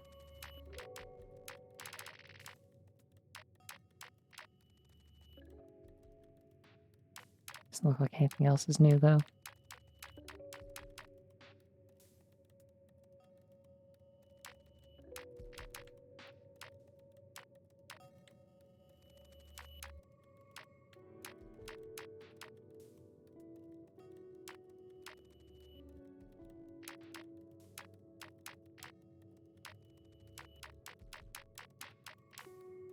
Kind of looks like the only thing I can afford is these. I could weaken enemies. I don't know, it feels lame, but it's like, I could. Let's do this. Feel better about that. I don't know. Just like I'm hesitant to jump right into stuff that's like just like hit the enemies harder or like get to lose more or like make the enemies weaker. Like, I don't know, I don't really want to do that.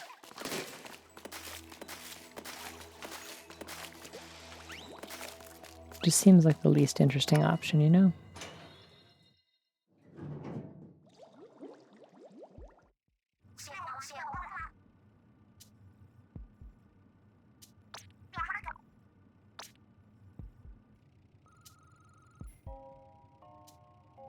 Um,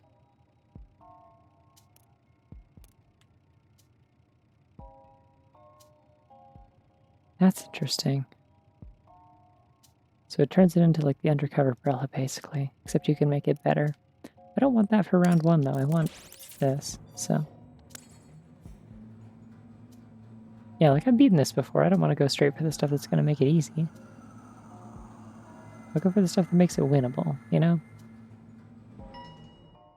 Because, spoiler alert,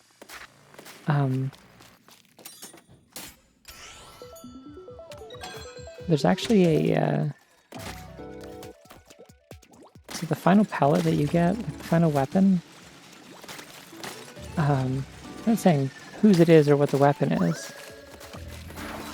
I think part of the stipulation of it is that, like, it has a bonus effect where, like, every, oh,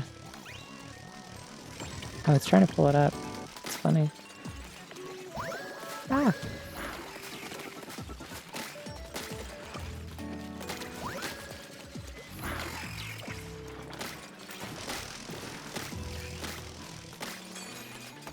Ah!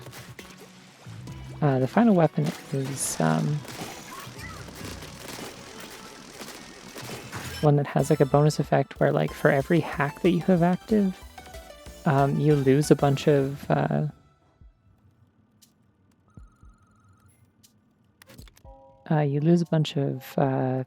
palette slots for upgrades. So you basically, you can either have hacks or you can make yourself like unable to, or you can make yourself have hacks or you can make yourself able to pick up upgrades throughout your run, but you basically have no hacks. So like, I think I ended up going with like, I had like 1 hack active or something like that, maybe 2. And then did everything else with like half the capacity of palette upgrades and eventually managed to beat it. Like, I don't know. I think it is fun when it's challenging. Also, hi. They're not. It's not so much challenge levels. It's like this is a DLC that has like a roguelite mode, basically. I should have gone with Lucky Bomb Drop. Oopsie. Yeah, it's like a roguelite mode. So like, there's all these little challenge missions that are just like a single room with an objective or something. And as you go along, you pick up upgrades that make your weapons less garbage.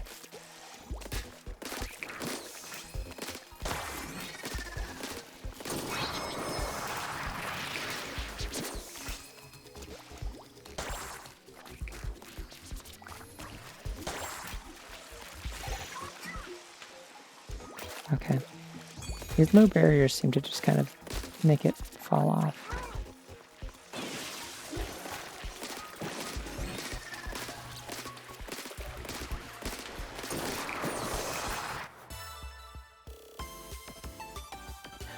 Hacks are meta progression. So hacks are like you talk to Marina and she like modifies the conditions of the game itself kind of thing. You can spend like currency, like your meta progression currency in between runs to like do things like increase your maximum number of lives, change your like increase your damage resistance, and like increase the rate of like finding certain types of upgrades and rewards and stuff. Whereas like these color chips mid run, they disappear at the end of the run, or if you die. So they just kind of fill up this thingy and like cumulatively do more upgrades. But the hacks are like permanent upgrades that persist between runs. Killer whale would be good. Yeah, let's do that. Yeah, it's a really nifty format. My only complaint with it is that I wish it had like more boss variety. There's only like 4 bosses in it. Outside of like the final boss is...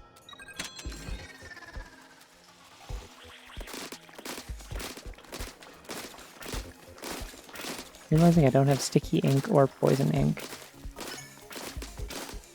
And that's creating a problem for me.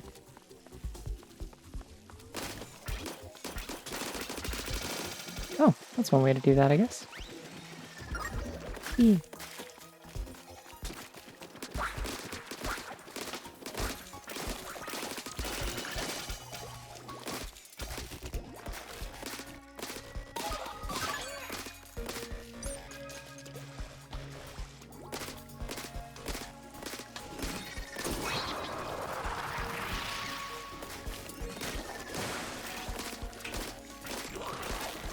No, like, I mean, there's a bunch of random bosses that can show up. It's just there isn't a lot of, like, there isn't as much variety as I would have hoped for in, like, how many different bosses there can be that show up. Like, I wish they just pulled some from, like, the main campaign and reused them or something just for the sake of variety. Because, yeah, there's, like, only a few of them, so they're pretty easy to learn the pattern of.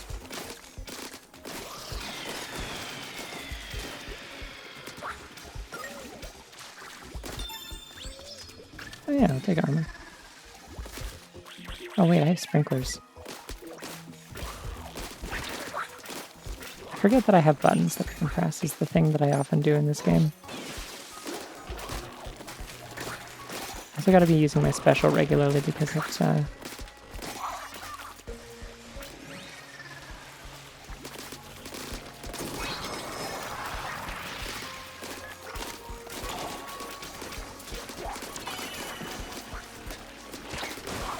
Oh, hey, it's one of those things that stops the spawn. Yeah, I gotta remember to use my special because it fills up my ink whenever I use it. Like, it's more useful for that almost than, like, the actual effect of the special. There we go.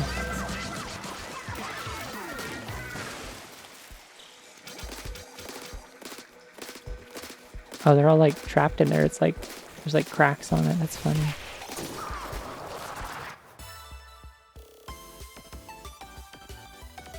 Yeah, I mean, there's... I don't know, how many bosses are there total? There's, like, the rolling one, the tower one, the clone one. I'm trying to remember if there's another one. And then there's the tutorial boss, the final boss, and there might only be 5 unique bosses. I don't know. But there's only 40 floors and you fight one every 10, so like... It's just like, yeah, you kind of do just fight the same ones in different orders if you go through a full run. I think I would like firing speed up.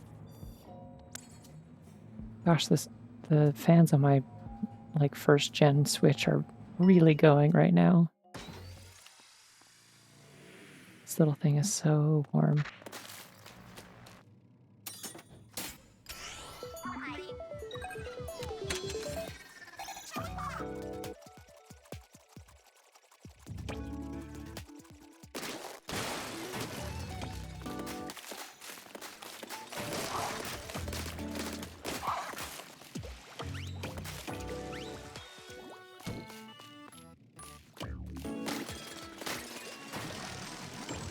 This song in particular sounds like that one like Snail House song. It is like a meme or whatever. I forget what the name of the song was. It's the one where they would suddenly cut to a character with like a big ass. It could be normal, and then it would like every time that like the note like dropped, it would. Eventually, I'm not in like a big rush. But like I definitely want it for Kirby Air Ride. Realistically, I probably want to get it sometime around when like Pokemon Legends ZA comes out, because there's no way in hell I'm playing that on regular Switch. It's just not good. I will either wait or I'll just wait. Kirby Air Ride isn't out, but it's I believe it has a release date for next year. Yeah, Riders looks really, really good. Genuinely, like it's like this is like I was waiting for like a game that's like that really grabs me as like this is a reason to own this system, and then like Air Riders was like, yeah, this is it. Because like I don't know, I looked at Mario Kart World and I'm like, eh. I looked at DK Bonanza and I'm like, I'll get around to playing this. It seems cool, but eh, like it's not enough to justify buying a system for. But like when Air Riders is out, you betcha. Also, just noticed the paint chips have like the patterns on them that show up in your ink when you have them equipped. That's cool. I never noticed this somehow. Or I probably did and I forgot. Disc piece would be good. What? Bonanza or Air Riders? I don't know. I don't usually play new stuff when it's brand new, like out. Unless it's like indie games, but it depends. I don't know. I don't know how much of a campaign Riders will have. I suspect it's going to have more of one than they usually have.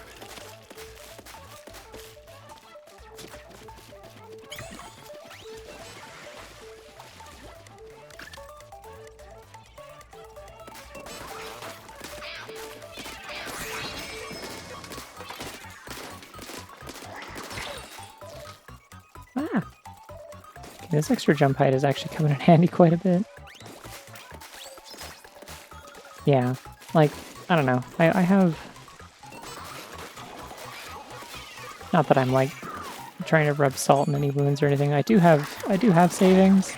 I'm just, you know, generally fairly, like, financially responsible, so I don't want to make big, stupid impulse purchases for video games systems that don't have any games on them that I care about enough or, like, can't already just play with the system I own, as I'm doing right now.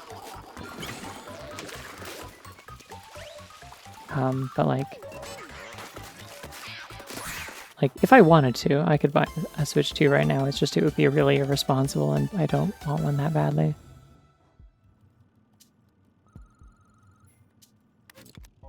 And like I don't want to dip into my savings for that because my savings are more prioritized for other things. Like transition stuff if I need it, or suddenly needing to move at some point if I ever need it. Or like, I don't know, helping other people out when they're in like a bad situation, I guess also is cool. I kind of want to keep the ink storm. Like I like Splashdown. Splashdown's fantastic when you're in a pinch in this. It's so good actually. But, I wonder if Rush Attack counts for the moving umbrella. I'm guessing not. You know what? I am going to take Splashdown. Maybe? No, I'll keep Storm because it's good for the... Well, I got a Sprinkler that I could use because I was thinking it'd be good for spot zones, but...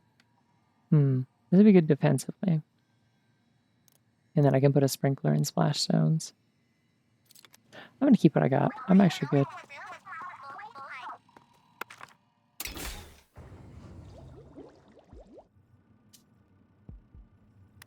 Didn't buy anything. Sad. Take more range, though.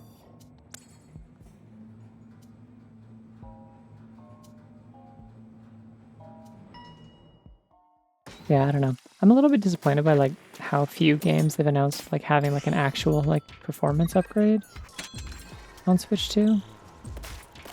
Like, it's only been ones that kind of get, like, dedicated versions, and then they're like, yeah, we fixed Pokemon so that it runs at, like, the bare minimum acceptable level. Oh, piercing with this gun would be really nice, because it is just kind of a shotgun.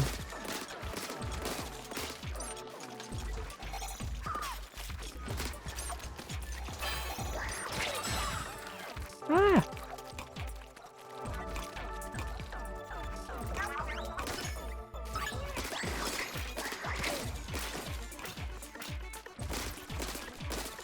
Alright, the spot zones can wait. I need to not die right now.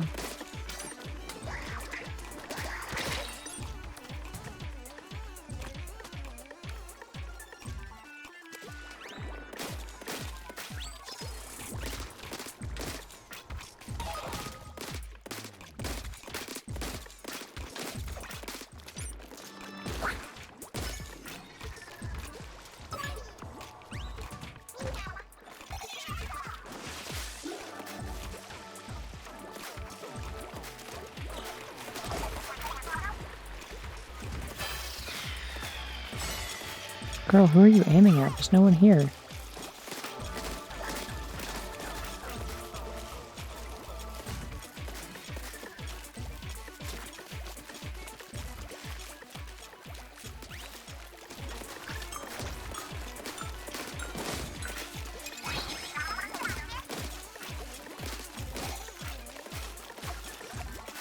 I guess this game they did announce, actually, I think it got like it's like a graphical upgrade if you play it on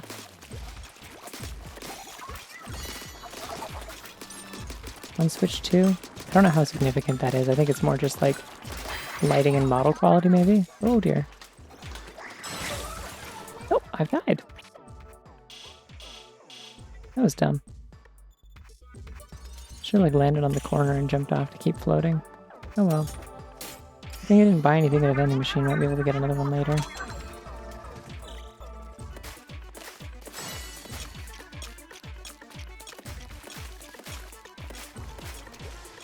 Fortunately, I don't have poison ink, so spraying down paths like this only does so much.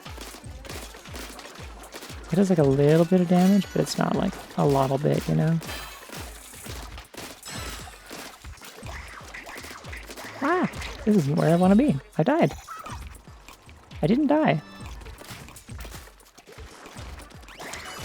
I'm so scared and afraid and they've killed me. Okay.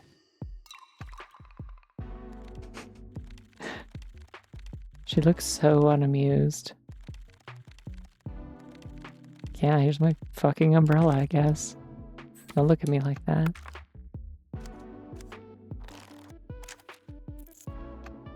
I barely even got any pearls for that one. That was a really bad run. Wow.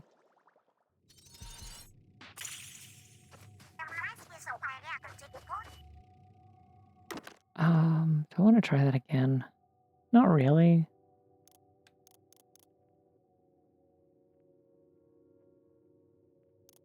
I really don't like the kit on this one is the problem. Let's take regular splatter shot.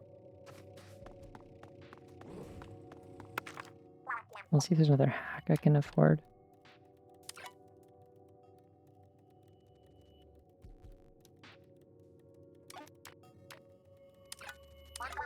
Sure. Alright, I take a normal amount of damage. The game is now playable. You know what, actually? No, I won't be dissuaded. I'm playing the Prella again. But now things will hurt me less, which is good.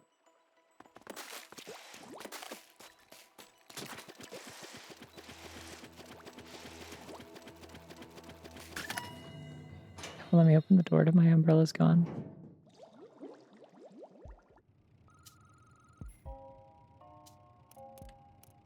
Honestly, the other thing about the Switch 2 that makes it kind of unappealing is that like especially when it was just Mario Kart World available for it is like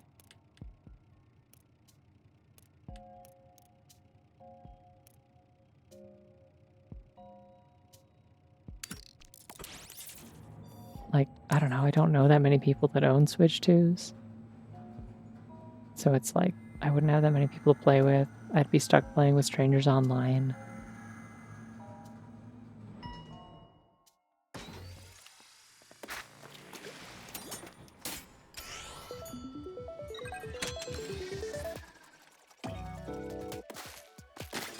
There's also like a weird sort of sense of shame I feel like that I would have if I bought a Switch 2. Like it's like, because it's so damn expensive, it's like, I don't know, it feels like a weird sort of status symbol where it's like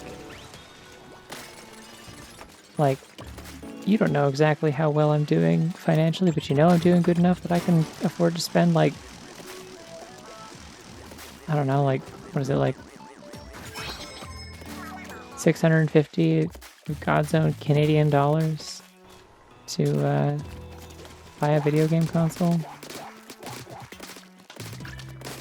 that has like no games on it.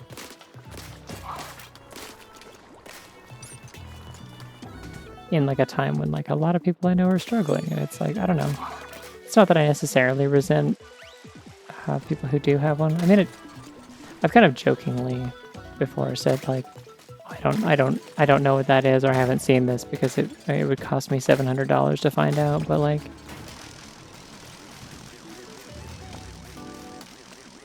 I don't know. I don't want to put other people in that position. Like, I don't want my financial decisions to feel like they're giving other people FOMO.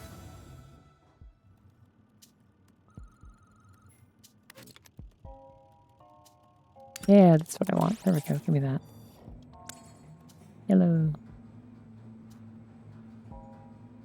Yeah, like, it's just, like, it's hard not to feel like I'm, like, rubbing it in people's faces just by owning something like that. Like, it's the vibe of, like, do you remember that really that really old video? Like, we're talking, like, extremely old. This came out when I was in middle school, I'm pretty sure. Ancient YouTube video that was, like, I have 4 iPhones. Remember that? It's like that.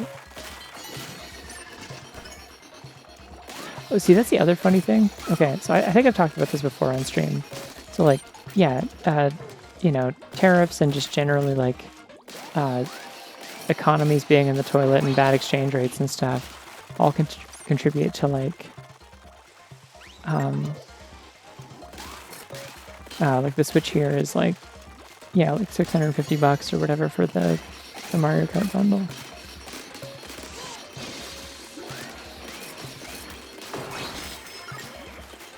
And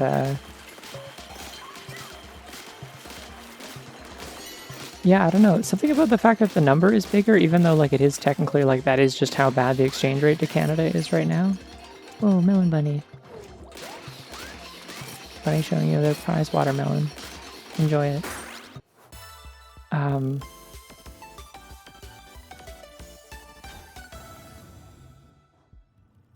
think it will eat it. Bunnies like watermelon. It's yummy. Ooh, that's kind of fun.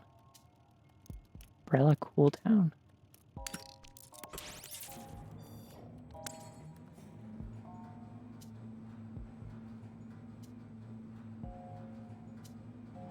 But yeah, like, I don't know. I don't know how much trouble people actually had getting Switch 2s in Canada. It's kind of my impression that I had was that, I don't know. I think people haven't been buying them quite as much here. I don't think folks are quite as interested. Because that number is just too damn big.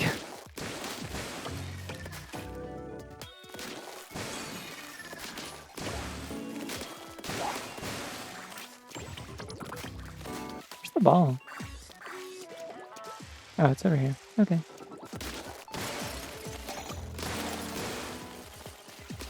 Ah, I see the challenge of this now.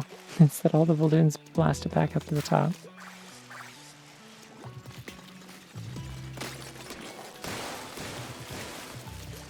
So you kind of have to get it onto the zippy pads. That should get it there, though.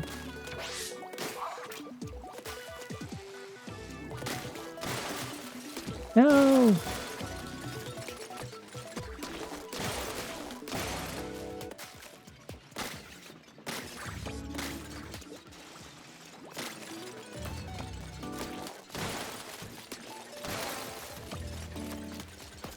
And we're back to the corner again.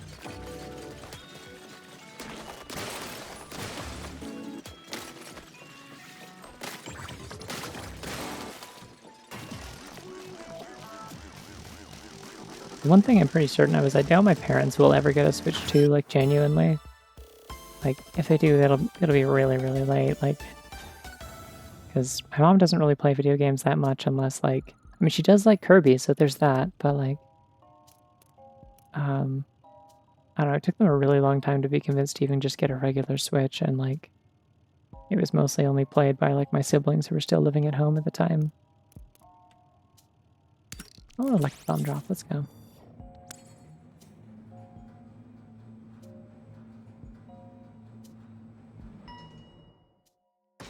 My dad just doesn't play video games much anymore. Ooh, saturation. Power. We got. Oh, that's a lot because I'm very early in the game. Okay.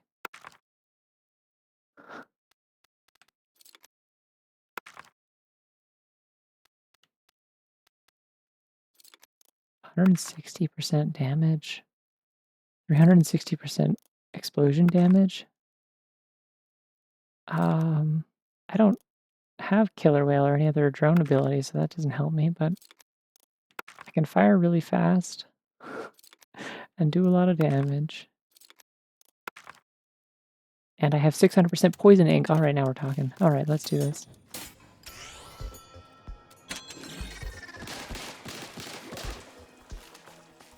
Holy shit.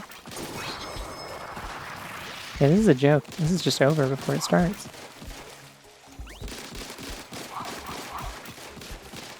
And I have piercing already. I can make it take poison damage just from sitting in there. I don't even need to do anything. Look at all the like upgrades all over my weapon and stuff. Damn. Got like the scouter, the antenna, and the bubbles, and like all these holograms on my weapon.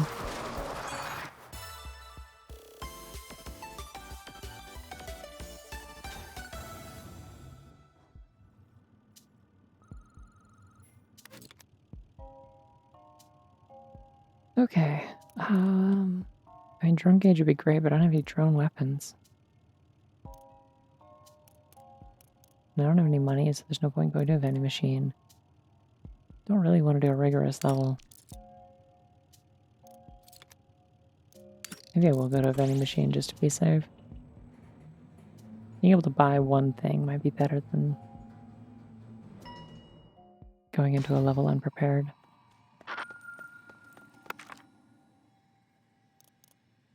Crab tank!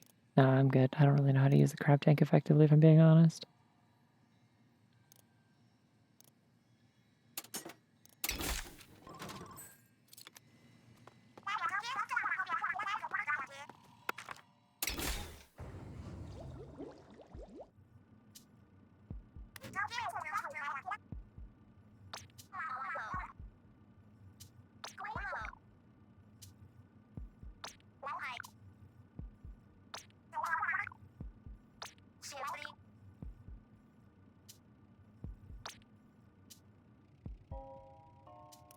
That's not all I can do for the drone. Okay, Marina. Alright. Seems personal, but okay. Do damage with squid rolls and squid surges. I don't use those enough for that to be worthwhile. Like, I feel like I have to pick this up eventually, but like, eh. Danger magnet bowl. Vaguely remember this one. Or sorry, no, it's danger magnet bowl floor. Let's take ink damage up, that's fine.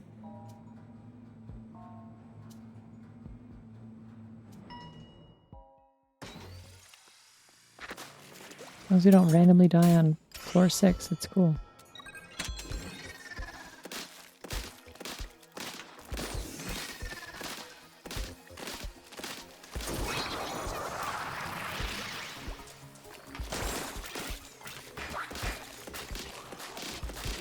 I was really hoping that would clear out more things, and it super didn't. We got lucky bombs though.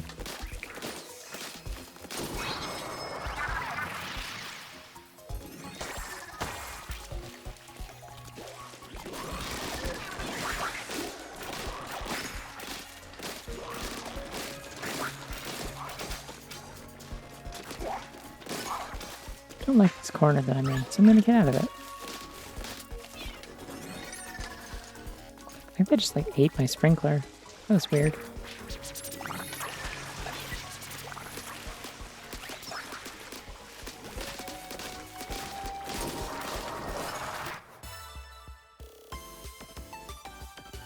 I like threw my sprinkler into it and just did a flat 150 damage. It disappeared. Weird. Okay, main range, main firing speed. I have main range up already. This isn't helpful because I don't do rush ink unless that. You know what? Rush ink might actually cover my. That might also count for my umbrella. That's probably why it keeps giving me rush upgrades because it normally wouldn't if it doesn't apply to your weapon, I think.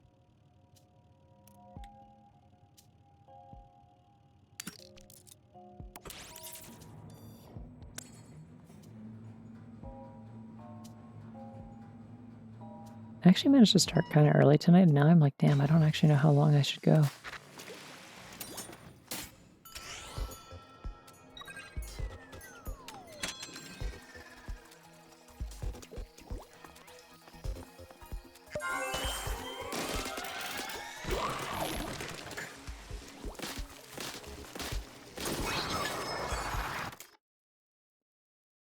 I will drink water.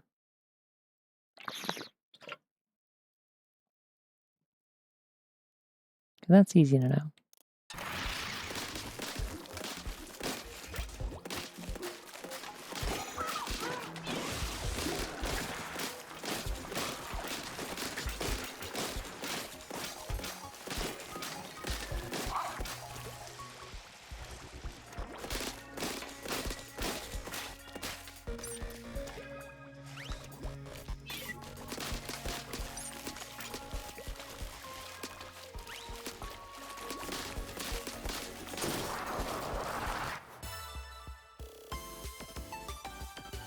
I like this current color palette that I have where like the tips of my hair match my eyes. It's cool.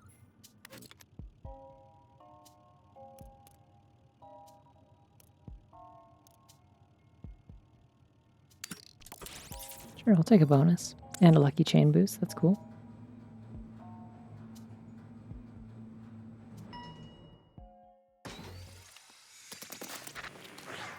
Ooh, saturation.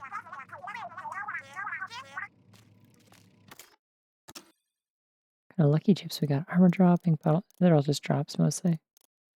This is going to be a very funny mission. It's going to be over so quickly and it's just going to be spewing out items constantly. That one immediately.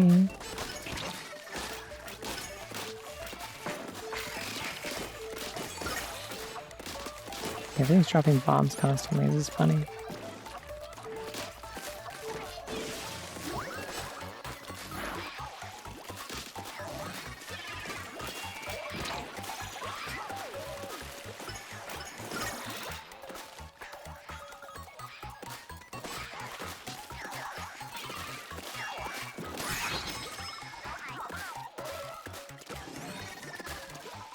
The only problem with lucky drops, you have to be constantly killing stuff, so you do need a build that's like paired with it that's good enough to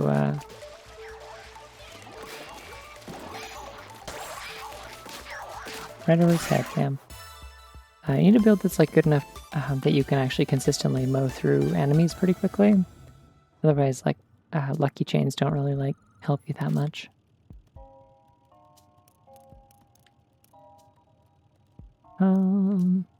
I think you can save our main. A little afraid of a hard a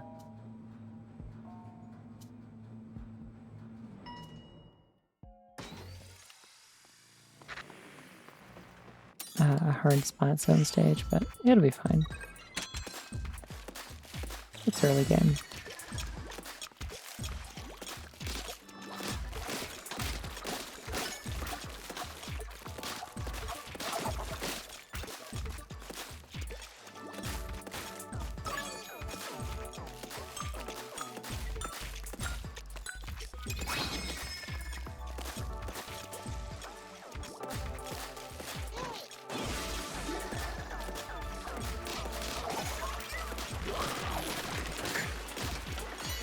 These guys don't actually drop any ink. Yeah, this one's over. Easy peasy. You ever think about how even though this game and Chicory are like both about like painting the floor and stuff, like painting the floor and walls to like solve puzzles and get around and deal with problems, they also have like a very opposite philosophy in terms of not opposite, I guess, like, but out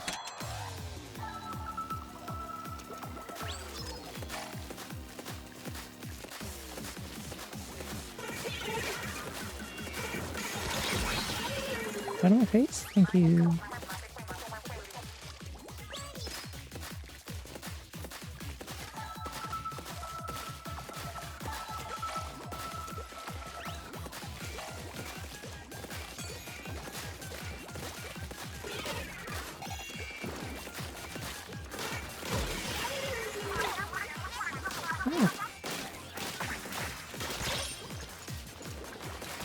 I'm out of ink.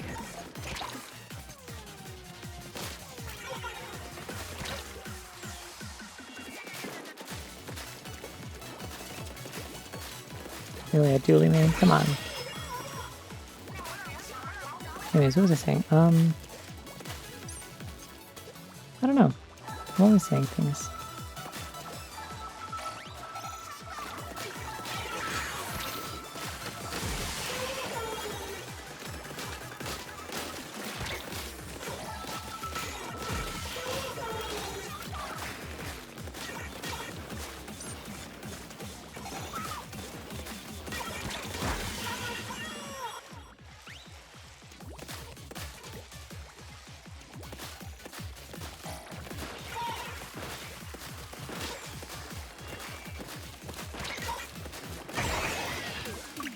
Yay, I win.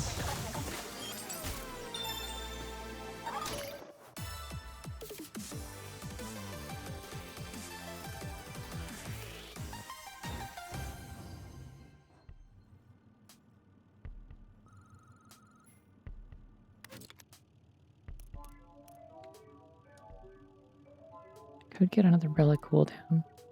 I could also go for a vending machine though and buy like 3 things. Oh right, I remember what I was saying. Okay, so this game goes really wild with like the sound design for all the like gloops and splorts and cartoon liquid noises in general.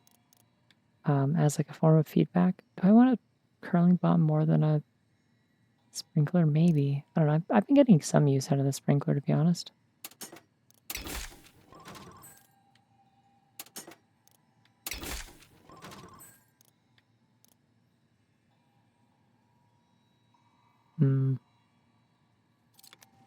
Yeah, I'm good.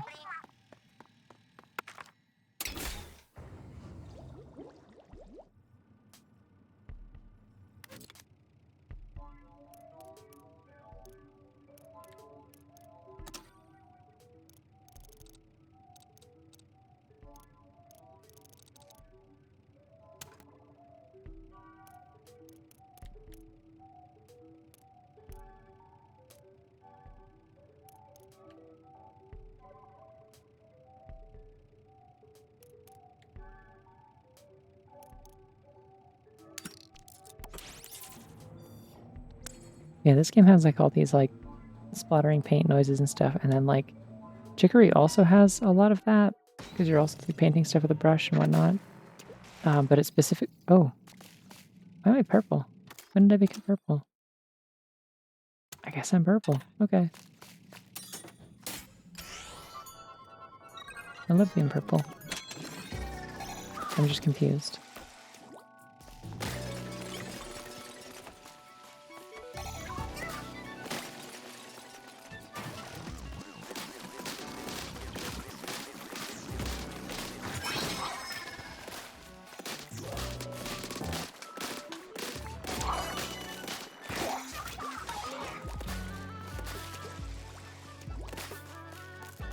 Yeah, Chicory has an accessibility feature in the menu.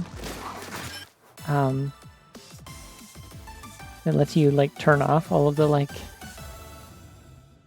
paint splatter noises. I think it like either just like replaces them with like more like kind of basic like bloops and chirps, like more like kind of like regular game noises, just for like feedback where it's necessary, and otherwise just like removes them entirely. Which I think is interesting. Like it's literally just an accessibility feature for people who don't like listening to like gloopy paint noises, which is fascinating.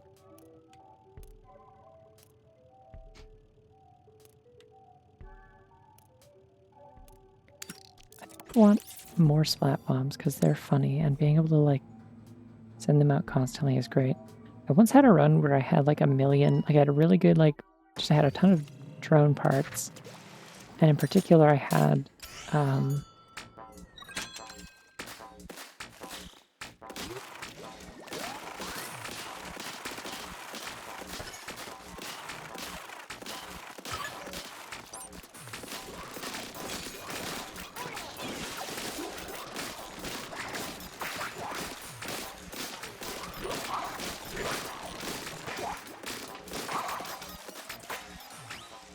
in particular, I had a ton of burst bombs on Pearl, and like I was charging really, really fast, and so It's just like every 2 seconds, like she was just rapid fire pelting everything with burst bombs, and it was really funny.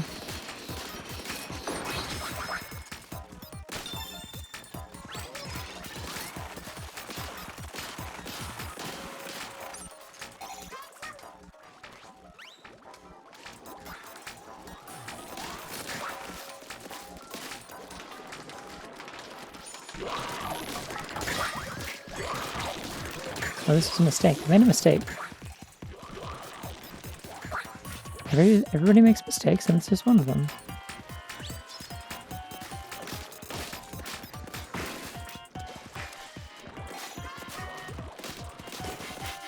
Oh, there are so many enemies, and they're so upset with me.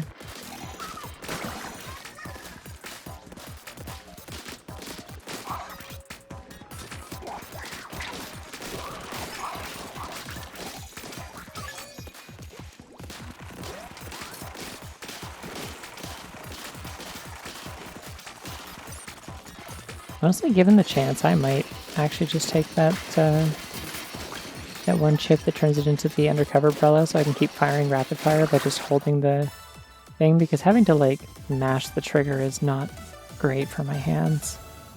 And also because I'm not really sending out the thing that often.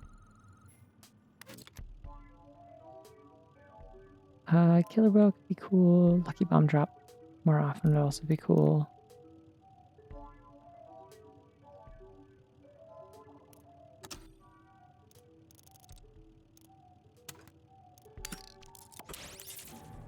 I'll take Killer Whale. Why not? It's going to change my secondary color so it's purple and blue.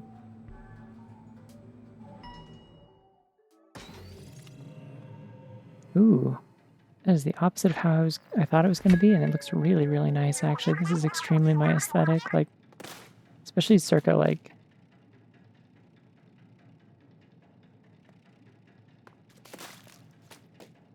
I don't know, like, 2019?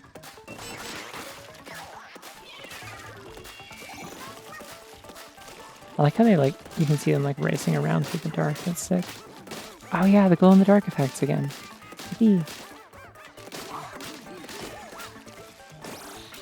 Boing. I can't see where the floor is, and that's actually a problem. I don't actually want to be up in the air if I can't see the floor. That's, like, terrifying.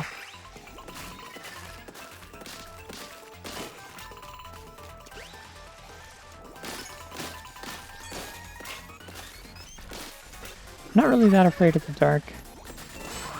I'm only a little bit afraid of heights.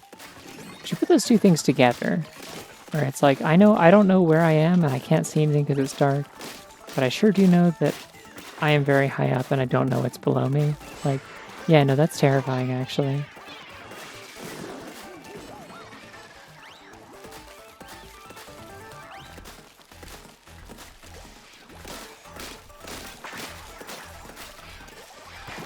Got a little bit of that in Tears of the Kingdom as well.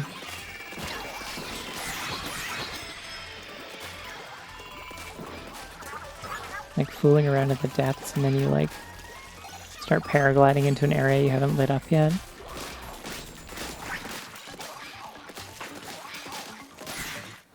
There we go.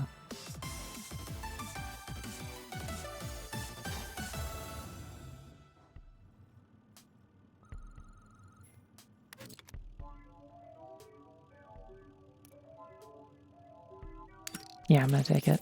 Let's go.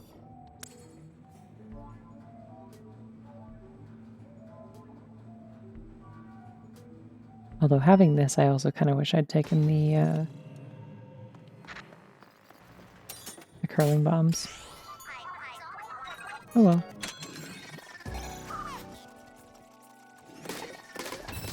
Oh hey, my hair reversed color. Cool.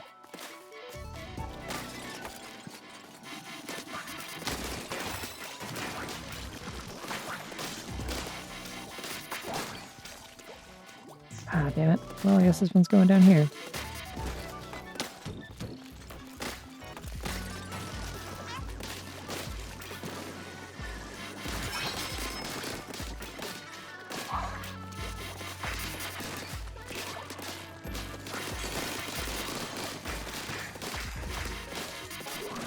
Yeah, this is way better. Yippee.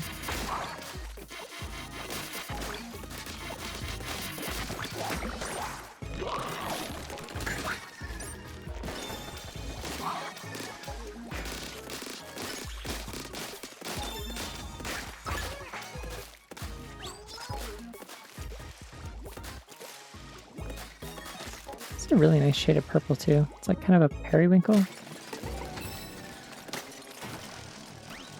Oh, that's sick. If it goes over the soaker blocks, then it fills them up.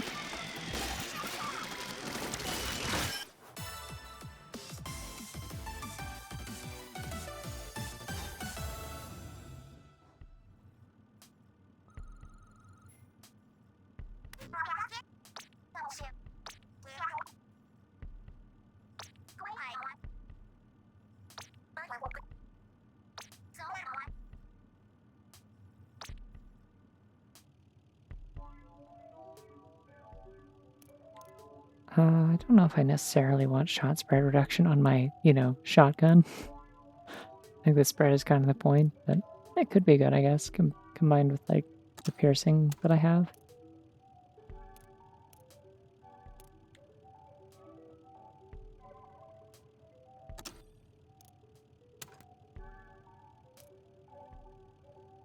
I'm gonna take mobile special gauge charge. So I can just keep popping that ink storm as often as possible to keep my ink full. Rolling double hill. Have I done this level before? This one might be new. No, I've done this one like twice. Okay. I think. Yeah, I've definitely done this one.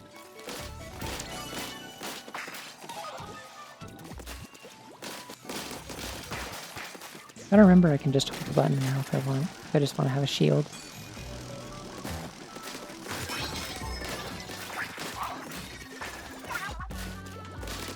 Which, I mean, technically you could before, but you have to release it occasionally, otherwise it'll fire off the canopy.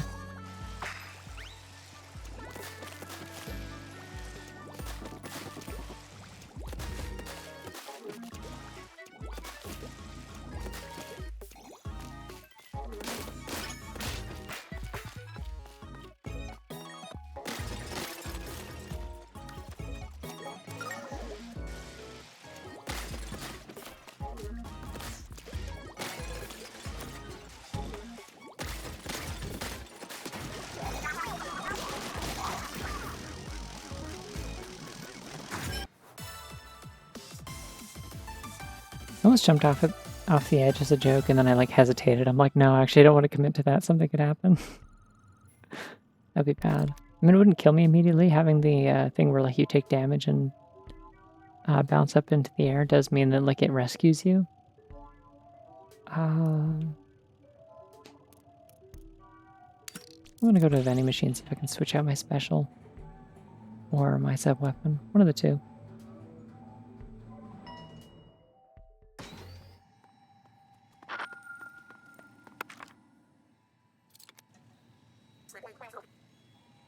I like how all the drinks are just like gray.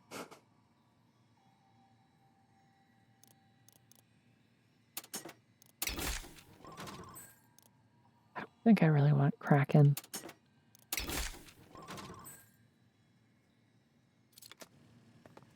Oh, look at those. Yeah, I'm really digging this color palette. This looks really nice.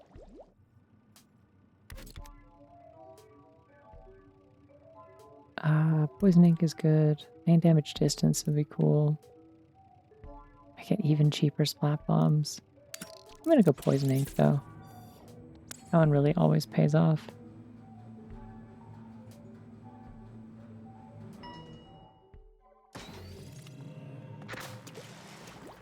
Oh, my ink color changed again. Yeah, it's pink and purple. Fun.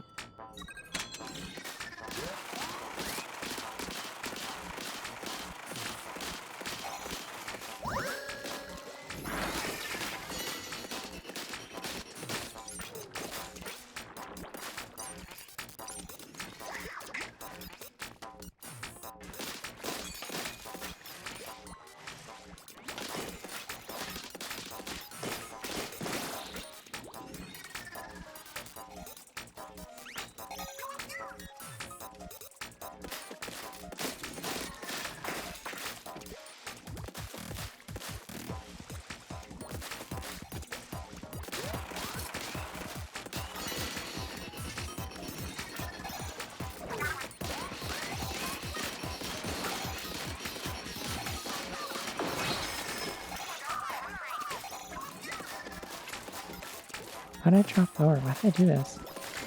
Oh. I have an autumn bunny or springtime bunny. I don't know. I guess the trees are like blossoming, so probably spring. But... Ah! This is fine. I sent out the ink storm. We're good. If nobody got me, Pearls got me, so... Oh nice, she'll also shoot the killer whale at the objective if you got nothing else going on. I forgot about that.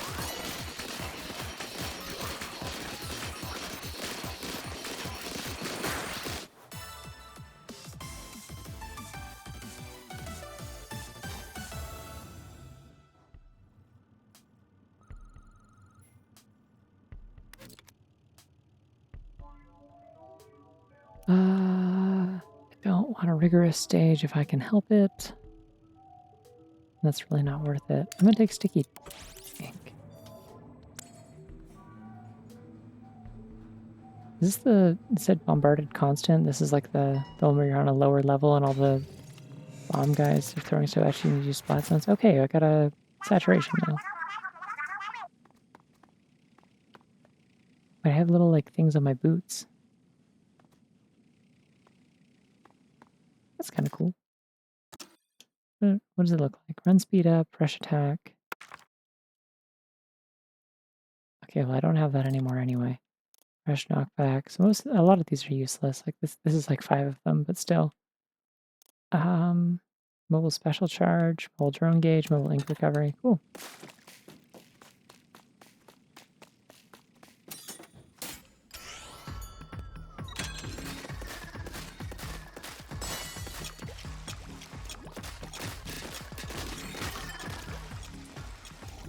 I have an actual ranged weapon, so I can hit these.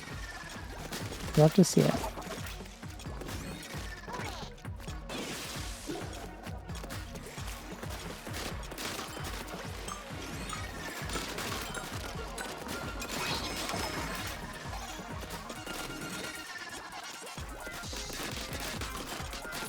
Yeah, I suspect this is going to be a cakewalk.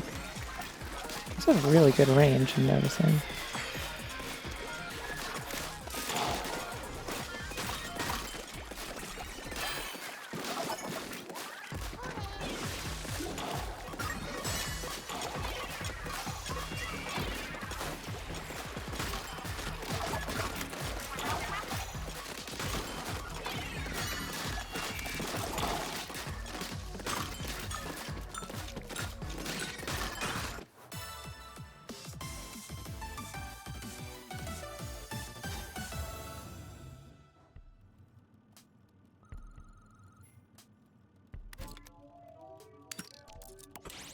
Alright, boss 2. Let's hope it's not the big scary tower that I hate, because it's by far the hardest, although it's probably less hard when I have a thing that gives me a shield and not, you know, a roller. Layered rotator, yeah, this is the one.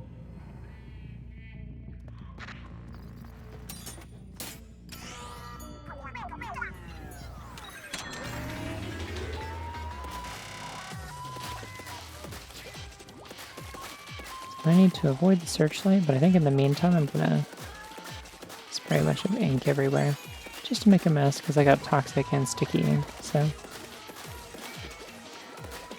kind of preemptively give myself some defense. Not in any rush.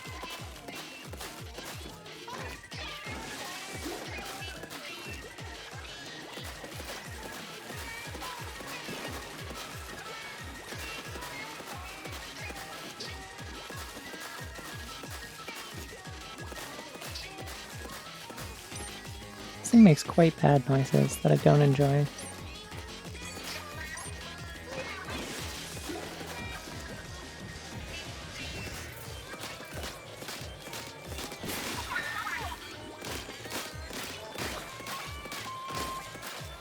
Oh yeah, and I think the searchlight direction changes each time.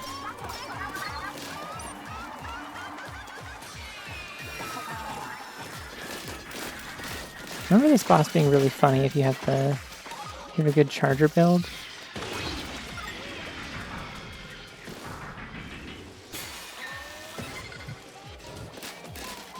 Because you can kind of you can hit the upper layers like faster.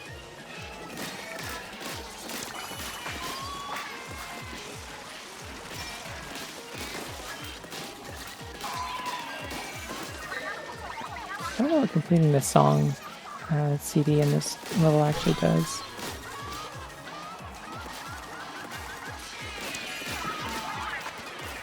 Oh shit.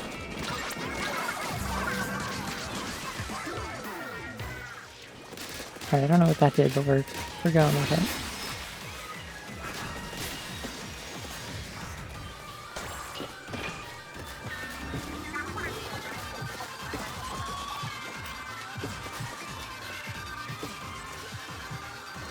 It just has one room left, doesn't it? Oh, I see. I just need to hit all these. Okay. You're gonna hurt me now. Can I just get on top? Is that an option? Oh, it's this.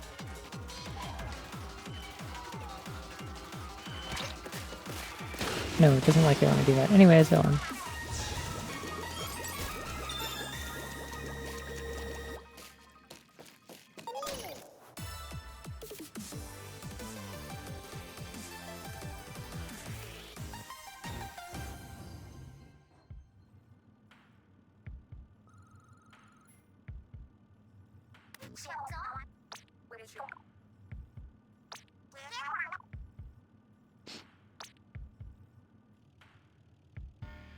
I mean, if by not too far off you mean halfway there, then yeah, but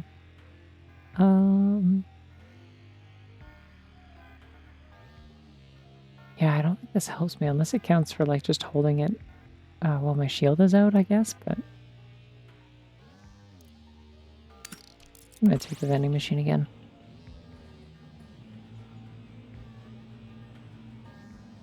If I could have like any kind of actual throwable bomb, that'd be great. There we go. I'll keep Inkstorm though. I like Inkstorm.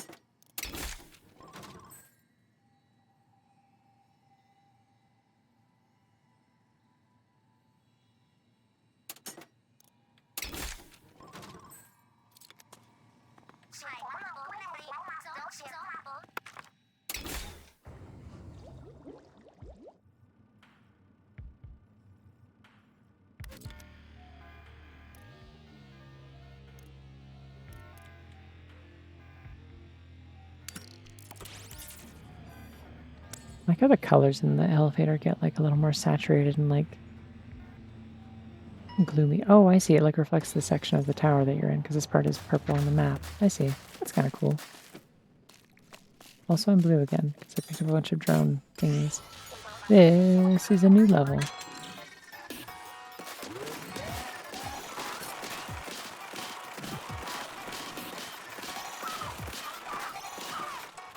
Right. Oh yeah, this is the one where you go all the way down and then back up again. Oh hey, now they're also doing the gimmick where they have enemies ride on each other's backs. That's kind of fun. Forgot about that.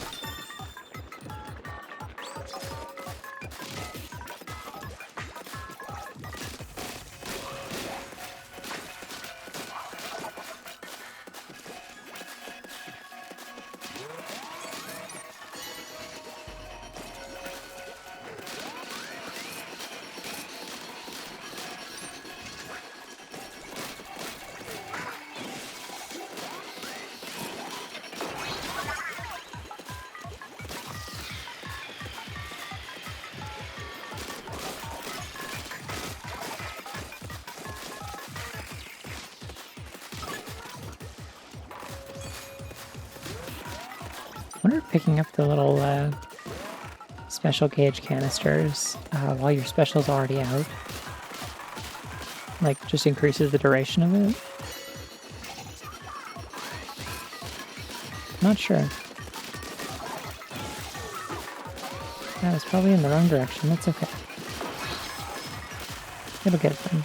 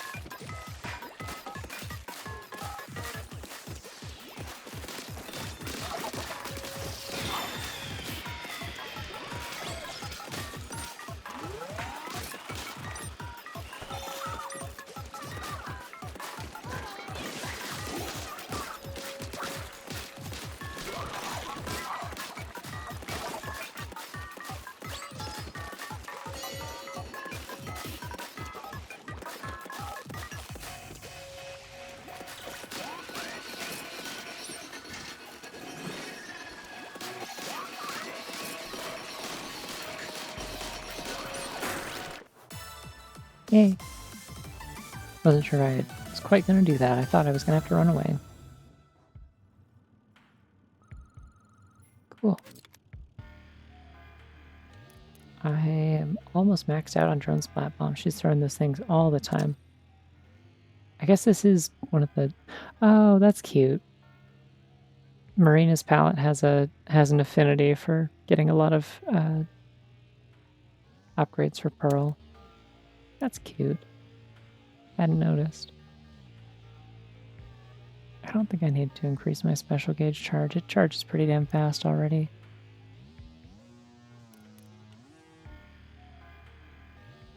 Let's do hard.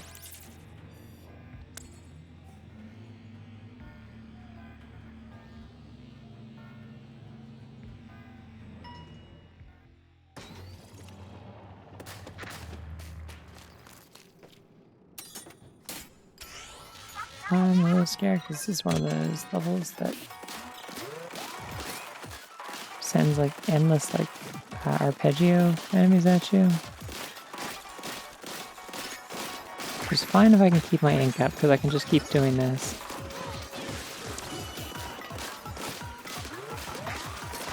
I get to listen to the beep boop phone noise again.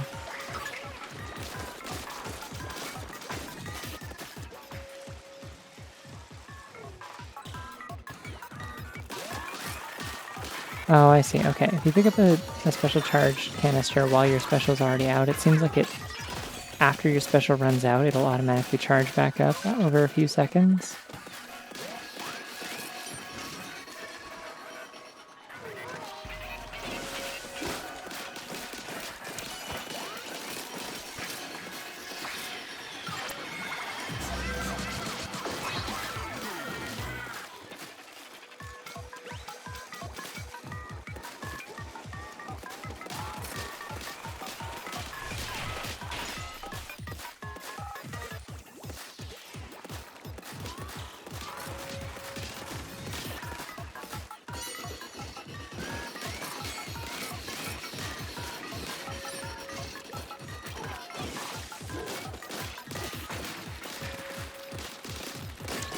I'm gonna tell my nieces and nephews when they're older that this song is Touchstone Telephone by Lemon Demon. No one can stop me.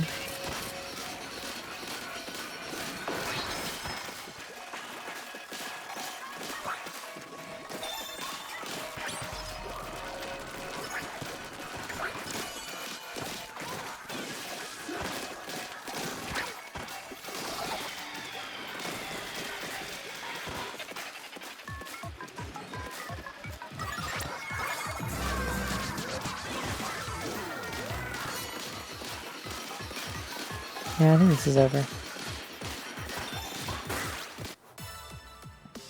Having like a thing full of drone upgrades really gets it done. It just takes a little while to like get good. Like you have to have like a lot of different drone chips for them to start like stacking in a way that's useful. Ooh, I do want more piercing, but also like more poison ink. I'm gonna take this and see what the danger is, and we'll see. It could be bad. We'll find out. Yay. Love being right. No drone. Wait, no. That's my whole build.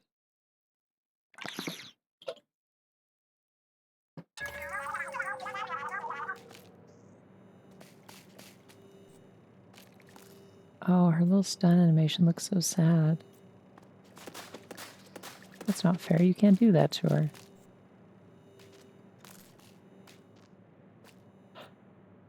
What else do I have for my palette without drone, though? Like, I've got some stuff. Extra ink damage, firing speed, poison ink.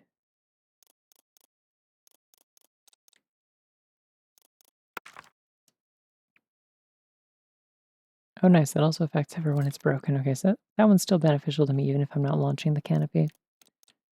Yeah, I've got some other stuff that's helpful, I guess. Not everything comes from Pearl. Alright, we're okay. I'll try it once at least. If I die, I might get back in the elevator, to be quite honest, but... I think the sticky poison ink is gonna help me quite a bit. It's an arpeggio tree. I walked off a ledge.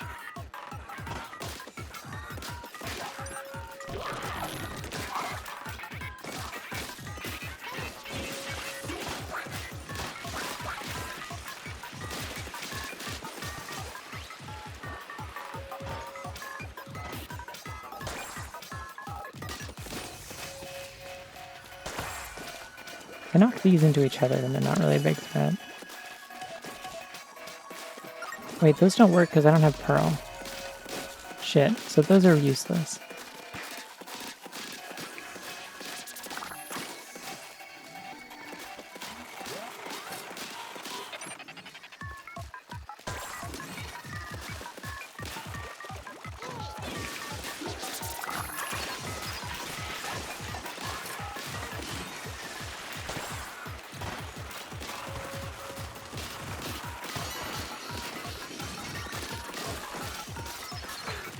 Alright, now we get to the scary part. Where we're underneath the thingy.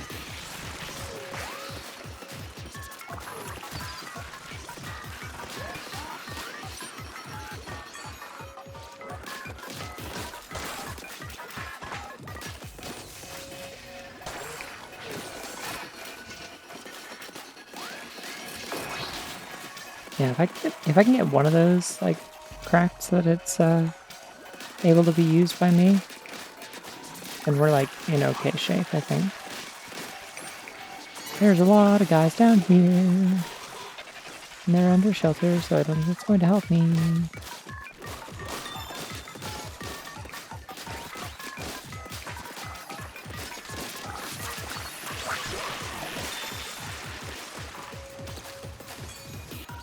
It's more armor though.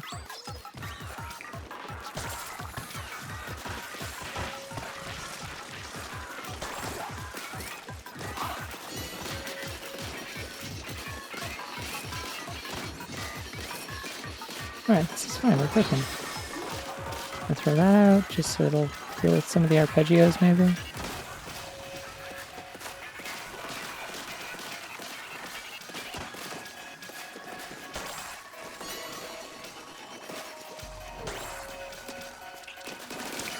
Which, like, arpeggios are not honestly like a huge concern anyway. Oh, they're like good, okay. Arpeggios aren't a huge concern as long as I have ink. I can just keep my umbrella shield out and it seems to be effective enough to like keep them back. That was a little sketchy though. Glad to know I can do things without pearl. If I need to. Not gonna go out of my way for it, but you know.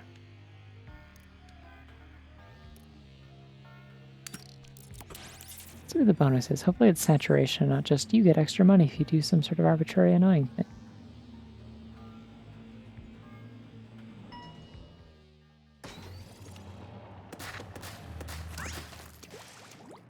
Don't use special weapons, no. But I like them. Okay, I remember this level as well. This hasn't come up in here before, but I do remember from playing this previously. Oh, fuck. Yeah, fuck it, I'm using my special, I don't care.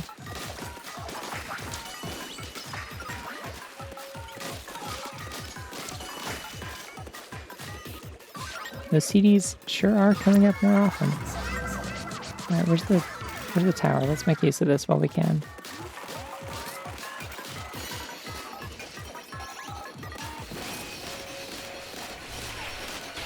Yes, good. Everyone get on the bridge and then boom.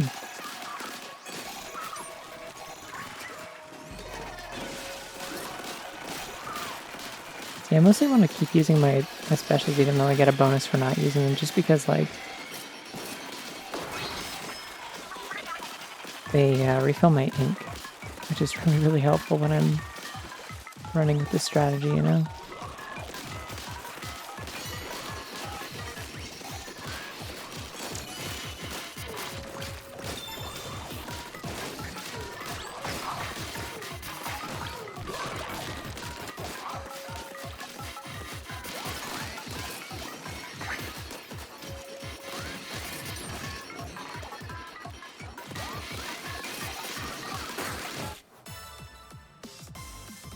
Cool. Still got a little bit of a bonus at least.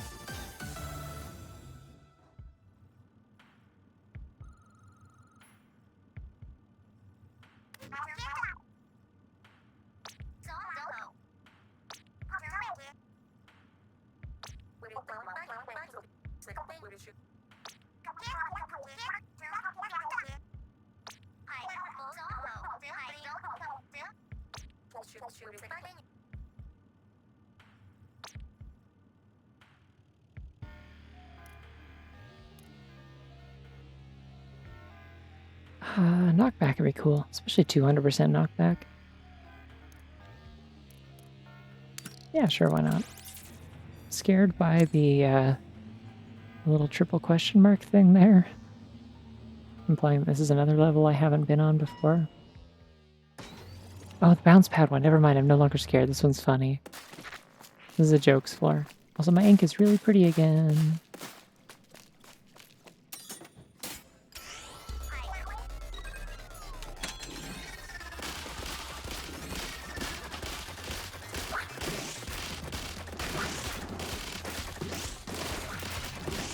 Yeah, like I said, jokes floor. Except for the part that sometimes you do actually, in fact, need to like refill your ink and stuff, and that's like a problem, I guess. Ah! Fuck. So yeah, just bounce away. I'll hit that, and you'll be fine.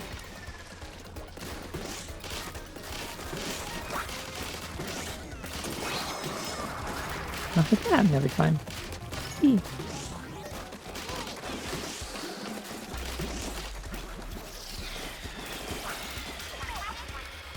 Oh, I'm like really way up here.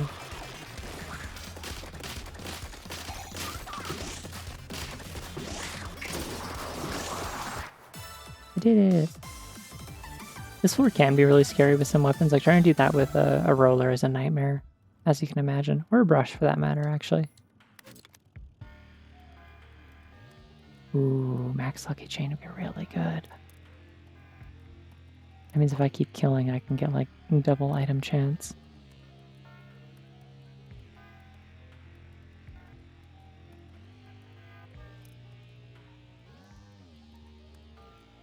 Do I want a rigorous stage though? I want max lucky chain. Realistically, they'll make me do rigorous stages eventually, but not yet. Oh wait, are there only 30 floors? Did I misremember? That'll explain why it's getting so hard.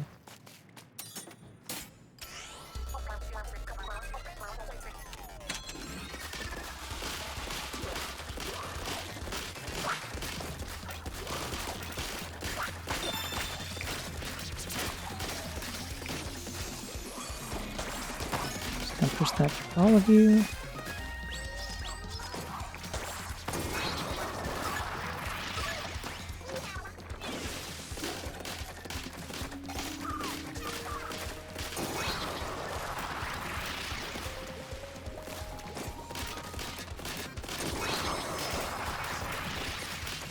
Wait, is that really it? What did I do to knock that one out? Wasn't even paying attention, I didn't notice. I guess probably Pearl did something.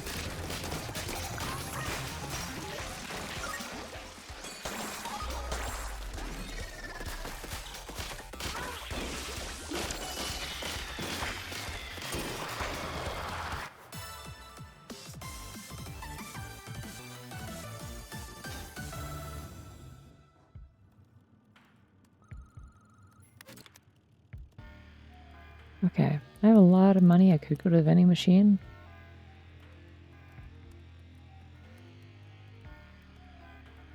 They're definitely going to force me to do a rigorous stage for floor 29, I feel like.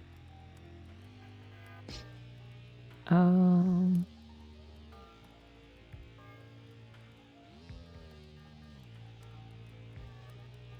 this really is going to be just like Hades, where the first time I get to like the final boss is like using a weapon I hate, but that isn't like particularly intuitive. Just because I happen to have a good run. I don't need the drone gauge to fill any faster. I'm good. It's pretty good already. Don't really want canned specials either. I'm gonna go vending machine. Let's go. Play it safe, and then we can stock up and see what's on 29 and then do the final boss. Sticky ink. Sure, I'll take stickier ink. And then I'm gonna reset stop.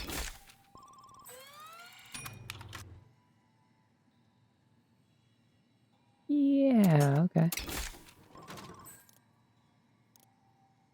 I haven't actually used any splat bombs since I upgraded that. It's funny. Alright.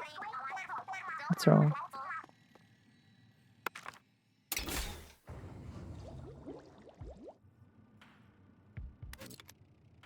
Palette is almost full.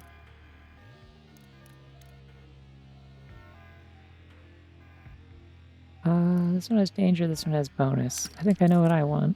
Oh, but wait, this is splat zone. Oh, they're both splat zones, never mind. I'm gonna have the world's cheapest drone bombs.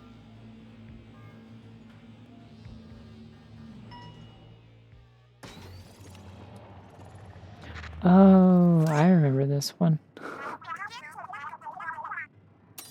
Yeah, I don't think I was planning on it anyway, but...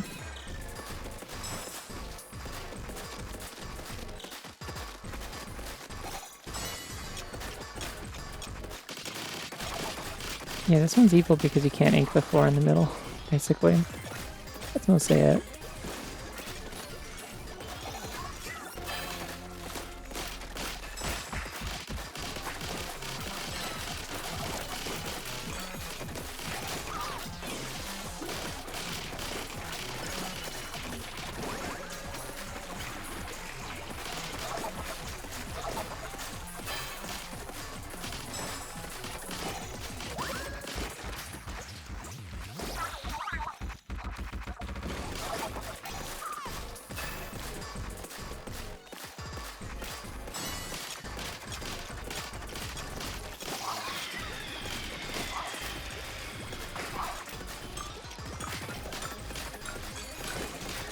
I recall the main important thing about this level is just taking out the flying guys whenever they show up.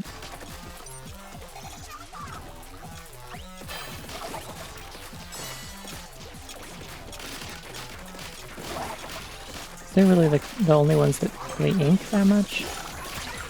The little guys can a little bit, but I lost control, damn it.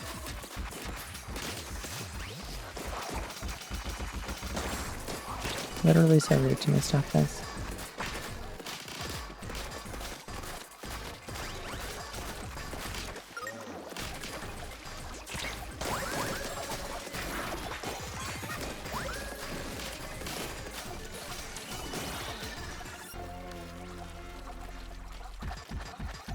Alright, you stop doing that.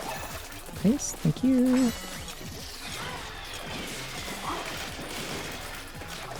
And everyone in my dog is gonna come and steal my zone. I'm gonna hit them with Beyblades. Because I think most of the plan here. And we're gonna win. Unless we don't. No, we're gonna win, it's cool. Yippee! Alright, we're going to the final boss. For the first time.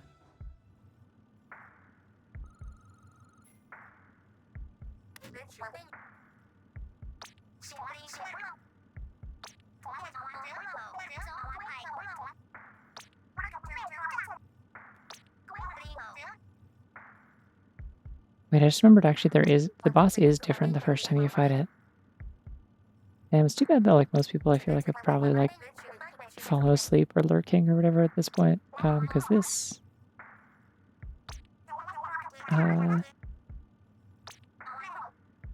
final boss sequence does whip.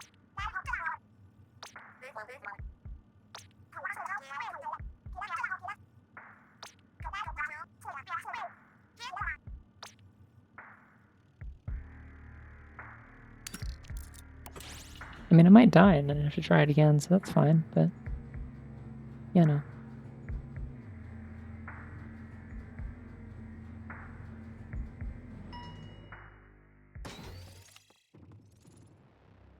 This room is sick as well.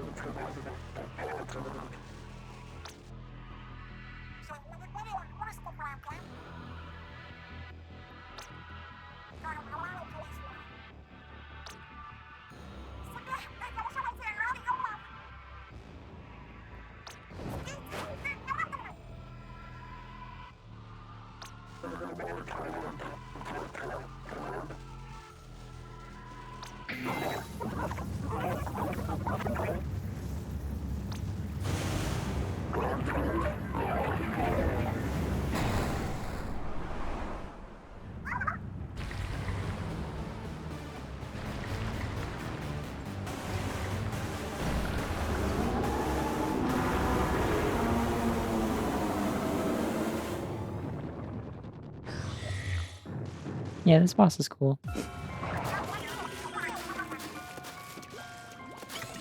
Also has really creepy music. Hi, Marina.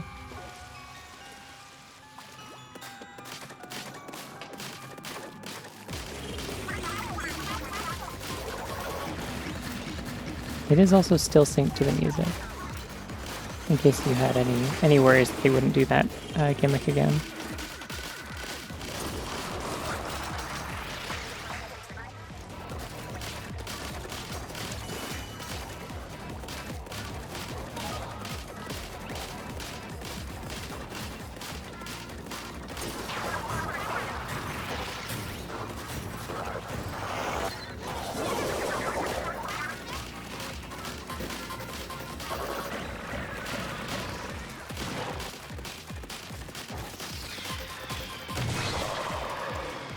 There. Wow, we did it. Game over.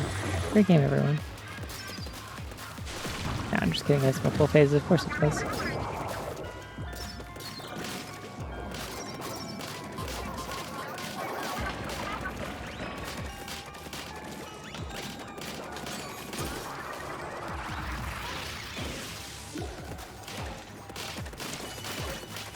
The poison ink, I think, is helping a lot, though.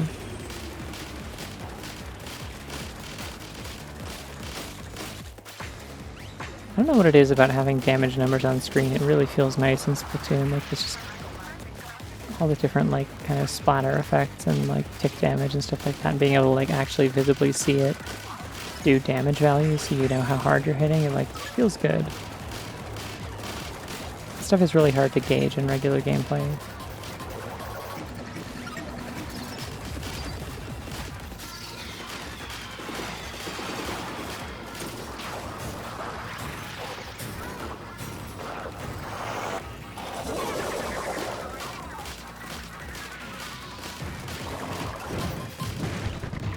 Ah, fuck.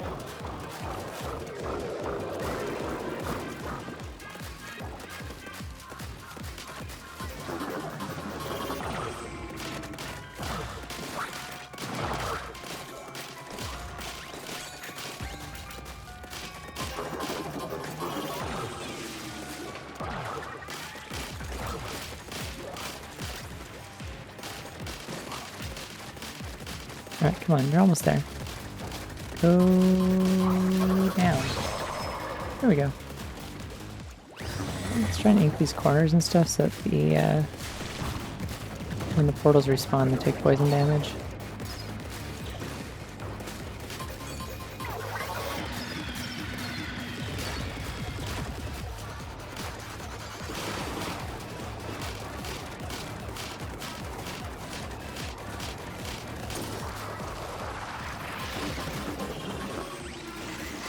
Ah, shit, it's got a stingray.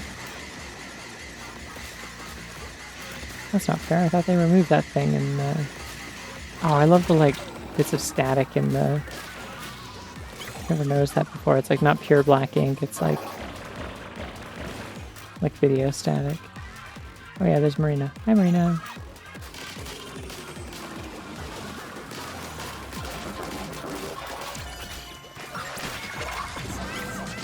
Oh, sick. Perfect.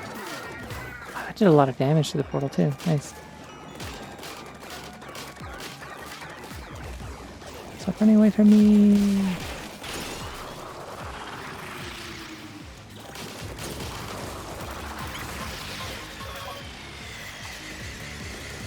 Oh, the laser eyes. That's fun. I am not fast enough for this, I don't think.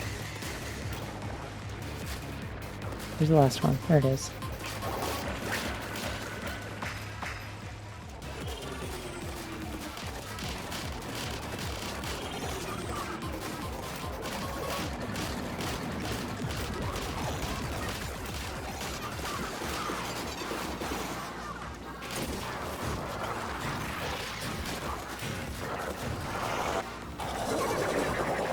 Alright, we're just getting to the center.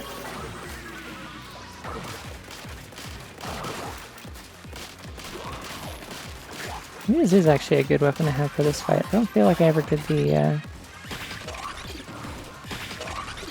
Oh no, it sends out evil reef sliders. You can't do that to me.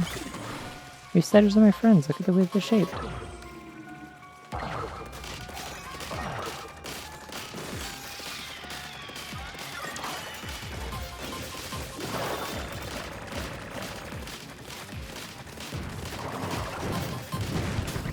Ah!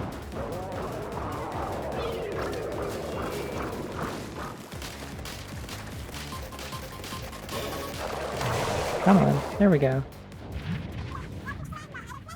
Alright, now we get to do the final phase. It's unique to this fight and not the refights. I like this part a lot.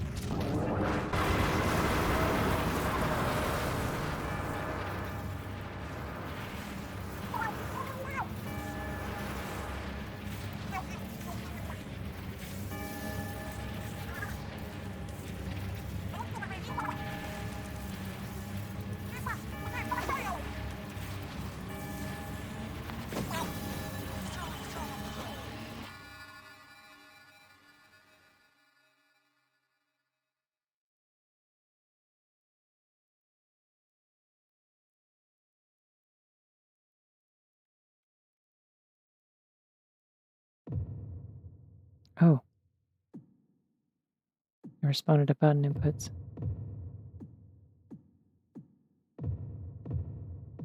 Gotta do it on the timer, I think? I don't remember this at all. This is cool.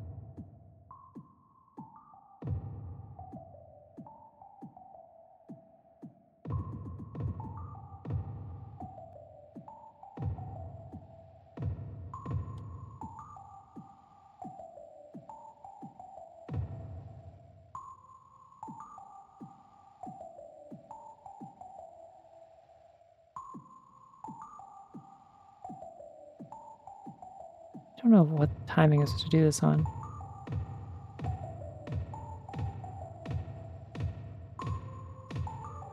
Oh, here we go. Okay.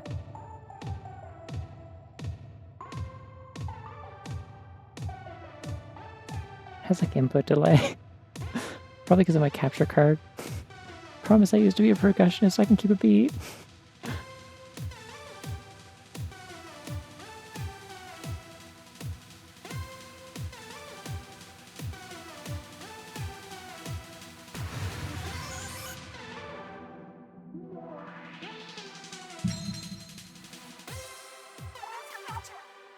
Anyways, time to be introduced to the main motif of this. The main motif of this DLC. Theme of Yuri.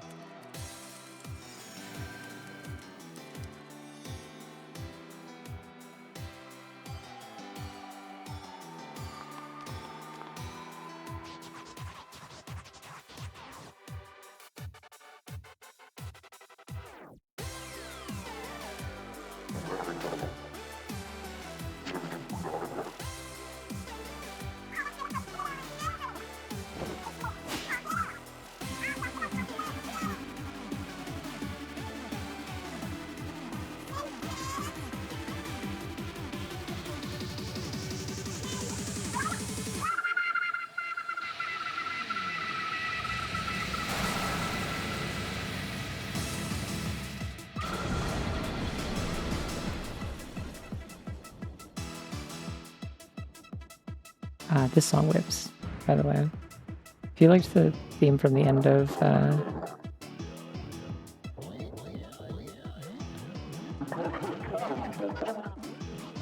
Octo Expansion, this is kind of another arrangement of that song, but like both are really good in different ways. I like this one a lot.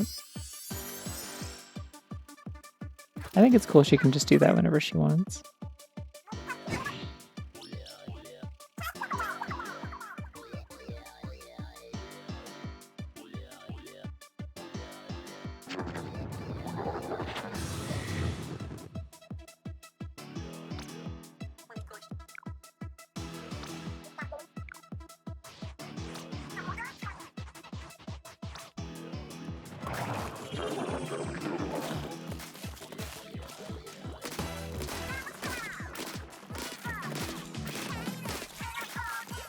Oh damn, that means that I don't have my my ability to hold down my button to keep firing rapidly. I have to mash again. It's annoying.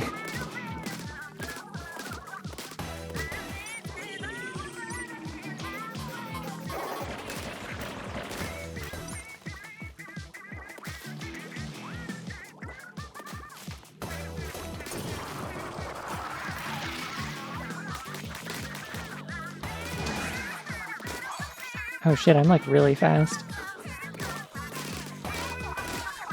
I'm like sliding around while I shoot. Which is good because that's... Oh shit, my like swim speed is ridiculous.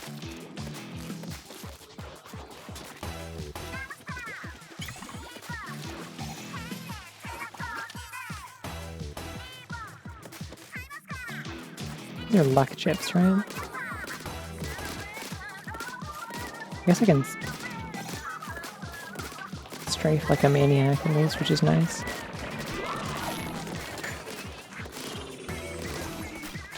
Also don't appear to be running out of ink, which is interesting.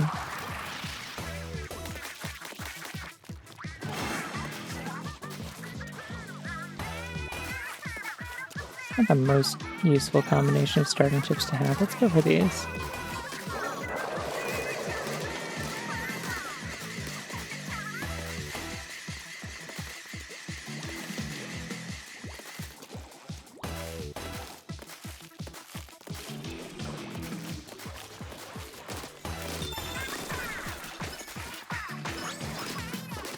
I like how it's like tippy tapping its tentacles in there. It's funny. It's a good animation.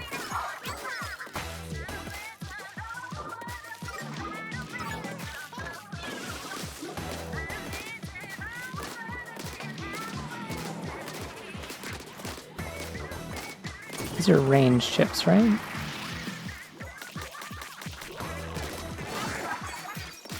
Yeah. Okay.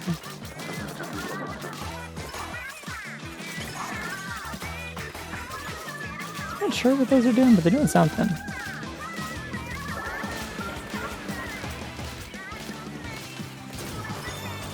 Hey, there it is. It's Fly Octo Fly. Or no, there's like another name for the second half of the song, but I don't remember what.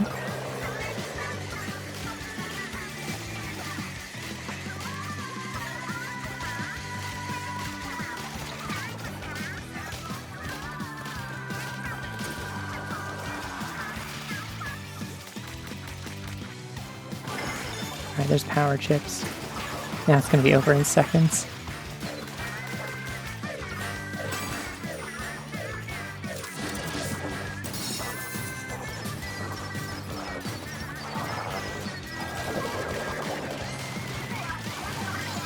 Oh nice, okay, keeping back my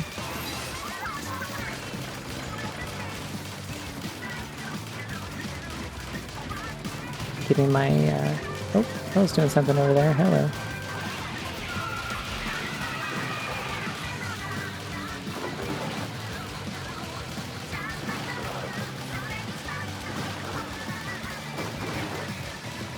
Oh, it's still got her little crown on it, that's great.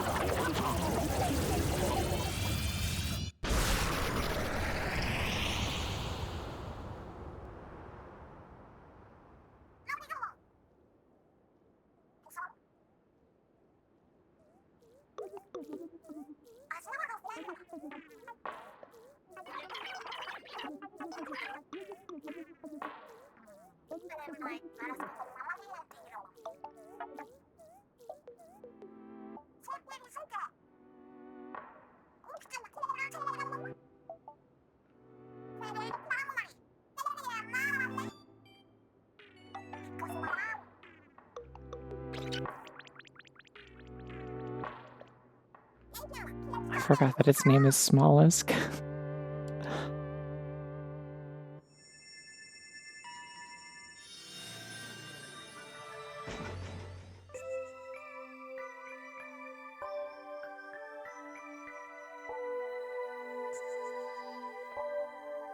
Damn, I didn't expect to beat this, like, in the first sitting, but...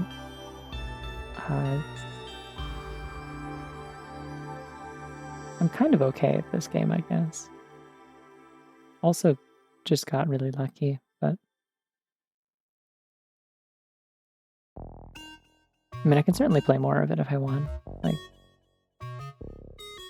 I really like the glowy golden effects on the distant parts of the city.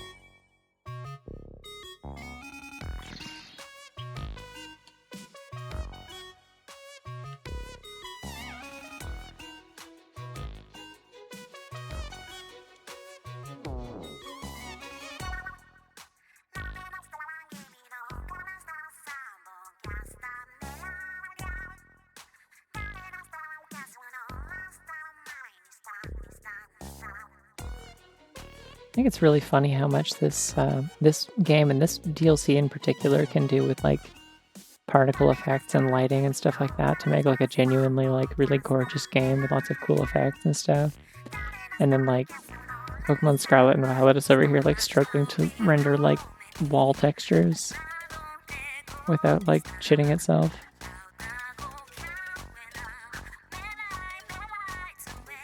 Rina's voice is so pretty.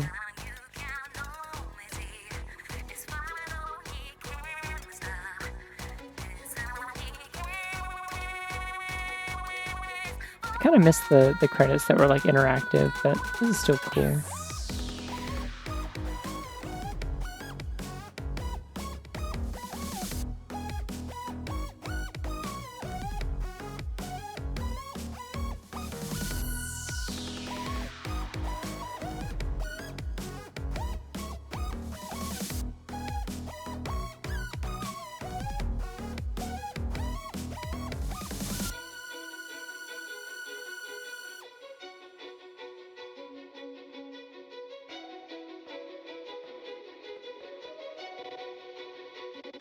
Oh wait, we're going up. I thought we were going down. Interesting. That confuses me a little bit. I thought the elevator was at like the top of the tower and was going back down.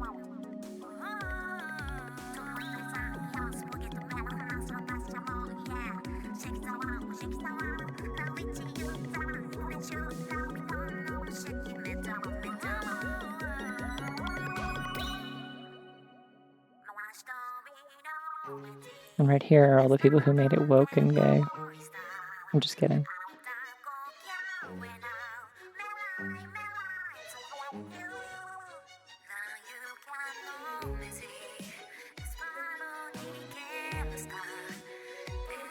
I forgot how pretty this song is. Also, I like that 8 and Oct both have like glowy, like bioluminescent bits on their tentacles. That's cool. Oh, we're in like the freaking ocean. Okay. Neato.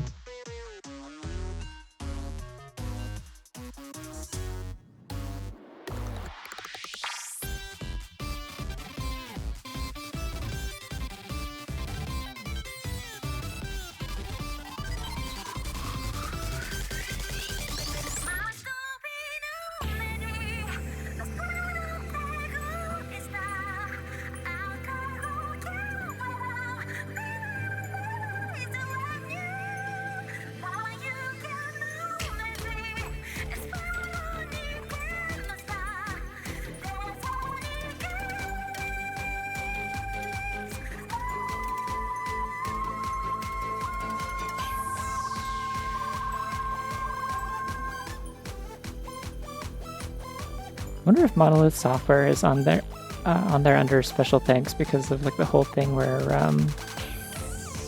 they like pushed their game forward so that Splatoon 3 could get delayed for a while without like losing like the big seasonal release or whatever.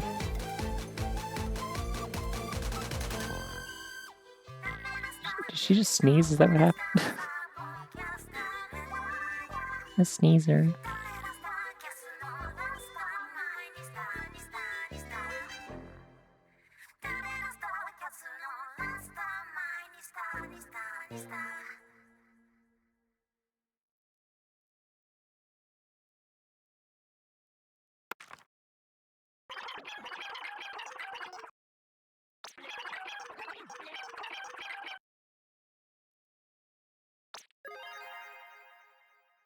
Wow. Wow.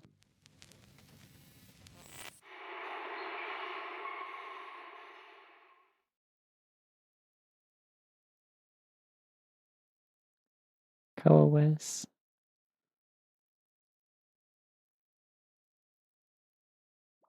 Yeah, great news. Every subsequent run that you do to get to the top of the tower,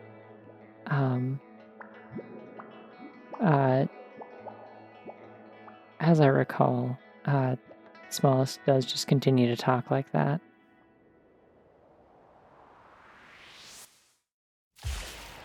Fascinating decision, creatively speaking.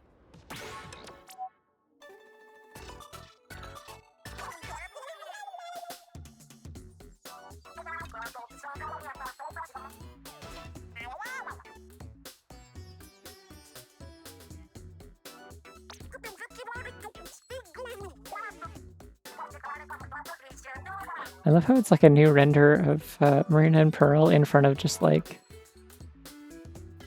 the old like 2D art of like the old like dead fish art from Splatoon 2, because like nobody's seen them in public. So it's just their old album art.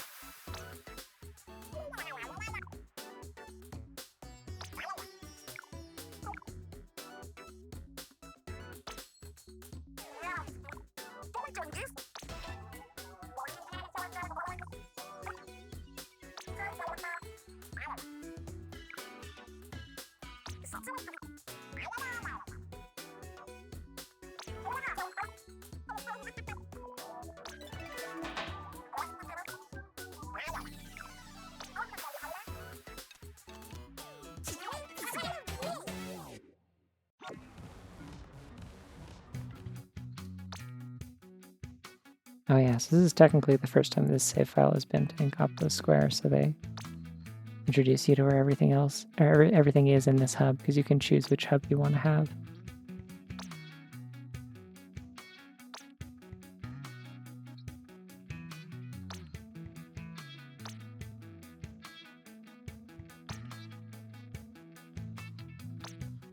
Why do I recognize this tune?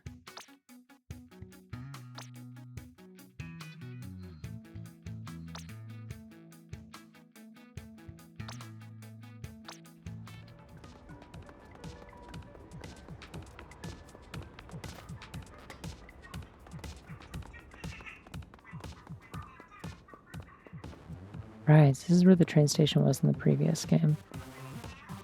That's how you get to undersea or deep sea metro. Wow, look at these all definitely real people with properly capitalized names.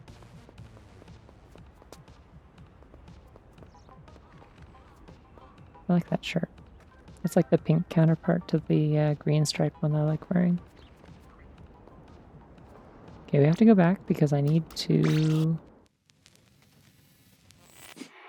introduce you to a character before I go. It's 5 AM, so I'm not playing anymore, but I think this is when an NPC shows up that you need to see.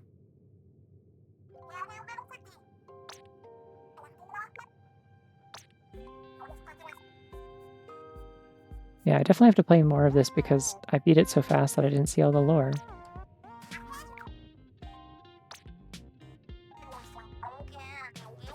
There's that normal wallpaper again. And normal art of Pearl.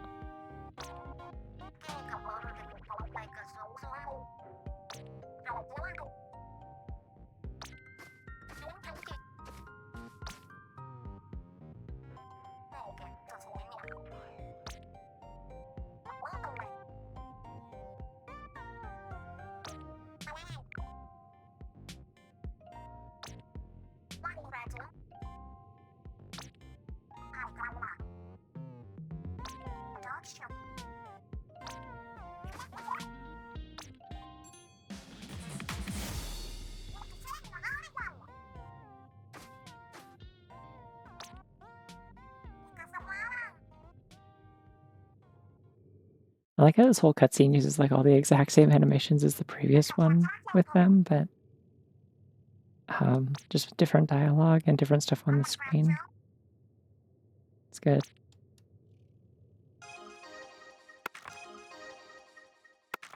Ooh.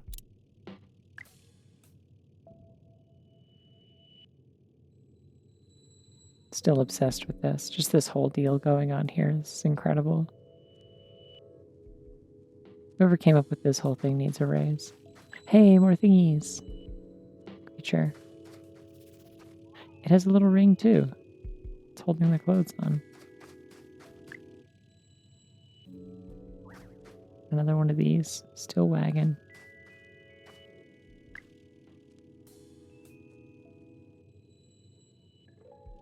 Incredible. Nature's beautiful. What are these? Hold on.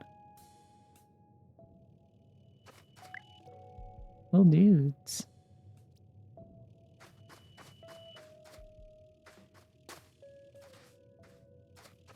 Okay, they won't let me back there. That's too bad.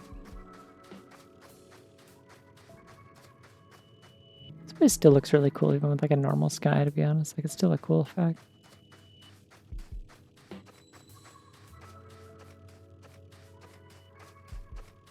Alright, here's the character I was talking about. Cypher, that's its name. Okay. Yeah, this DLC has two canonical its characters.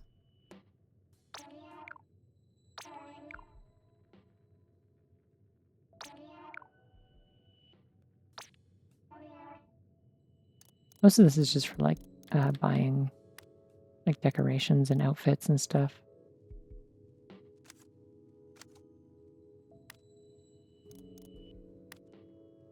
Banners and whatnot, but still cool. Cool design.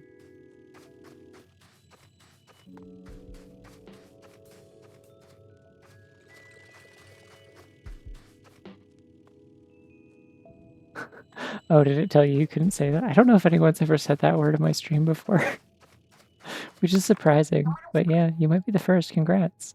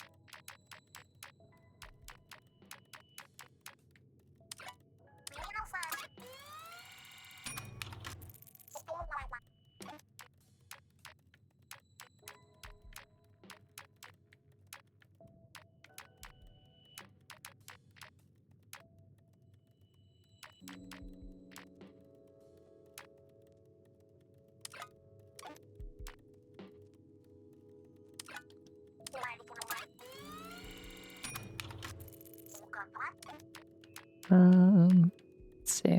I still don't feel like I need to boost my attack damage, to be honest.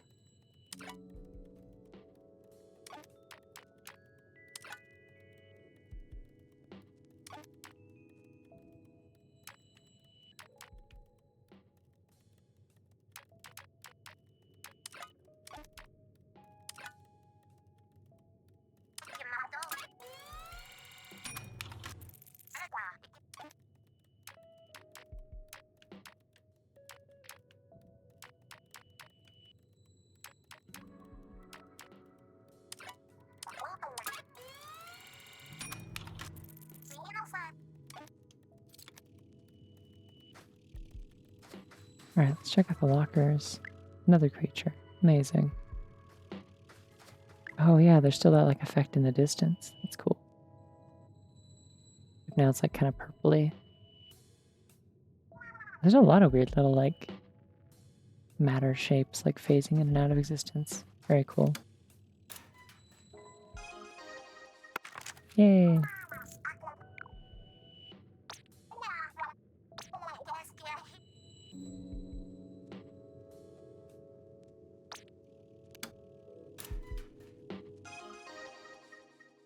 Ooh, last turn.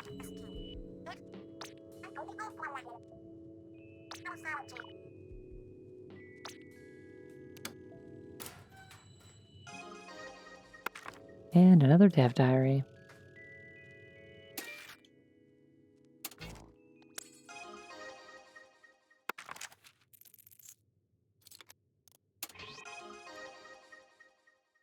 Oh, nice. We got all the enemies. I could get something else if I like successfully like for each one that I master, I unlock it as like a title for my multiplayer card or whatever.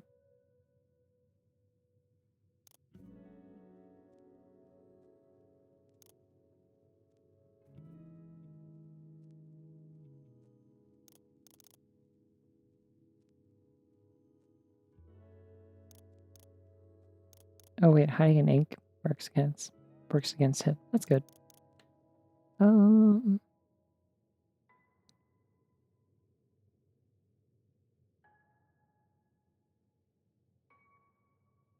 if you ink the ground of their base, they won't regenerate. That's cool.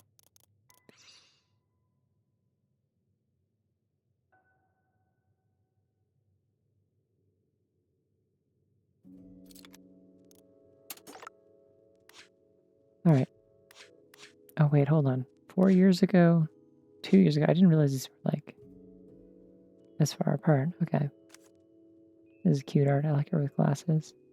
I always forget that she like canonically wears glasses sometimes. The world tour schedule is finalized and Pearl is in rare form. She seemed even more driven since things started to take shape. It's great to see. I took the day off today to go for a walk in Inkopolis Square. I'm seeing more octolings like me around than ever, which is exciting. There's real progress in the octoling movement to make it to the surface. I wonder if Agent 8 and I escaping had any influence on that. It's a nice thought, at least. Though, of course, plenty of octolings are still stuck underground. Oh, and on the subject of octolings, I finally cracked Kamaboko's system. First thing I did was pull up all the data on the octolings, octarians, and anyone else Kamaboko got their claws into. Seems like Kamaboko operated the deep sea metro for a very long time. It kept people under their control through a process called sanitization. It's possible that everyone I knew at the training program or my old job has been sanitized by now. I want to help them. I will help them. After all, that's the whole point of project members, name pending. Yippee. Hold on, I want to look at that again. What's she drinking? It looks fun. It's mean.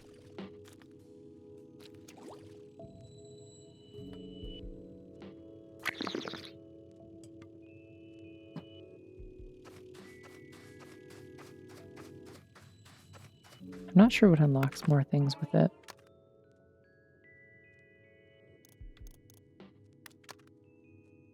I guess just opening more lockers, maybe?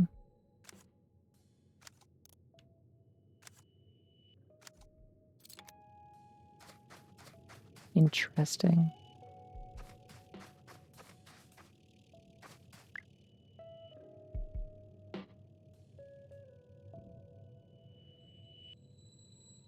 Oh no.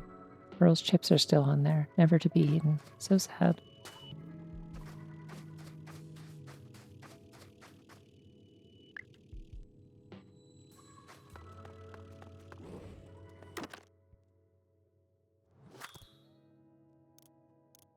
Oh nice, it like restores color to them if you... Well, that's cool that Marina's was the one that I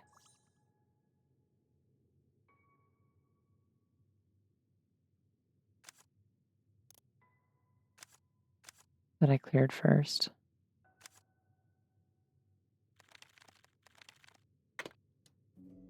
Yeah, I'll probably go with Blaster the next time I play. I don't know. I might do more of this tomorrow. I might just do Pokemon Mystery Dungeon like I was planning. We'll see. But yeah, for now it is 5 a.m. and I'm going to continue my recent streak of being like kind of responsible and consistent about when I go to bed, so I'm going to bed. Thank y'all for hanging out. This has been cool. I really like this game, so I'm glad I got to come back to it. I will probably play more of it. We have to unlock all the Yuri logs, it's really important. But yeah, in the meantime, y'all have a good night or day or whatever. See you around. Bye-bye. Oh my god, bunny, wait. I'm looking at the bunny. Alright, now I'm going. Bye-bye. No, it's another bunny. I'm getting bun locked. This is me when I say goodbye and then there's a bunny and then I'm embarrassed because I have to wait for the bunny because it would be rude. This is how it feels. Alright, now I'm going for real. Bye.